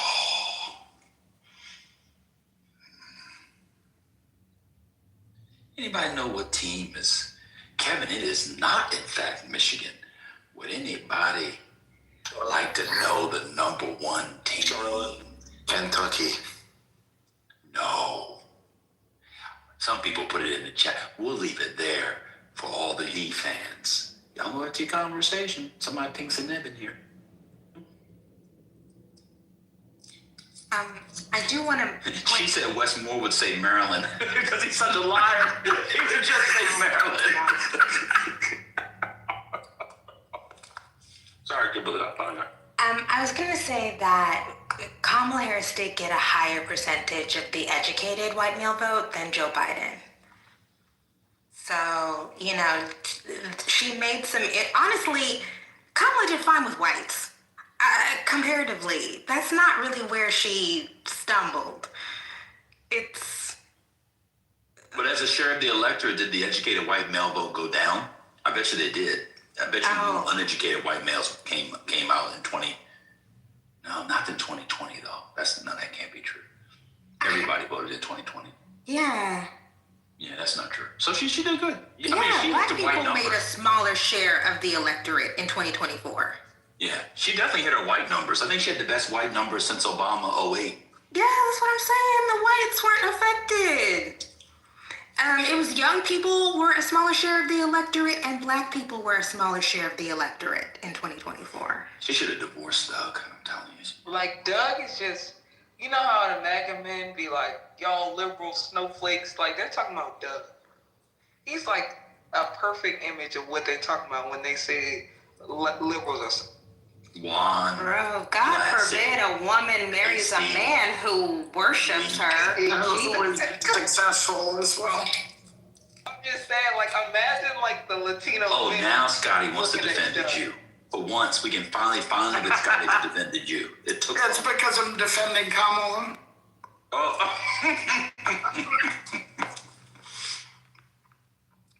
I feel like Doug turned off Latino men.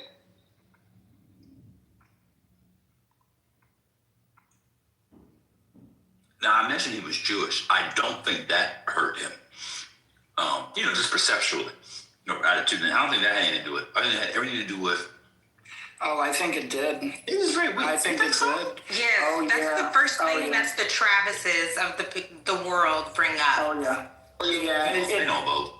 So it outweighed some of the, hesitation that maybe like a small percent of Jews had voting for her, wondering about, does she hate Jews or not?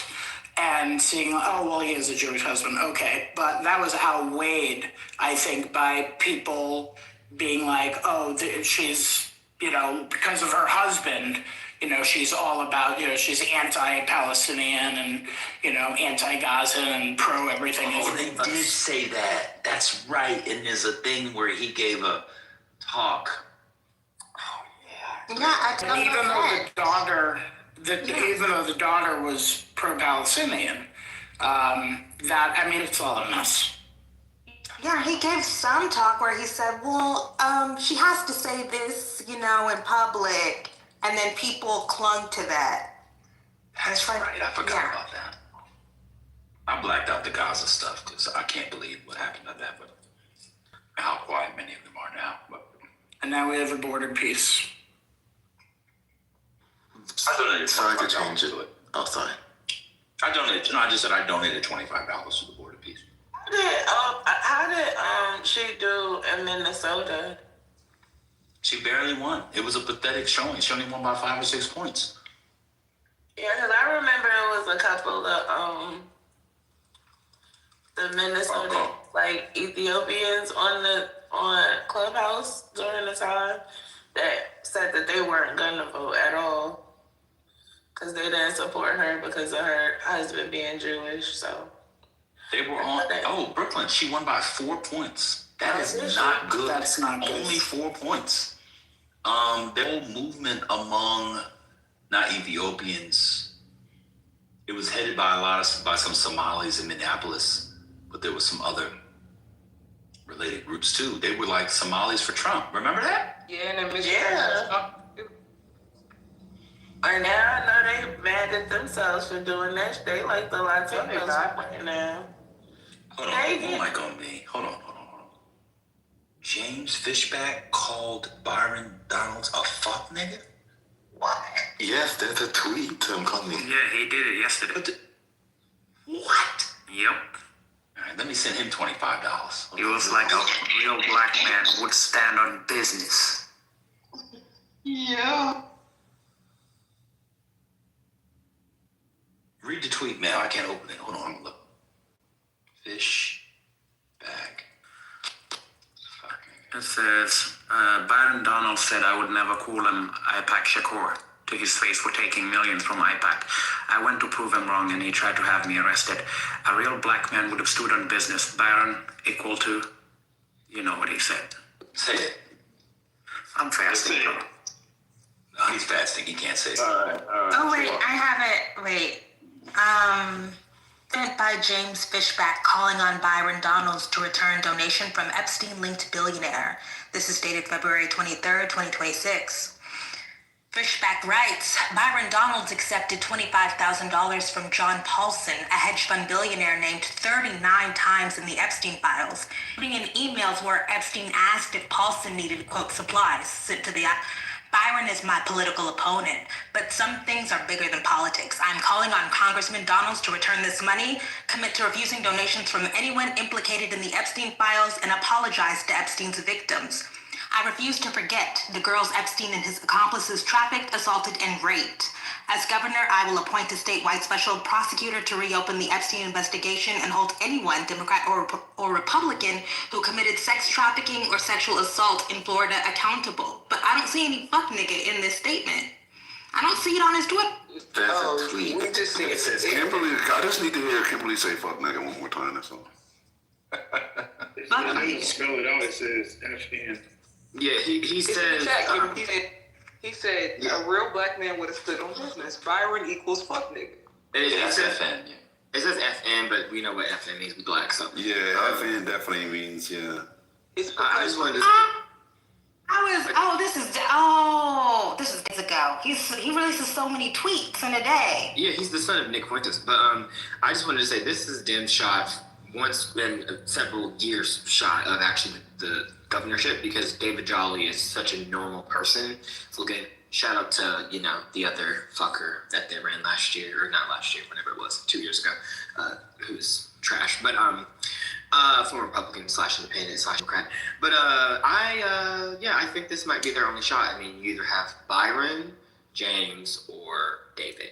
And he will help, him and Vindman, will help the down ballot a lot in Florida. So Republicans really fucked up a lot by letting Democrats put up these kind of nominees against their very awful bench. So what is this?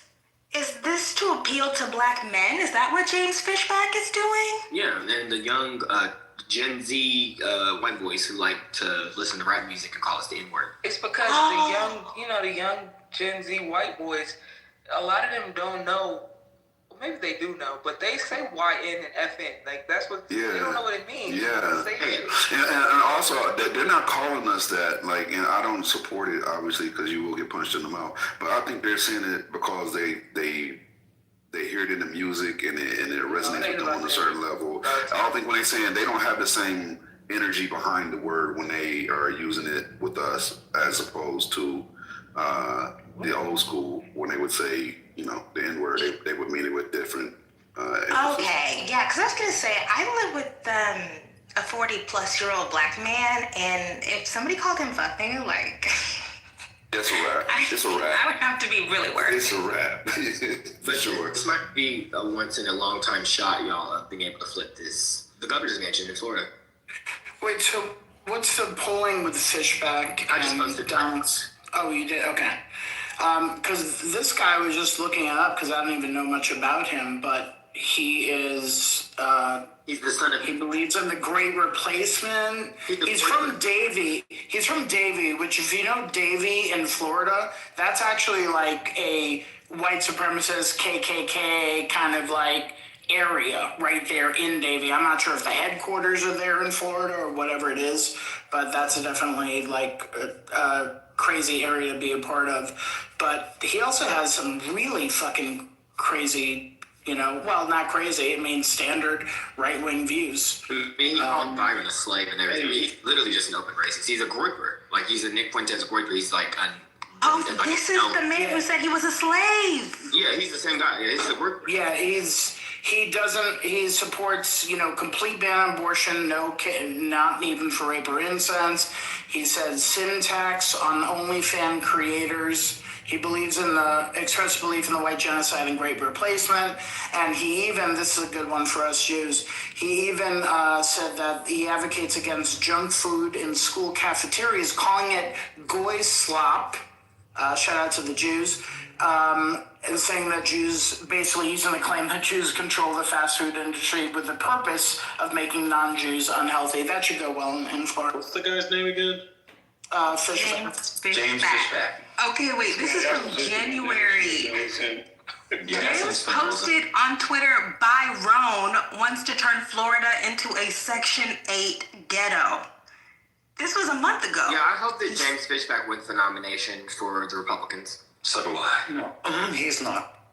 He's not in Florida. He will gain a lot of traction the more weird shit he keeps spewing because, that's how the internet works. But he's not. I will say this, though. Byron is in trouble.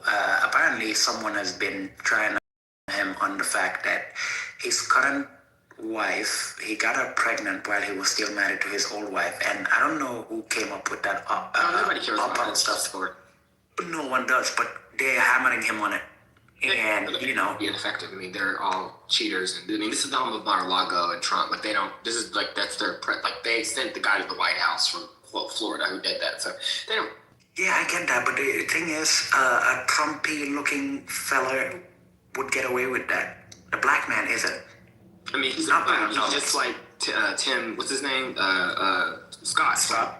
Yeah, he's just like the coon himself from a couple states away. I mean, they don't care. He's gay. He's like me, and he's in office, and he's black. And he's in South Carolina. I don't really think that matters anymore. Republicans are literally not like Democrats, so Democrats actually care about the purity test. Republicans literally put rapists and sex traffickers in office. They don't care. Black ones. Yeah, all I will say is this. If Democrats play their cards right, Florida might be up for grabs, at least the governor's mansion. I think that the independents are up for grabs to some degree, and the Latinos who are pissed at Trump, but this is not talking about them because they love Maduro being in jail. But the others are, you can definitely tap into that energy. I think that Jolly has a shot. I don't know if it's a big shot, but the poll I just posted shows him leading. I don't believe Florida polls, but I am shocked that he's leading. Oh, that's interesting. Yeah, he's leading by 8 points in one of them, and yeah, so. So I'm guessing Casey DeSantis is no longer running. Yeah, she's not running. Oh yeah, she's been dead. Okay, so what's interesting, bro? Fishback is posting side to sides with him and his wife, with Donald's and his wife. Yep. Mm-hmm. He's a clavicular kind of dude, Kimberly. Like the looks maxing bullshit. Yes. Yeah, he's a loser. Interesting. Yeah, this is to me as somebody I'm politics. interested in the internet, so that's why it's interesting to me. I'm not supporting it. Wait, did you guys read this quote by Fishback? I guess this happened on January 30th. After Don Lemon was arrested, he said, quote, oh, you read it? Okay. He's horrible. All right, Micah. He's a really read it. Oh, okay, sorry. He's such a lovely person. He said, Don Lemon is lucky he's not getting hanged in the public square for ransacking a church. Who said that? Fishback. Wow.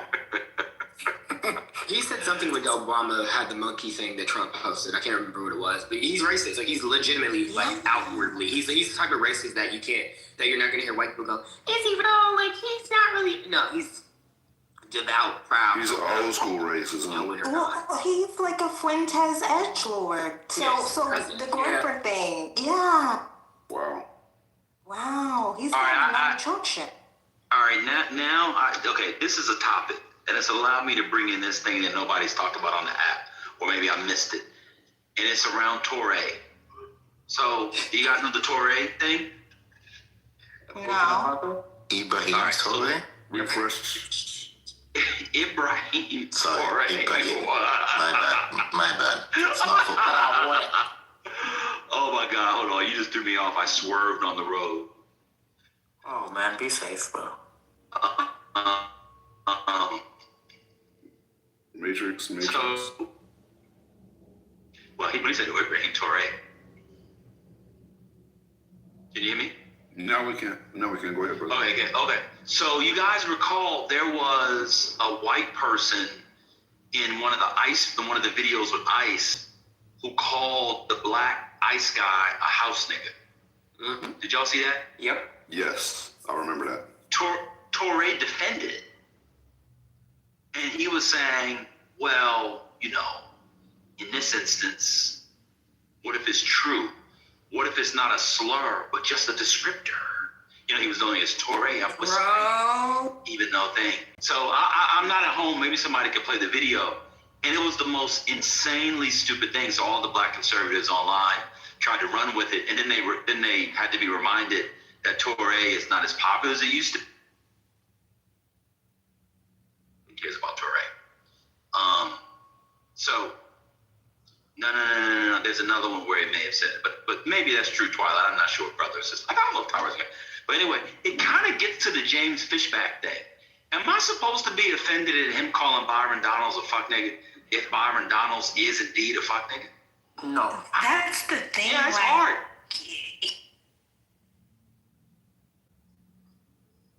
What do we do?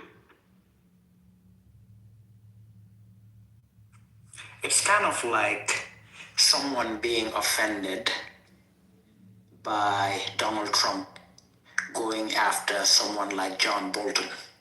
Do we care? The man is a piece of shit.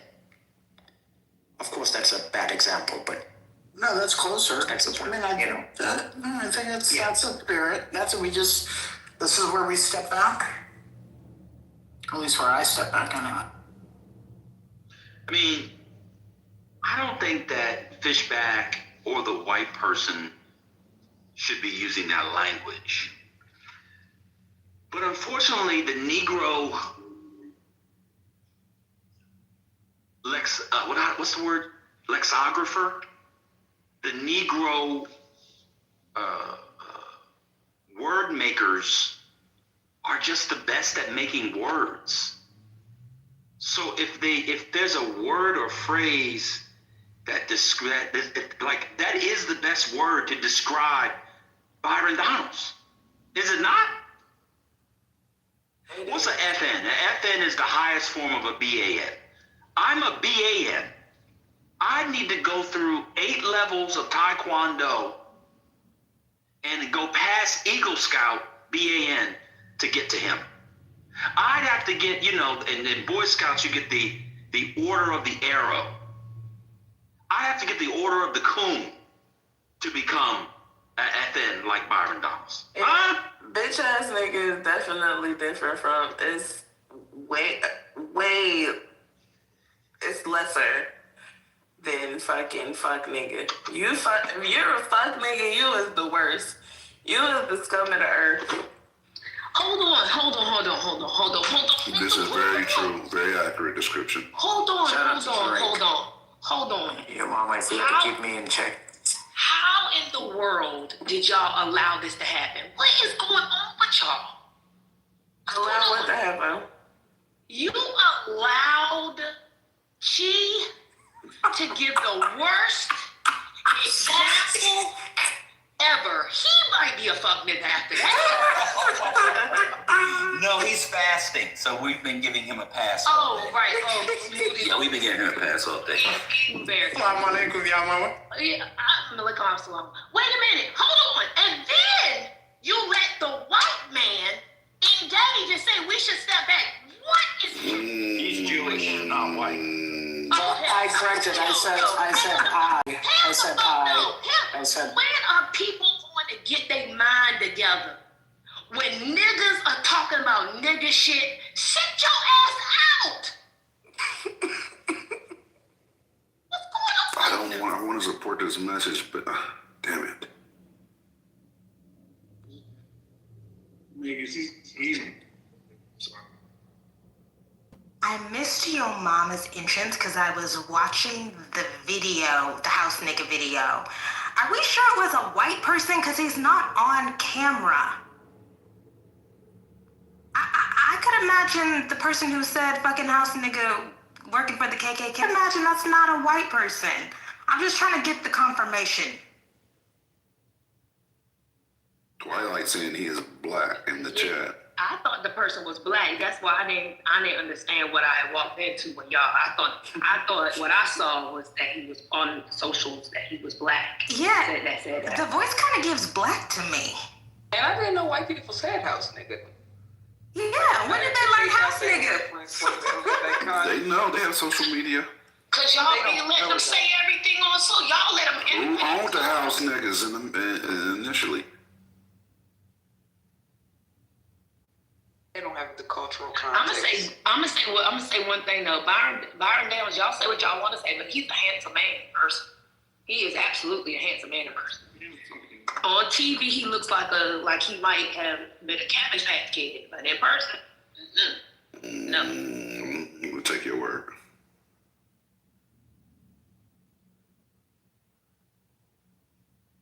Yeah, I thought it was a black person, Kimberly. I don't know for sure, but I mean, and then if Torre jumped out to defend a white person who was actually a black person, that's even worse.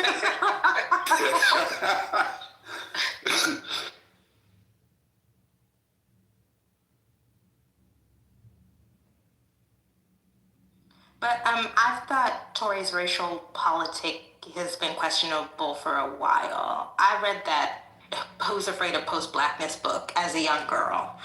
And even then I knew he was suspect. Torre, who he married to? Don't answer the question. Just let me cook. Who he married to now?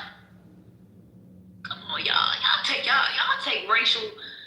Y'all be accepting any nigga who sound like they could string a sentence together as being your messiah.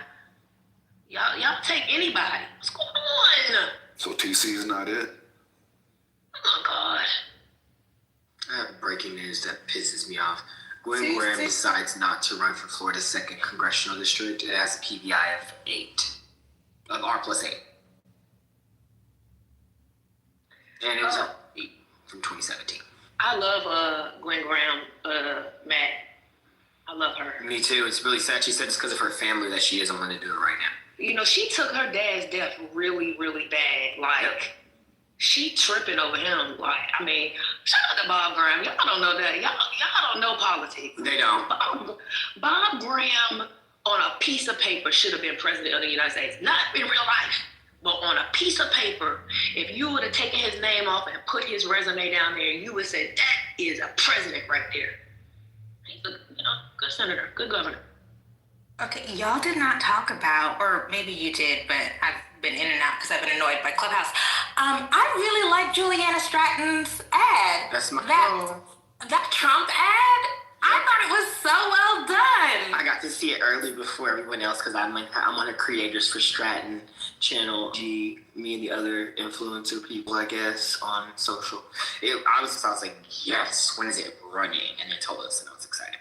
She needs to hurry up and catch up to Raja because fuck him. Yeah, it was well done, and then Pritzker showing up at the end. I just thought you have some good people working for you.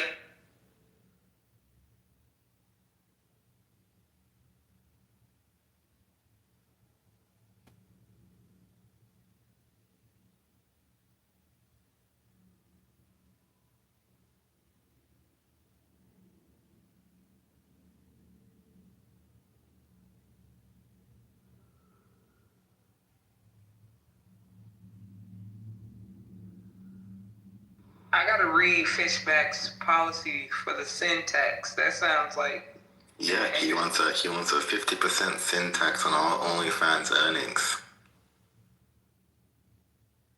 Oh, sorry. And the reason I even mentioned Gwen Graham is because Neil, what's his name? Neil Dunn, he's resigning early from Congress. So in Florida's 2nd congressional district, making the seat. Literally, it's going to be a special election within the next couple months.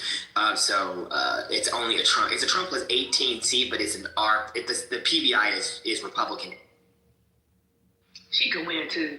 I'm saying I'm gonna just be honest with y'all. I mean, this is when I was anti-black one time, and it was when she ran against Andrew Gillum in the primary.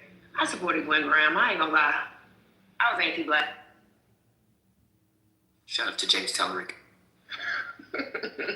You get one time. Y'all get one time to be anti-black in politics. One. You know, Alan Rico has a long-form profile in the New Yorker today.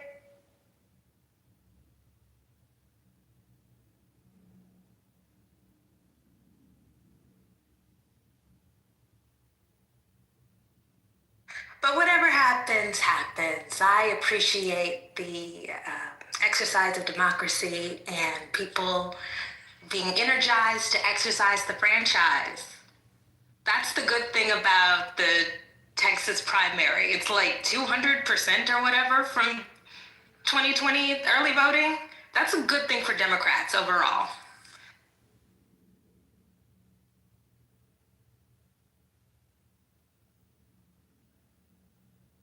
$2022. That's what I meant. 200%. Voting is up 200% over 2022 in the primary.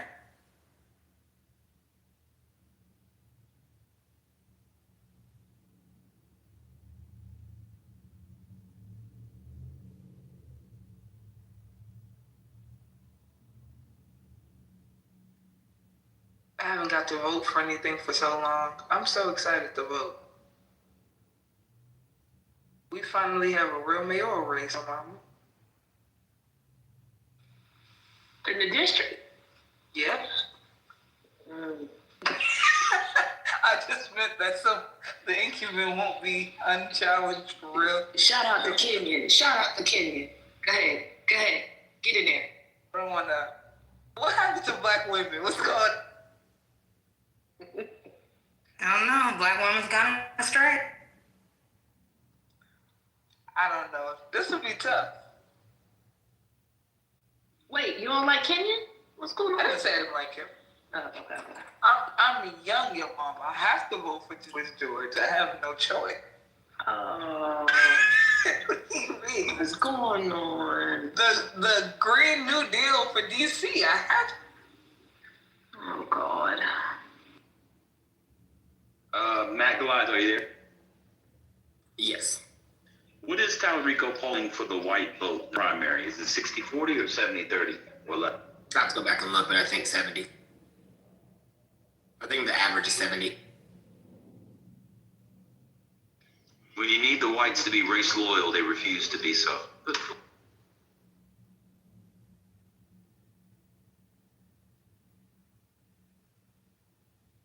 Shout out to Creacio X and the doctrine of Imago Dei showing up in the New Yorker. Shout out to that.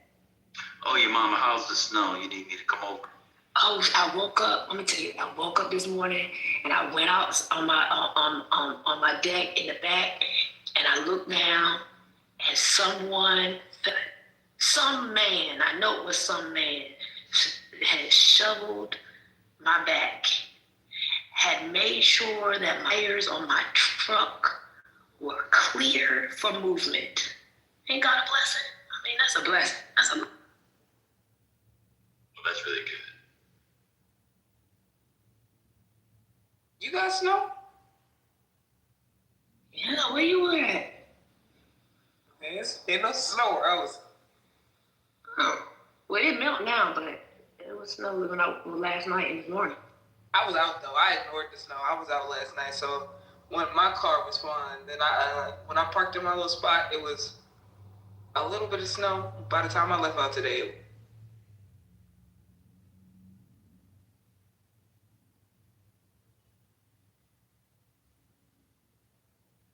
Somebody in the chat said Kenyon is terrible.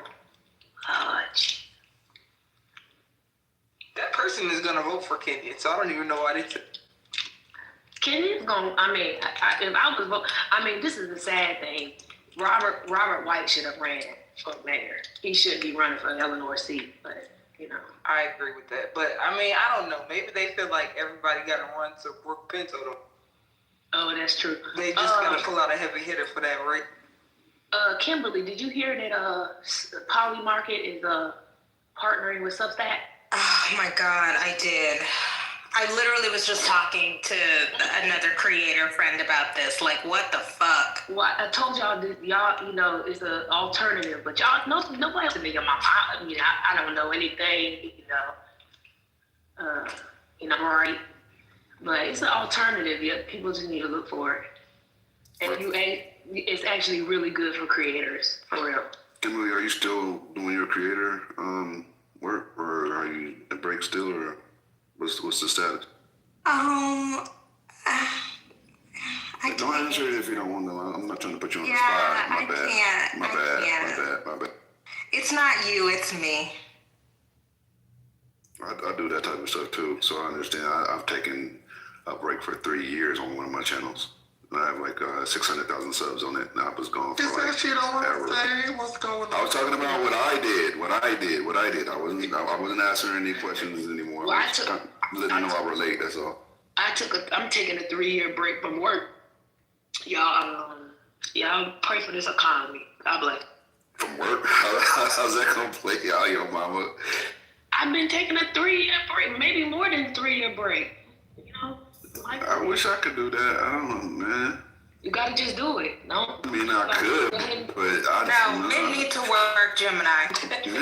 Like mentally, like my taking a break means I work less. Like I just can't not work. Like even on vacation, I'm doing something for myself or on my laptop. Like I don't know.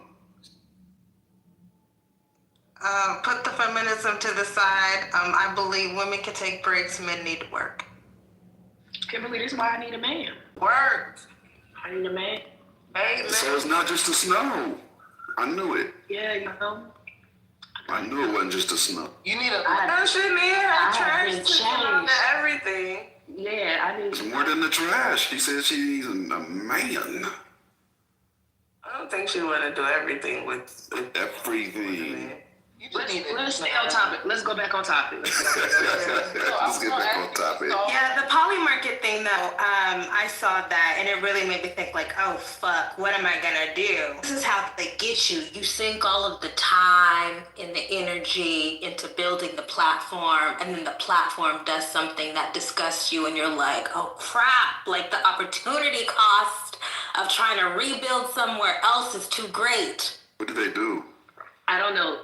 Oh, they partnered. They're partnering with Polymarket, so they're going to have like a predictive model on Substacks, which could be good, which could be bad, depending. But you know, you guys should try. I mean, the content. You really should look into Ghost, especially if you're looking to be like more of a like have your standalone brand. You know, like where it looks like a website stuff like that. I mean, they actually really do. Creators can do well by that. I know many journalists who have multi-million-dollar, have built multi-million-dollar news outlets on the Ghost platform. It's true, and people have already been migrating. Yeah. And I don't know. I mean, this was pre-Polymarket, so I don't know what the Polymarket will do for people on Substack.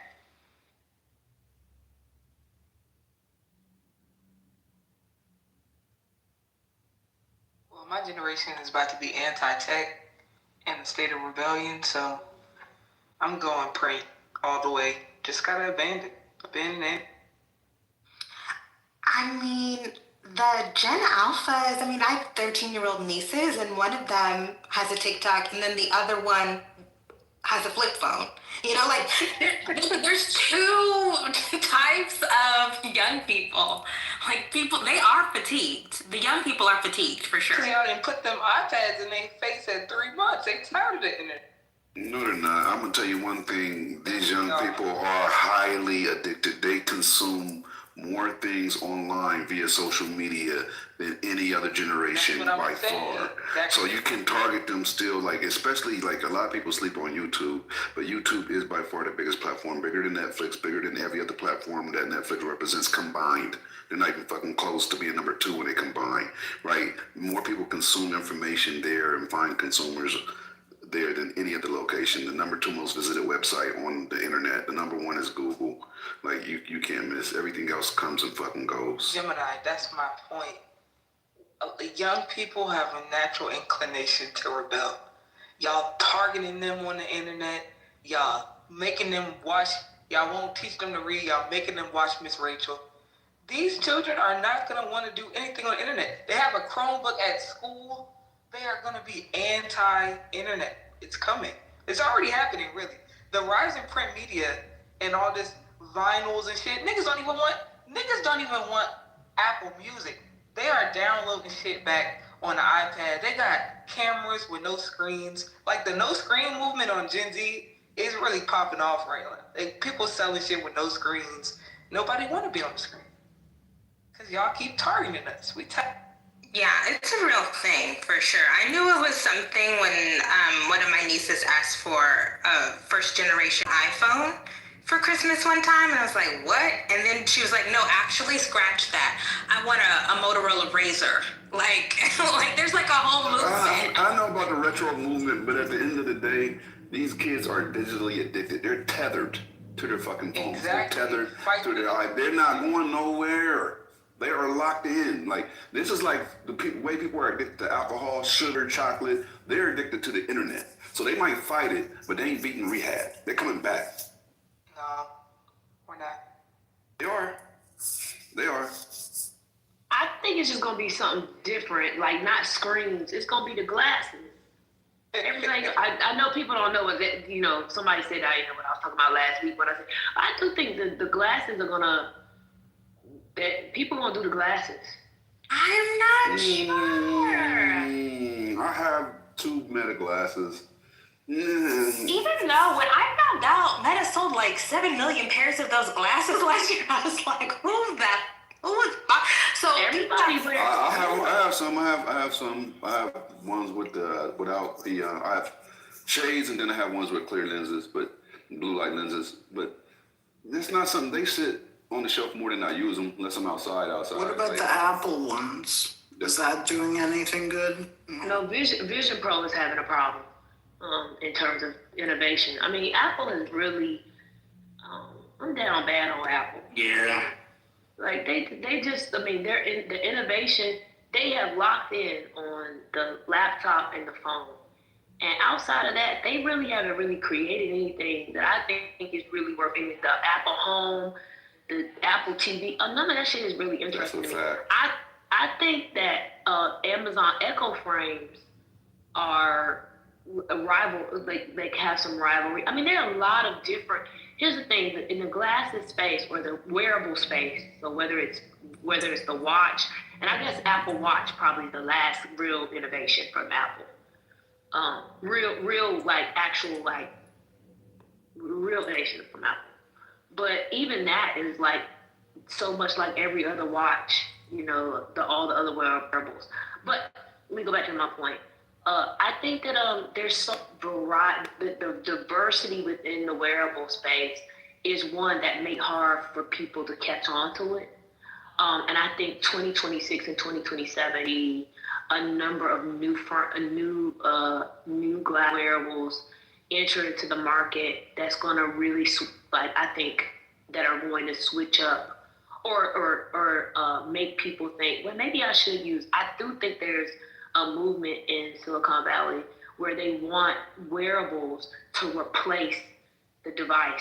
And I don't mean just the phone, I mean like the laptop. So I think they're going to continue to build towards that, regardless of whether or not people find it popular today. And also, the first wave of these things are always really to like beta test, fine tune. So I think the next wave will be much better. Right now, I agree with you so much. Like the beta testing right now is ridiculous. Like glasses, then I have some knockoff bullshit ass glasses that are actually just as good or better.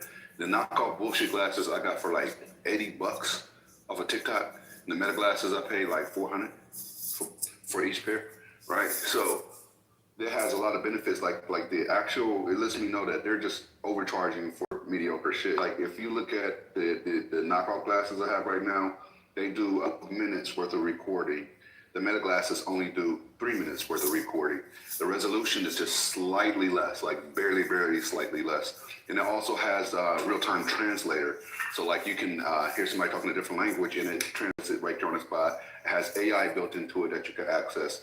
It has more functionality than the actual Meta glasses. The only advantage that Meta glasses have is the interfacing because it's Meta, and then the actual resolution, which is very, very minimal, right? So the prices are going to come down, and a lot more people are going to get involved. Doesn't it feel like they've run out of ideas? This wearable stuff, the wearable pen that records every interaction, the glasses, that just feels like we don't have anything else, so we're gonna sell this thing. I'm just not convinced that normie Americans are gonna be all in on surveillance tech. It just, people are already suspicious of these companies. I don't think they're just gonna opt into being surveilled and having these companies control the data all the time. It doesn't make sense. I agree. Except they do. I bet none of you, let me give you an example. I bet none of you have read the latest terms of service for Clubhouse and how every interaction on the app is recorded. I bet none of you've read it. Yeah, it said it before on the last update, and they can indefinitely use your likeness and sound as well. Yeah, this time it wasn't just every interaction before. It was only live rooms. Now it's every room, even the closed rooms when y'all in y'all private. That was on the last one. That was on the last update, as well as your name and likeness, which was the real update to me when they started saying that's what some people stop putting their picture on there, but it don't matter, they already got it. Like you're creating databases that AI is going to access for sure, like 100%. They're data mining right now. That's what they're doing. Yeah. I whole thing about people anti-tech. Y'all talking to me on here. What's going on? Ain't nobody on this stage anti-tech. But I think the normie American, the sentiment has turned against the big tech companies. I don't know. Where we used to be techno-optimists, I think the normie Americans are very suspicious of the Facebooks and the Googles and the Elon Musks. They are, but they don't even VPN. They're still doing everything that allows them to access. They're still on all the social media outlets that keeps your. Fair. Okay, Kimberly. Last quarter, Meta made $57 billion, I believe. Last quarter that was just announced a few weeks ago. $57 fucking billion in one quarter. Beat all expectations. Apple sold more hardware than anybody expected last quarter. So if people don't like tech, they don't like Meta, they don't like Elon Musk, they sure buying this shit. These motherfuckers, unless they lying. So do you Hold up, weren't you just saying that? You're making a really good point. But I do hear more sentiment, like people expressing their distaste. So people are just talking. Right, that's what I've been trying to say. They're talking on the phone. They're talking to you on technology about hating technology. Well, is this like also like, let's say, self-driving cars? Is it something that like a lot of people are not asking before, but they're pushing it at us in the same way that the glasses thing is? Is there any relation? Because I feel like the glasses thing was tried out with Google Glass, and I tried those out back like whatever it was, 10 or 12 years ago. And I think, isn't there like a natural, like, people push back, like people actually don't want to wear glasses per se, or they actually have glasses and therefore can? Isn't there like a ceiling for that? They can use it. They can put prescription lens into whatever Meta glass you choose. So that doesn't. I mean, I was skeptical, but those Meta glasses are really popular. They are. They are. And Oakley got some now too, Oakley. Only dumb shit I'm gonna say that the other thing that they accounted for with the cheap knockoff glasses is that indicator light when you're recording. It's not there. And for content creation, that's a big deal because nobody wants a flashing light. People won't interact organically anymore. I just had to correct myself. I said 57 billion. I meant 59. Like 59.89. You got your point. It's billion. But can you break any of that down in terms of like where are they excelling in terms of their? I mean, making their money? Wearables are doing well. I mean, it is known now that people in prison are buying Meta glasses. and recording things. You can see it on TikTok. Yeah. I mean, they've done really well. I mean, those glasses have only really been on the market really over in the last 5 years. In fact, I know someone who used to work there, and they were there until about 2021, 2022, and 2022, and those glasses were not on the market yet. They were a part of they were on a team that was a part of one of the acquisitions that they made. I think it's called, I forget the name, but it was a company that did like brain to hand technology that was incorporated in the glasses. So just within the last few years, they begin to sell more, and they really don't have any big competitors. But I do think this year you're going to see more. If you looked at CES, you saw more glasses and prototypes than you did the year before. Also, like, they're very, very, very different use cases for glasses in particular. So, you know, you have the gaming piece, which is, you know, very fine, you know, very small. It's a smaller subset of people because, you know, everybody is not a gamer. You have the actual wearing for, you know, for everyday use, and I think that everyday use thing is going to become more and more accepted because the technology is changing alongside with the glasses. Yeah, so I think they made like seven. Like they sold like 700. I could look it up real quick. I can't remember right now, but they sold a lot of them. What's going on with OpenAI? I thought that once they hired that Johnny Ive, right? Like, they about to make some wearables. Hello? Yeah, but why haven't they launched it yet? What's taking so long? Oh, wearables take a long time. I mean, most of the tech that you see now took 10 years to get. The tech takes a long time. I mean, one company did say, remember one company announced last year that they had spent a decade investing in because they're making the actual frames themselves. They didn't. So what Meta did was they partnered with Luxottica for the Ray-Bans. And now they're building out with Luxottica now. So you're going to probably see more than just the Ray-Bans. But this other company, they actually make the actual frames themselves. So that's why it's taking so long. It just takes a lot of time. Are they doing AR with this as well, or is that a big component anymore? AR or even VR? Yeah, a number of the wearables, Oculus, which is owned by Meta, Vision Pro, Specs, which is Snapchat's version. I can't remember the other one. There's another that I'm forgetting that's also big in the AR VR space.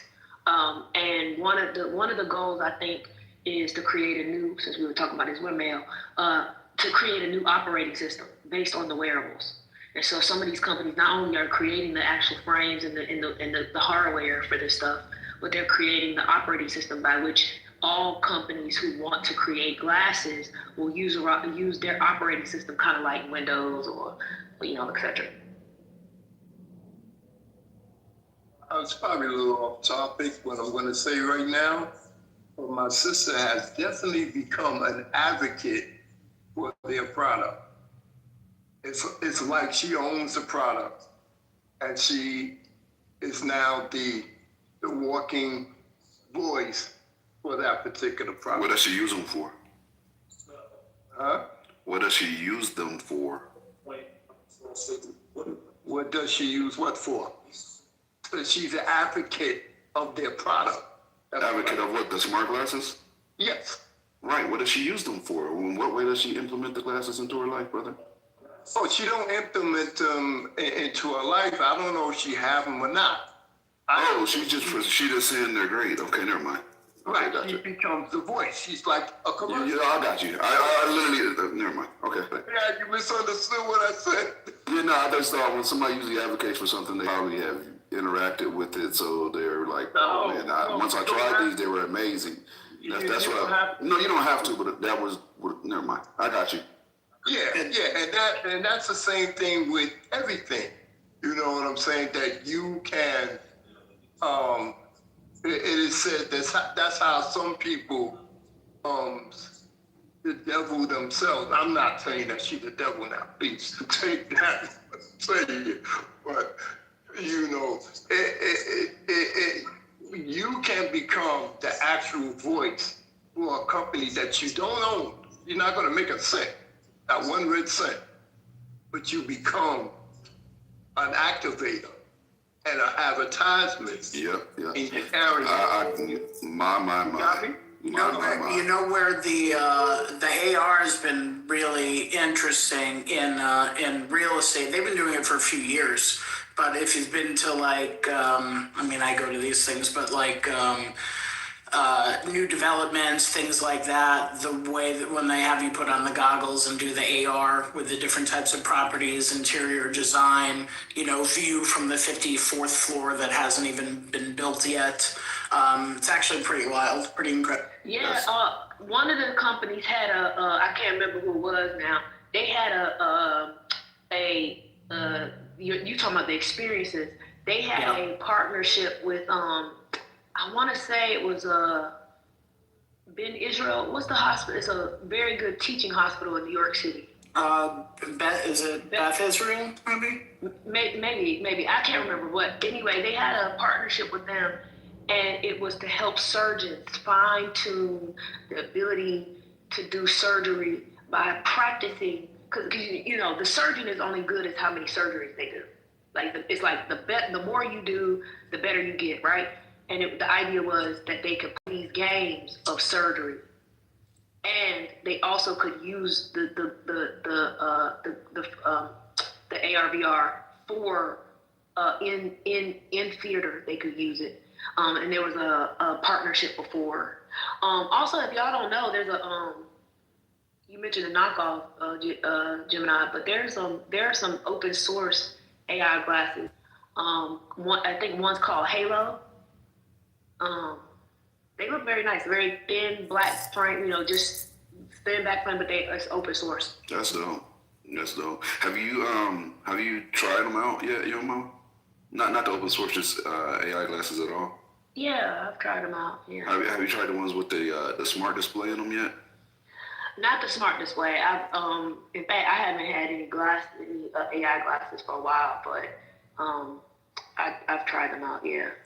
And so, Gemini, what if you had to suggest some AI glasses? I'm not saying I'm going to get it, but I'm always curious. Honestly, if you just want to fuck around, I probably would get the knockoffs instead of getting the Ray-Bans, even though I do. They're a sturdier frame, and they have. When you say knockoffs, are they still using the platform? It's just not a Ray-Ban? No, they have their own platform.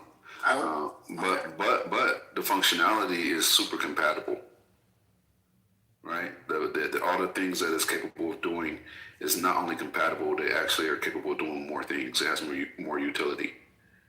That's why I would go for them. It's much more exciting to hear about the good use cases for this, like surgery, like Yolanda was saying, or even in like professional fields and not the immediate, dystopian side of it, like we're all going to be robots and and sucked into social media and whatever. So it is kind of exciting when I hear stuff like sometimes it can like give you real-time information too. Like you can ask what you're looking at and it can give you advice on what you're doing. It can give you a step-by-step tutorial on something if you're like, say, a mechanic working through something and you add them on, even though you shouldn't need AI as a mechanic, obviously. I use them more for POV recording for my YouTube more than anything, honestly. But they have a lot of other functions.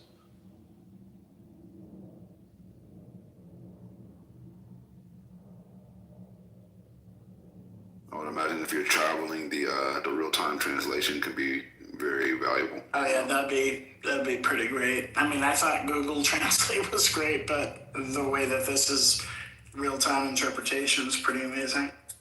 But just being able to look through glasses and like understand architecture for me, walking around the city, Like those use cases are fascinating, or understanding the history of buildings, for example. Yeah, no, That's the kind of stuff I like geeking up. Imagine taking that as a tour somewhere too, like not just in New York, but if you're out and about, like say when you're in a DR, you know? Yeah, Snapchat just did Snap just did a tour at the Louvre, I think last week or the week before I read, where they had their AR/VR glasses in the Louvre. Oh, I like that.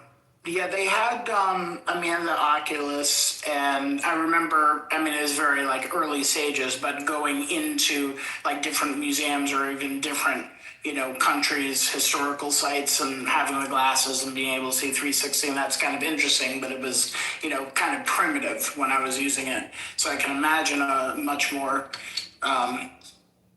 it'd be much better now. This is actually interesting to look at.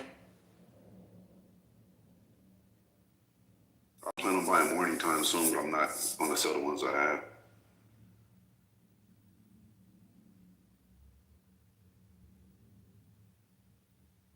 I can somehow justify it as a write-off. You can write everything. That's the beautiful thing.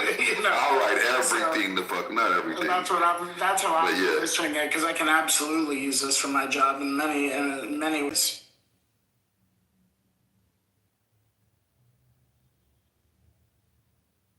Gemini, let me ask you something. Uh-oh.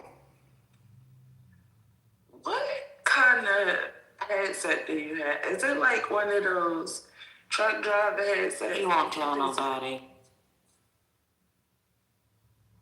Why is my voice loud right now?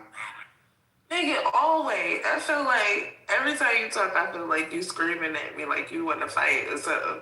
Is that why you be so antagonistic with me? Because you always be ready to swing on me for no reason. I think that's why I be ready to just map you up, because you be yelling at me. You seem aggressive. You like every word is a fighting word that come out your mouth with that mic. I'm chilling. I don't want no smoke with nobody. I'm in a good space. Like, why you won't give up the mic? Talk on the regular phone. Get some. Do you want me to send you some AirPods or something? Do you have an iPhone? Yeah, I have an iPhone. I tried the AirPods and the AirPod Pros. They just, I don't know. I might just have to say, because they just make you sound regular. All of this. Oh, let me turn it down. Let me try something real quick. Hold up. Am I the only one that felt like that? No, you're not. No, his mic is loud. Is it loud right now or is it lower? It's lower. I'm always like, Gemini, you're so loud. But it's good to have a loud mic. Maya be on my ass. Like, Gemini. It's good to have a loud mic, but God damn, he feeling like he want to fight. Every time he talk, anything he say, even if it's a nice conversation, it's like he want to fight. So and of don't course let him get excited. Exactly. I can't wait till he fight Jamal. That's gonna be funny. I'm definitely turning my phone down. But yeah, that's a mess. I'm all really mad. That shit is crazy to me. That was funny. Mad because that was so funny.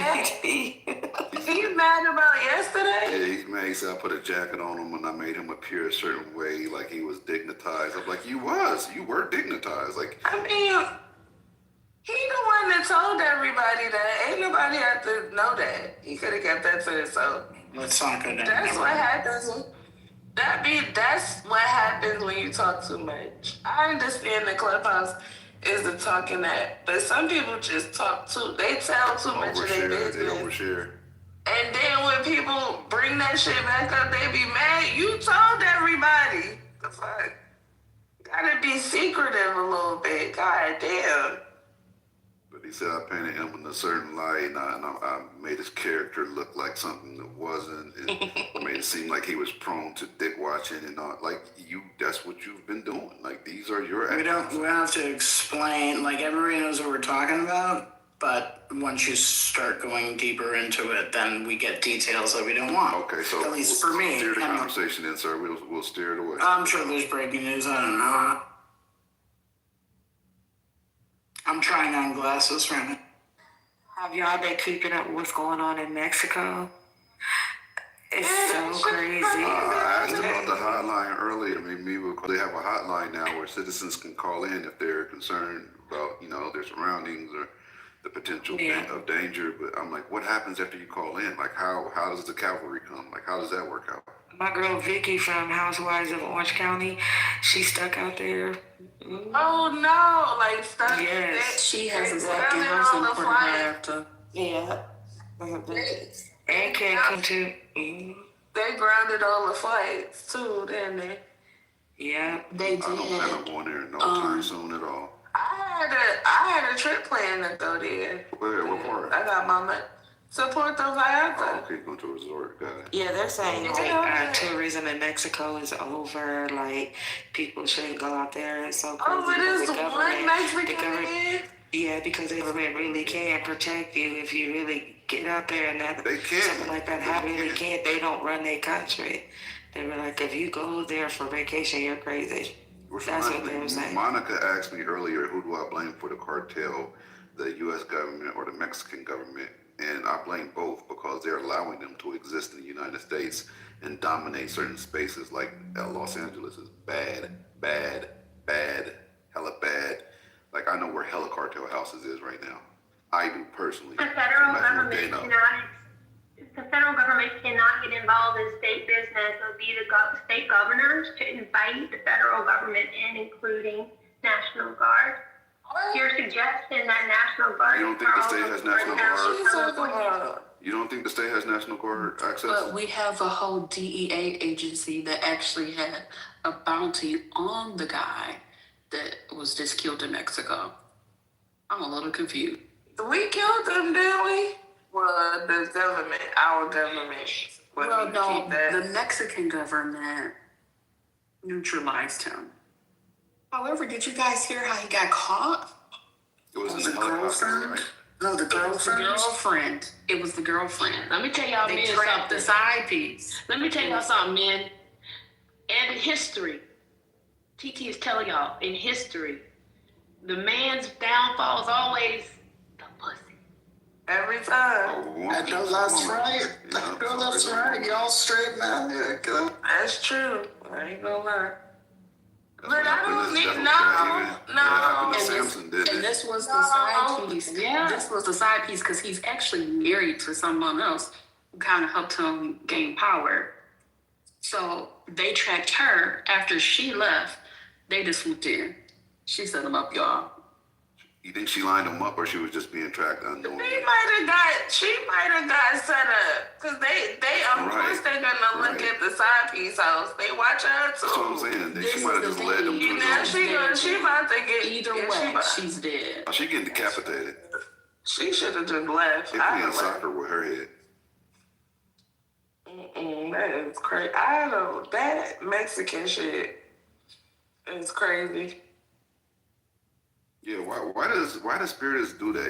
I caught that too. He's like, you straight man, always throwing this. Just deal with it. I gotta be careful about these women. You gotta be I don't necessarily think it's the women that's their downfall. I just think it's their own. Oh, here she come. No, that's the thing. It is them. It's definitely the women. It's the women. I'm not the women, no, because they'll do it for a man if they gay. Let's be honest. A man could be a gay man's downfall. Let's be completely honest. It's not about so you see your primal urges, basically. Yes, exactly. It's that. It's the men can control themselves, gay or straight. Exactly. Yeah, they can. Yeah, they can. No, yeah, not as a general rule. Nah, it's not talking about suspected outliers, which may or may not be true. We're just talking about generally, yeah. I'm not a suspected outlier. I'm the rule of thumb, and we are very disciplined. Conversations, Scotty. That's the problem. So many people don't. They want to personalize. No, I'm not that. General conversation. Exactly.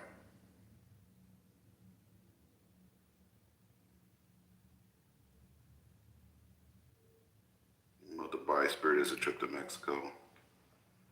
Well, I'm following some of the gays in Puerto Vallarta right now who are down there, and You know, a couple of them are posting that, you know, a lot of the tiendas are open and the community's coming together and, you know, people are outside walking their dogs and, you know, things are like, it's really about the community and things are okay for this moment. But it was scary as fuck yesterday, so it's nice to see at least that for now. It's not that they're not cautious, but it's just they are outside, they're not, you know, sheltering in place at the moment. That's what it is. So it's different today. So it's safer. Okay. But the fire started yesterday. Say what now? This was the fire yesterday. This was what? I'm talking about Puerto Vallarta? Yeah, the fire. Yeah, the fires and all that. Yeah, today it's just, you know, a lot of gays vacation in Puerto Vallarta, drag queens, things like that. I got friends who have condos down there, and there's a whole like gays. I forget what the area is called, but there's a specific gay area. But they were posting last night in real time, like what was going on, seeing the buildings on fire. And, you know, today they're, you know, kind of out on the street, walking their dogs, you know, going to stores and how the community is like feeding, you know, the people staying in hotels that don't have restaurants, things like that. So it's kind of nice to... Were there any fatalities? No. Oh, I think there were, but I'm not caught up on the For numbers. American citizens? No American citizens though, right?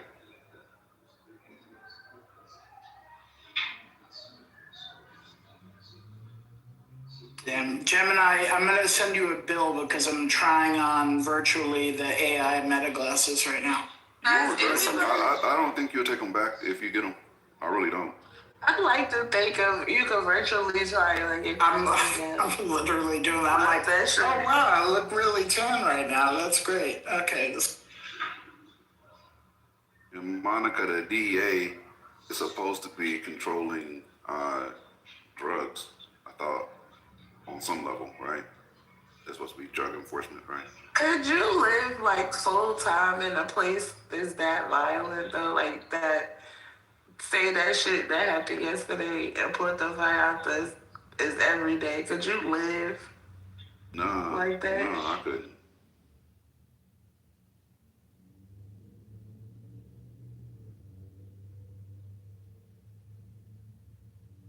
Well, on a completely unrelated, unpolitical, well, sort of political level, I was in a room last night where I found out a little more about our little gold medals and our karma points. Do you want to know about that? The who now and the what? Put the what in the what? Our little karma gold medals and karma. And our gold the karma. Okay, yeah. Yeah. Some people got 0.2% and they don't deserve it. So explain it to me. It was what I found out last night that was interesting in another room by somebody who I think is an ex-icon or whatever. She was breaking it all down and she said, okay, so now here's the next step. The next step is they are monetizing this. Don't get excited. Clubhouse isn't giving you any money.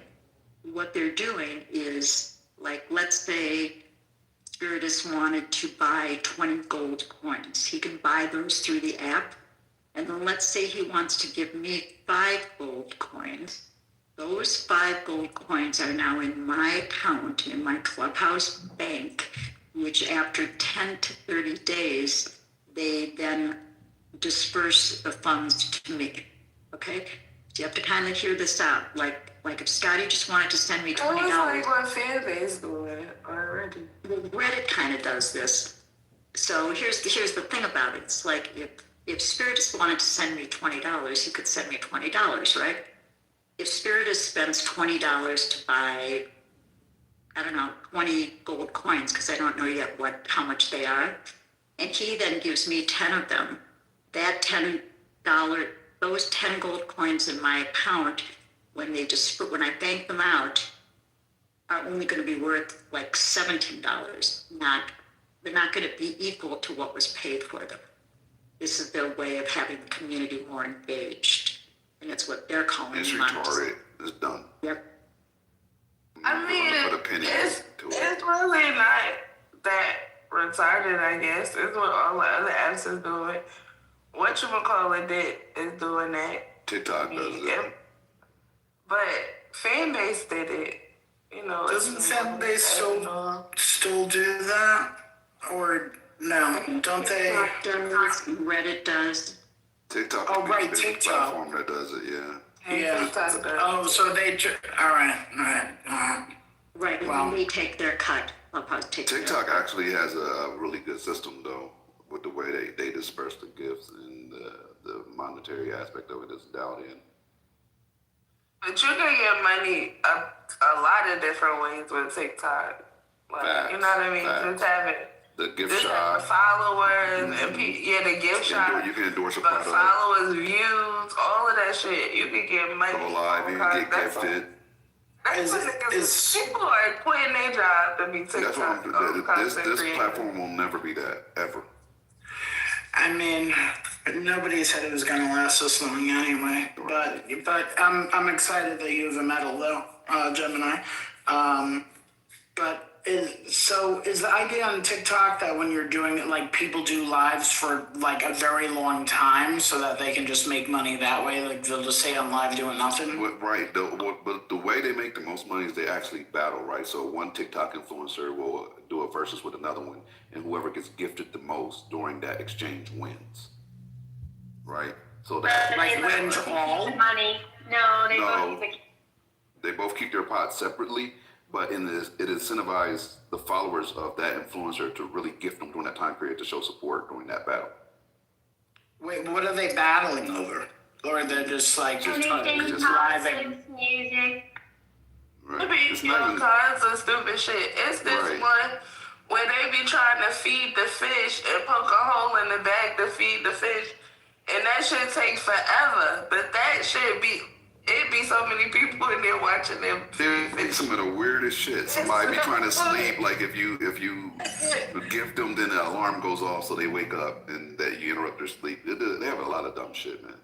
They be making money though. You guys heard of Pinky Doll? She was like one of the first NPC.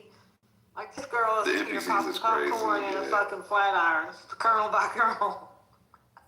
She got brand deals and everything. That's another way they get brand deals if they get big enough. If they get they do. They do. The rock polishers. The way people be whoring themselves out for TikTok is crazy. But these brand deals, y'all be surprised at what the kind of money you can make off of a brand deal, like seriously. Yeah, you see these people when they blow up, or just not even when they're still regular people in their house, and then like 2 months later you see them in a brand new fucking house. It's like, huh? Yes, April. I be like, damn, y'all just came up. Y'all be surprised. Like I have one with Athena, I have one with AC Infinity, I have one with Growers Cocoa, I have one with Pulse. Like they give good fucking incentives, like really good pay too. What I don't like is there's this kid that started. She was cooking, but she was yelling the whole time she was cooking, and it's aggressive cooking, whatever. I really like her a lot, but at first a lot of people didn't like her, but now she has a New York Times best-selling cookbook. She's on book tour. She's in a new house. Is she cursing people out?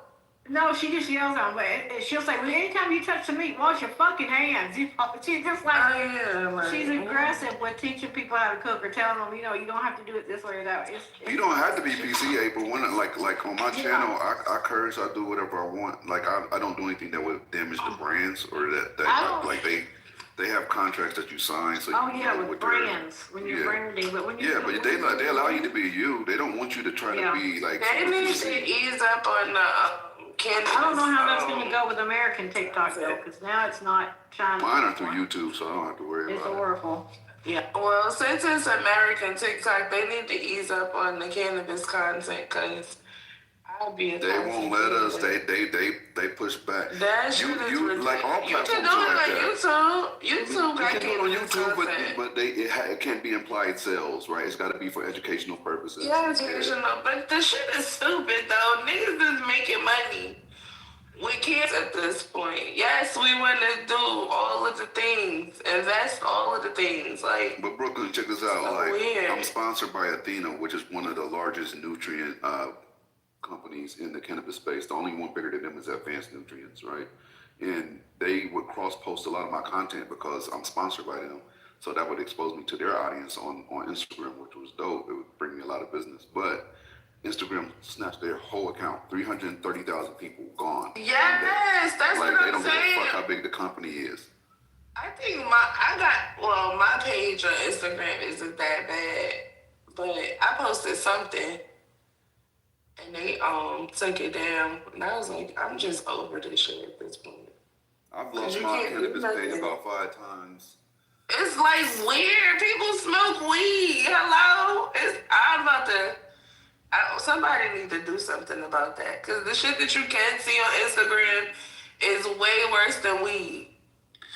Yeah, they be showing murder. They be showing yes. all kinds If you want to do cannabis and have no problems, Clapper is like TikTok and OnlyFans put together. Clapper, C-L-A-P-P-R. I want to Clapper is I'm gonna check them out. Clapper is crazy. Clapper sound like Clapper Clapper do sound kind of wild. I ain't that bad. You don't get to clap on clap. Sound like I need a magnum. My thing is like, here you go. Like, my thing is with cannabis, especially, like, yeah, you could do OnlyFans or Patreon or whatever, but I don't want to do that. Like, I just don't. If I'm gonna do content, I want to do it on the major platforms, so you can get all of the people that follow the major platforms, right. And then it's like it's easier to do it on the TikTok or Instagram or Facebook. What you do, Brooklyn, is you do more tame content on like the major platforms, like on YouTube and Instagram, and then you funnel them into the places where you can do more extreme. Yeah, exactly. It takes 7 touches to sell something to somebody. They need to see it. No, because I really want to do like. So where you can put it. I want to do a cooking show, but I want to do cannabis cooking. I don't want to do and I don't want to have to. I can tell you how they do that right now. I already know how they do it, but I don't want to do that. I want to be able to make it like. I know how they like use a different type of herb, or they say it's a different type of herb or something like that. Yeah, broccoli, that's stupid to me. I know what it is. But and then they still get censored. They might get kicked even for broccoli. It's so fucking weird. I'm going to do a cooking channel too, because I'm doing infused butter and infused oils and infused sugar and infused flour. But they're real funny with that, like you said. Like you never know. You could build a platform for days and days and days, and then 1 second it's gone that quick. I am too. I do all of the bases. So I want to do a cooking show, because of course, if I have the bases. Can you cook though? Yes. What you be cooking? Oh, now I'm a bitch. Wait, hold on. What you be cooking? Grilled cheese sandwich? I don't care. I'll be your bitch. I'll be your bitch, Brooklyn. Don't worry about it. You be cooking grilled cheese sandwiches? What's going on? What you be cooking? I'm doing infused grilled cheese sandwiches. Like anything.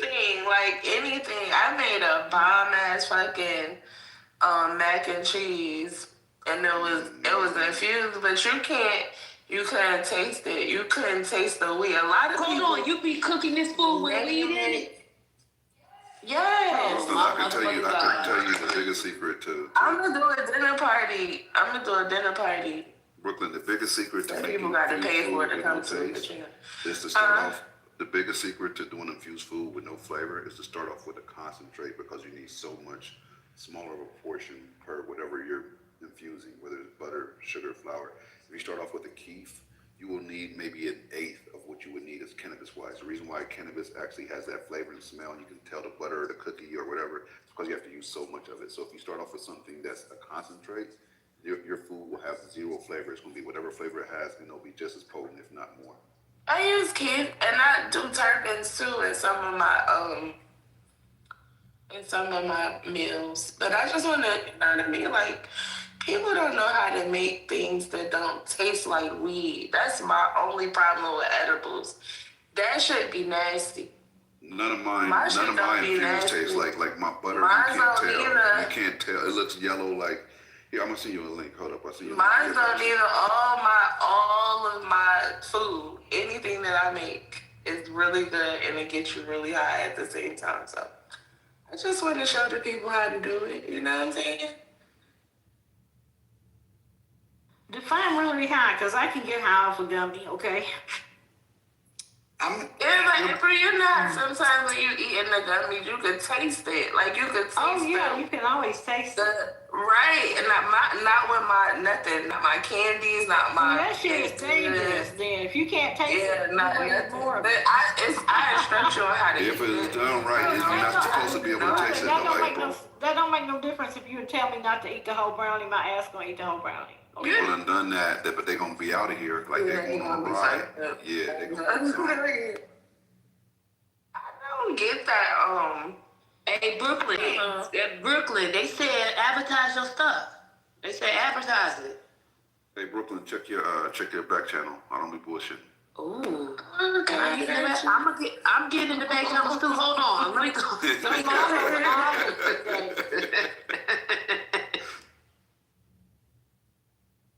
That's my I just wish the only thing it is the problem here is that it's not really legal here in Atlanta. I mean in Georgia.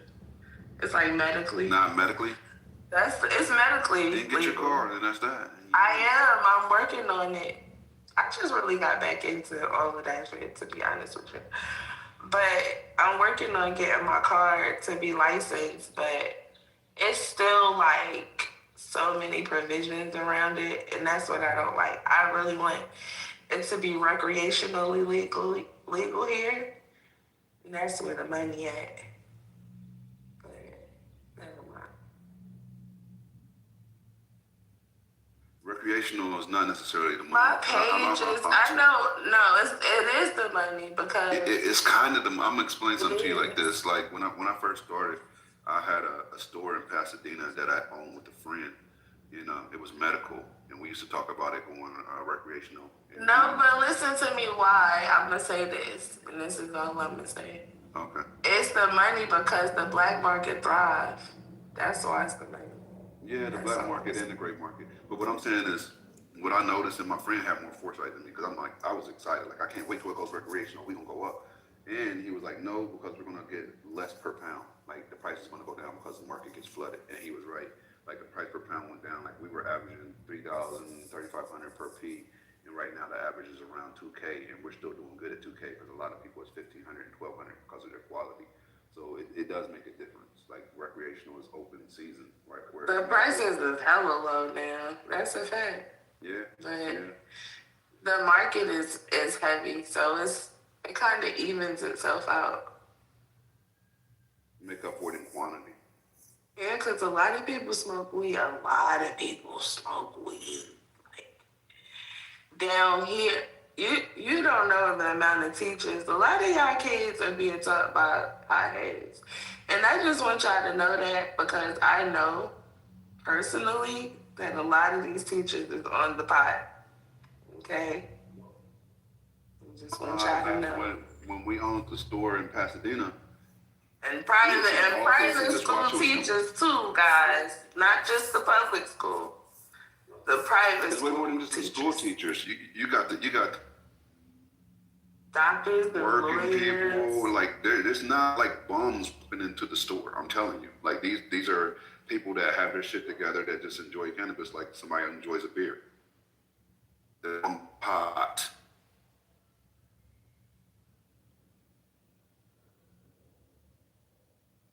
Alexandria said teachers get a pass. That's for sure, because dealing with them kids, I couldn't do it.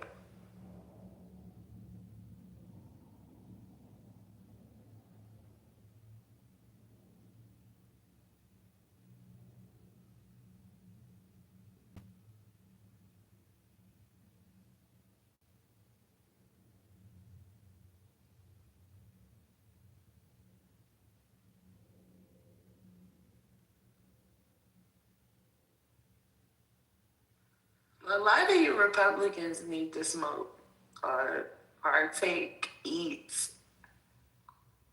bathe. I don't fucking know. Y'all need to do something with cannabis involved because the amount of hate that y'all have in y'all beats, it's medicine for that. It really is. It can help you.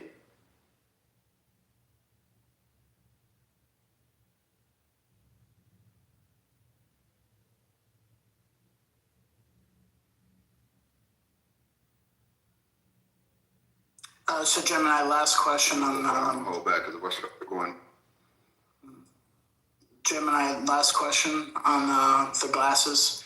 Do people use them to do lives basically, and that's what a majority of them do, or is it take pictures, or is it a lot of people go live?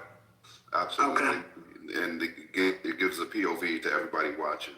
So like there's, if you're going about your day, like they can just see everything you're doing in real time. I thought it only recorded a certain amount. If you go live, you can do it for as long as they're on. Yep. What's the difference? Yep. You can also, that's also the bypass on the recording. Remember I said you have a limit.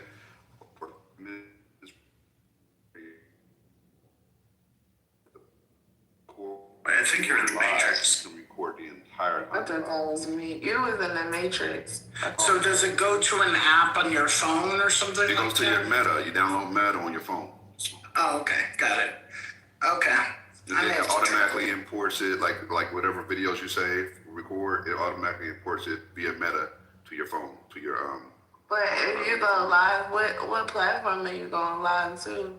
Instagram? Probably Instagram or Facebook.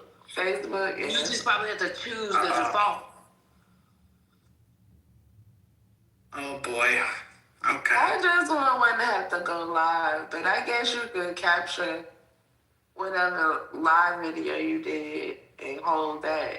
So they just need a workaround. Why the fuck that shit just don't go to a server or some shit? I don't know. Like, why can't it go somewhere like a cloud and be stored like any other video you take? Why have a limit? It can't. You probably have to pay for the storage. Of course. Yeah. People gonna pay for storage though. Yeah. Yeah. But yeah, I think wearables is the next thing. People gonna want those. They're waiting for them.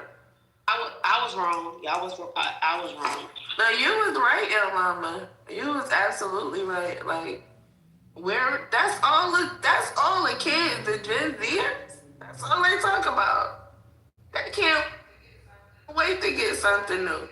If they could get something inserted and implanted in their bodies, they would definitely do that too. They don't know nothing about secrecy and none of that. They telling everything on the phone. This is a whole new world that we live in.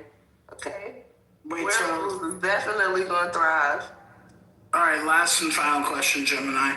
When you're recording, let's say you're doing a live, do you need to be connected all the time?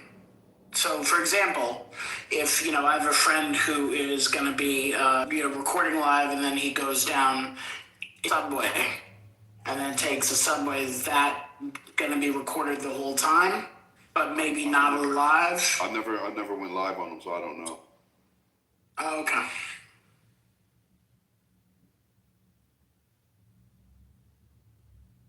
Because my little cousins got all of the littles.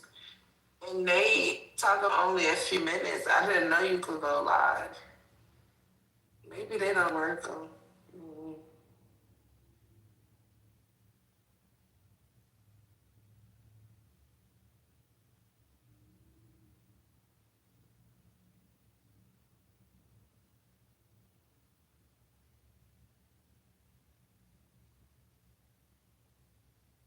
Well, if I get them, I'll report back. Scotty, I'm not gonna lie, I wanted to be here, but then I would be messy. I would be outside, just recording all kinds of crazy. Well, that's the thing. Like walking around New York, like I do that anyway, But with IG. But if they looking real good, they can tell the light is on. I don't want people to know I'm recording them, but I be wanting to record the things that I be seeing around me. It be like a lot. I don't mean the messy stuff. I just mean like outside, you're just walking the streets of Soho or whatever, like I normally do anyway, so.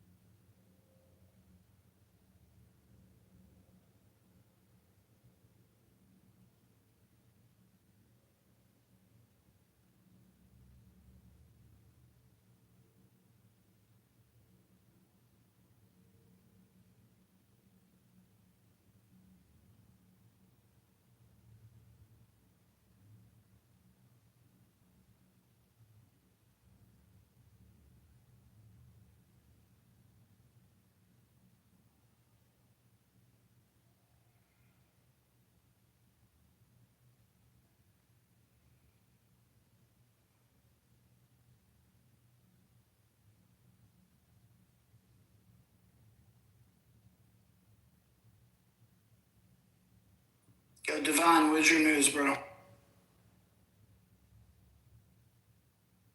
I got nothing. We pay you too much for this, bro. Get on it. Well, you know, me and Mondani have this love-hate relationship.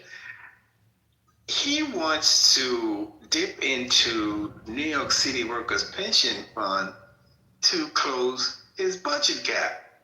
He done lost his jackrabbit mind. That's all I got for now. I'm going on. Is there a history of that with mayors, or is this like the first time? Never heard this shit in my cotton picking life. Never have I heard a mayor say, "Hey, we want to touch your pension because we came up short for the building fund." You see, it's something I saw. I don't know how real it is, but I saw a woman going off. She was a city worker. I said, "Ain't no way," and I didn't want to look it up to see if this is even a thought. Because, dude, just do the property tax thing.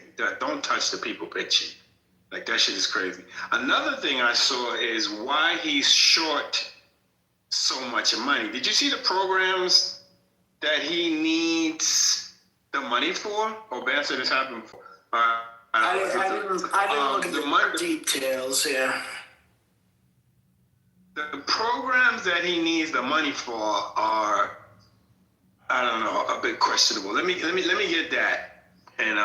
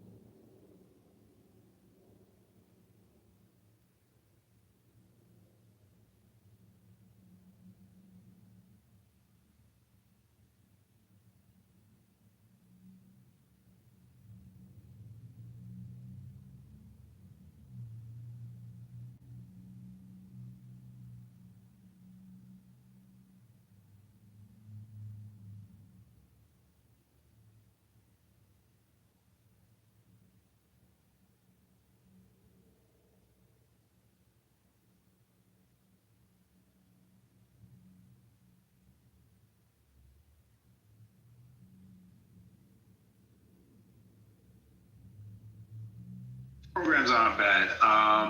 So he's short $6 billion for the universal child care. I'm for the universal child care. People need child care. You want them to work, help them out. He's short $800 million for the free bus service. That one is questionable, in my opinion. He needs $100 billion over 10 years for the affordable housing plan. He wants to build 200,000 rent stabilized units. And the Wait, did you say 100 billion? Yeah. Oh, over 10 years. Over 10 years, yeah. So I guess part of it, he needs some of that money now. Food security. The 5 city-owned grocery stores are estimated at 60 million. I don't know about that. I mean, 60 million is not a... Yeah, but the food, we have food pantries. I just don't know about a city-owned grocery store. I just think it's smart to put the money towards the local communities, because if you're gonna have a city-run grocery store, you know damn well if you have one in Brooklyn, let's say in fucking Williamsburg, ain't nobody from Coney Island going there. Ain't nobody from East Flatbush going there. And like vice versa, even if you put it in downtown Brooklyn, you think someone in Canarsie, same borough, is going to go there? I mean, I don't know. And I question where to put it as well, right? You want to put it in I think area. I think it's better to outsource it to, like, there's a church around the corner from me that's doing this. Well, I mean, they're giving away food. It's the food drives and stuff. But I mean, I think there's a much better, more efficient way to use those funds towards like community, like micro communities, and get food to the people. Yeah, I agree. And healthier food, right? Because got a lot of deserts, a lot of food deserts in the hood. So he has this whole class size reduction. That he definitely has to find that money because that is something I believe the teachers union fought for and won. I think they want to limit class sizes to 21. I could be wrong, between 21 and 25, except for like gym or music classes, electives. Those classes can be larger. He didn't put a price on this, but he needs a new department focusing on non-police civilian response to mental health crisis. Yeah, I agree with that. He needs to put a price tag on it. I don't see. Well, I think they need to shift it. They need to shift it from the NYPD. What do they put? What is it, like $8 billion for the NYPD or something like that they have? Yeah, it's ridiculous. I mean, the crazy thing. Well, crazy or not, I mean, the budget for this year for 2027 is, I think, 127 billion, which is the size of like a lot of countries and bigger. And 10 years ago it was 80 billion. Yeah, these aren't bad. But that doesn't fall on, it doesn't fall on him though, you know what I mean? Yeah. I saw a woman ranting and losing her hair, naming some questionable programs, and I don't see any of what she's talking about, so I'm not even gonna bring it up. I don't know, the grocery store thing, again, say you put it in East New York, which it probably will be needed. Like Spirit has said, the people who live in Coney Island or people who live on the other side of town, oh yeah, they can get on the free bus, I guess. And they can go to the grocery store. Like, I hope he gets everything he's asking for. It is what it is. And I see you, Ben. Yes, the shortfall is not his fault, but it's his to solve. It's definitely Adams, who, in my opinion, was another piece of work. But you got to figure it out. I have a family member who fashions himself as a conservative. So, of course he doesn't live in New York City, but he sends out texts complaining about Montgomery to the family, and he doesn't even live in the city, but likes to go to the city to use the parks and all the other amenities. I looked this up. Some of this stuff is because the COVID aid expired. So there's a lot of services that New Yorkers have been using from federal dollars. That stuff is expiring, and they're not going to get it from the Trump administration. So that's one thing. Let's see. Yeah, that's the first thing. The second thing is,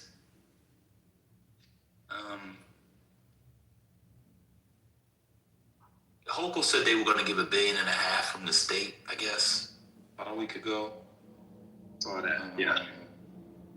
Yeah, it went from 12 billion to 5. I don't know if you heard the other day, I mentioned it. It was a 12 billion shortfall. He hired some people, or he asked some people who are in charge of different departments, like, what can you guys do? And so now they came back, and it's like, I think it's 5 to 7 he's short. So shout out to that. I mean, my sense is they'll do some math to do it. But New York City hasn't had a property tax hike in 2 decades.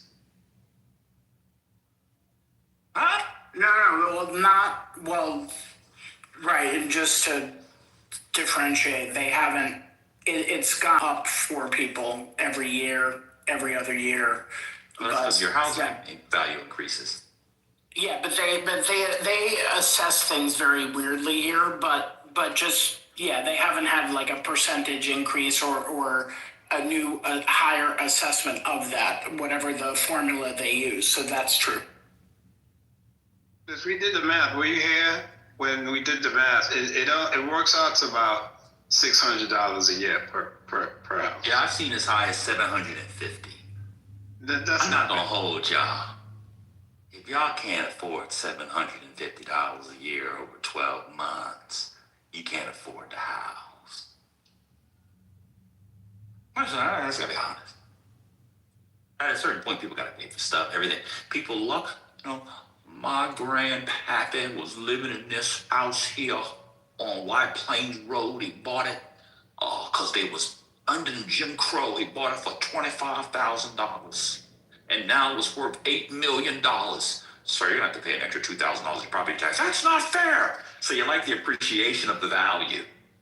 You like being able to cash out $8 million for something your great uncle bought for $20,000 when it was a crack house and a hand job. You can come and give a hand job over here in the whole glory hole and get 2 bottles of crack for free off the bat. Watch out for the CMB, Cash Money Brothers. You like that flip, but you don't like to pay the extra $800 a year? I gotta be honest with y'all. New Yorkers are some of the most spoiled people in the world. Those houses in Bed-Stuy, like I said, we was talking about Stuyvesant Heights the other day. I know a brownstone right down Stuyvesant Avenue between Bainbridge and Decatur. It was a rundown crack house that was bought for $50,000. You know what? Some of those houses were bought during the Ed Koch. You remember Ed Koch was giving this stuff away for $1? Dollar program. Yeah. Now all of a sudden the houses are worth millions of dollars. So people are complaining about an extra $800 a year on average. Come on, man.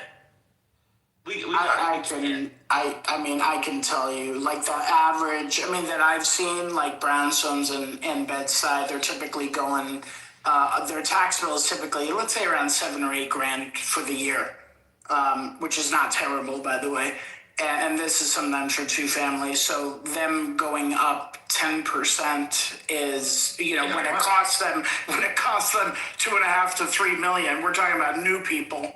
There may be an argument for doing something, not as heavy for, people that have been there for, 30 years and have rent stabilized tenants and there's rent freezes and all that. But, somebody, some new couple from Eastern Europe coming in and buying a $3 million brownstone in Bed-Stuy because it's a cool, hip area, they can afford the increase. I saw, Divine, you said it the other day. If you're in the START program, this don't even apply to you. If you're in the STAR, and especially if they have the STAR Plus for the elderly, so they'll be fine. And then you have STAR Plus, the STAR program, those who are already in it are grandfathered in. So it's the new buyers. They're the ones that are gonna have to. What if he proposed getting rid of the STAR program?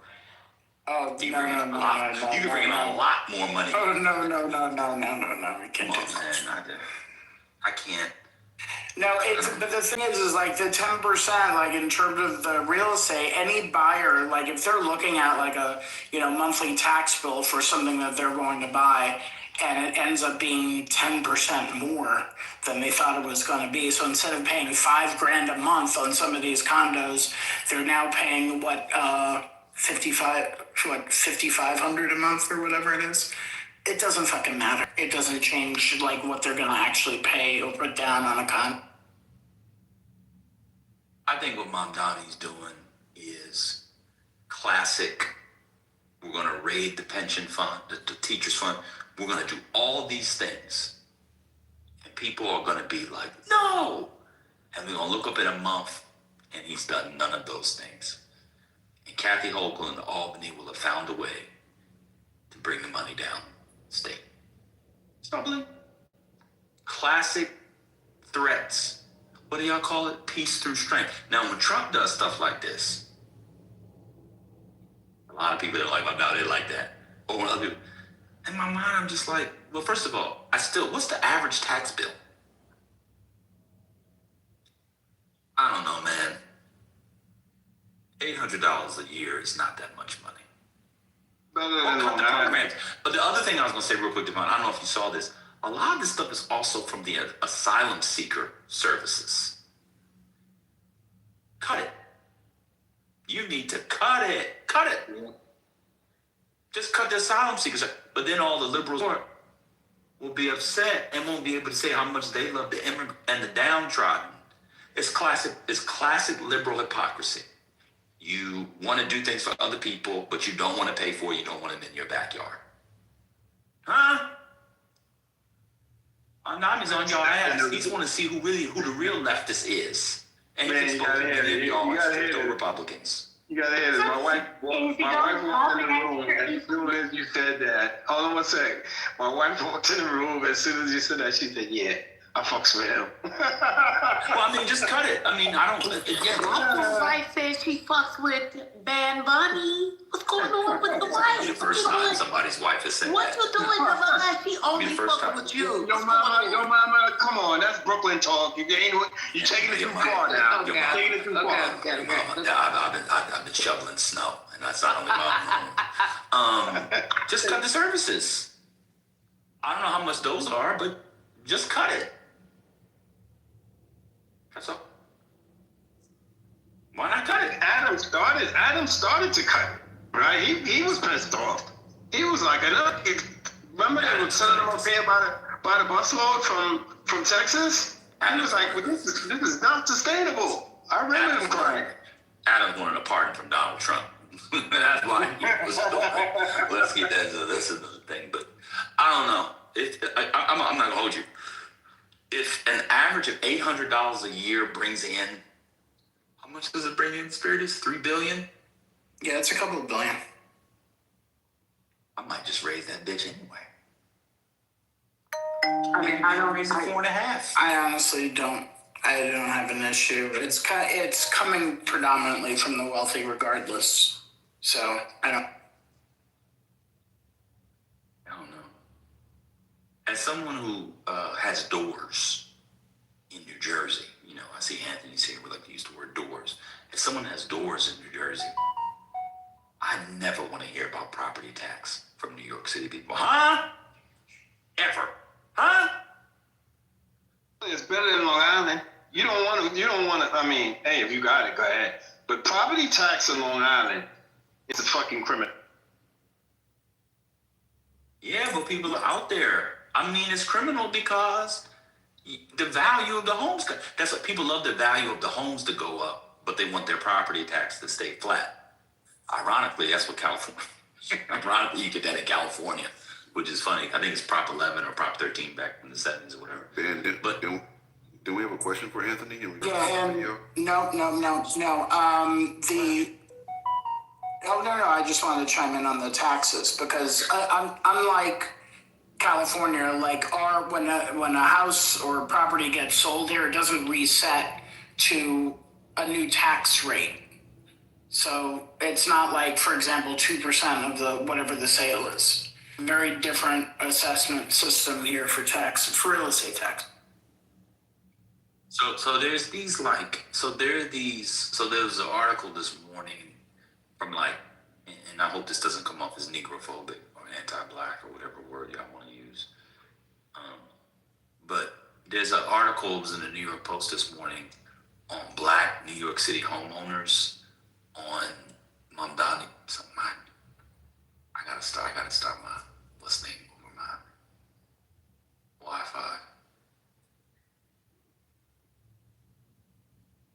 On Black New York homeowners. I don't know if people saw it, but they did a little profile. They did a little profile. Black New York City homeowners slam Mamdami's property tax increase scheme. Not happening. Black homeowners are fuming over Mayor's Mamdami's threat that he'll raise their property taxes by nearly 10%. With some polling, with some telling the Post it could force them out of New York City. Can we stop right there? It's going to force them out the city. Can we stop right there?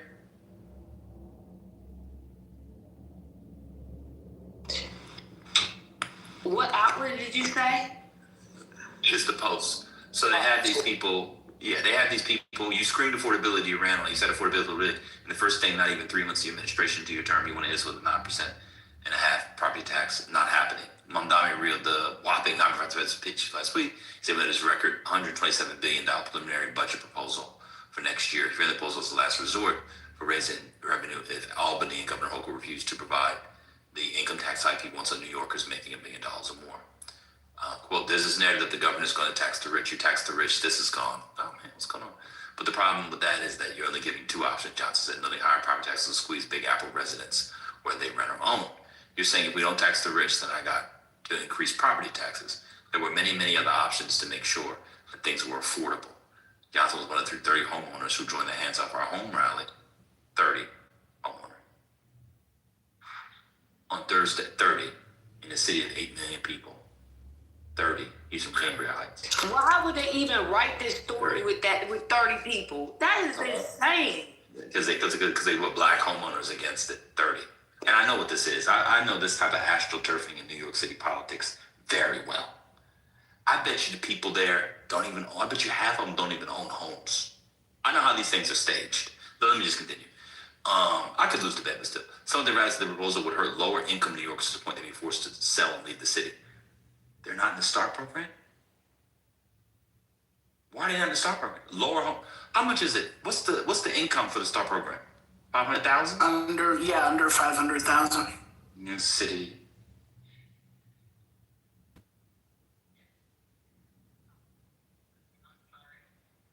How much is it? You don't qualify if you make over 500K, I believe.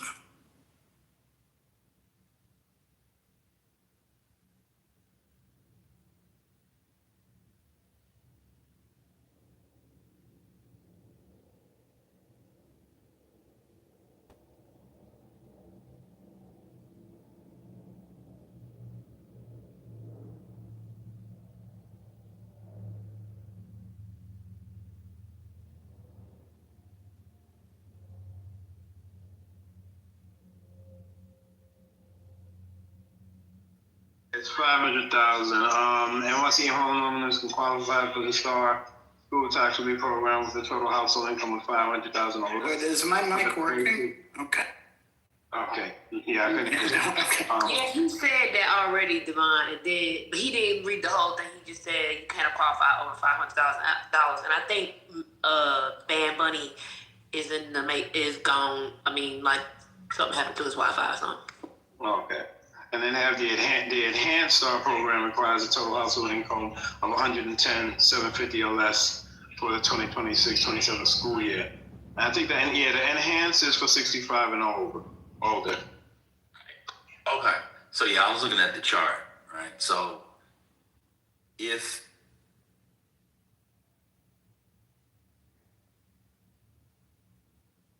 you having to pay, if you're low income, you're going to be probably under the average, which was $750, right?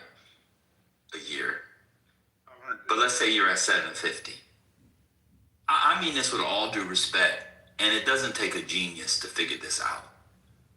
If you have to sell your house and leave New York City because you have to pay an extra $750 a year in tax, and you get $500 credit from the STAR program. So it's actually about 50. I'm just doing averages. Actually, let me break the average down to 4. Let's say 400. Let's say you don't even get the full 6. The average is between, I looked it up, $350 and $600. Let's say you get $400. If you have to pay $750 while already getting $400, you have to pay $750. If you think I believe you that you have to leave New York City,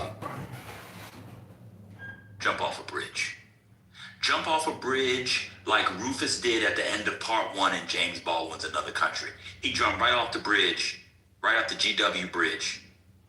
Is that the Hudson? No, what's the GW bridge over? That's yeah. Just go jump in the fucking Hudson. Just jump. Just jump. If you're telling me you're getting, one second, you're getting the STAR credit. You own a home in New York City with the equity that you have accumulated over the years, and on average is $750 increase, and you have to sell your home for $750. Just jump off.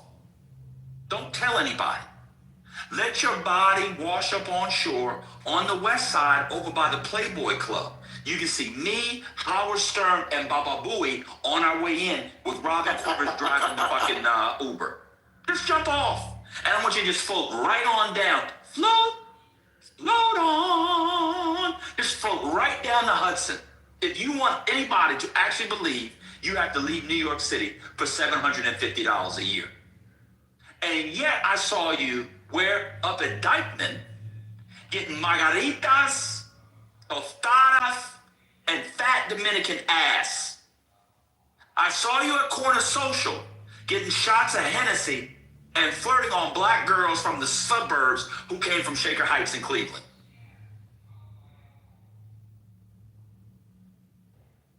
$750. Do I need to read? Let me just keep reading.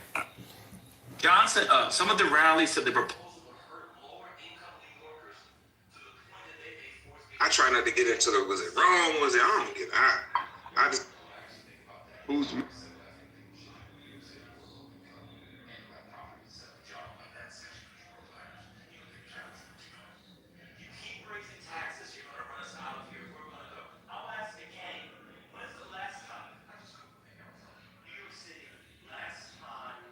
There's claims that they can't be trusted, but I'm sure that at this point we could implement an agreement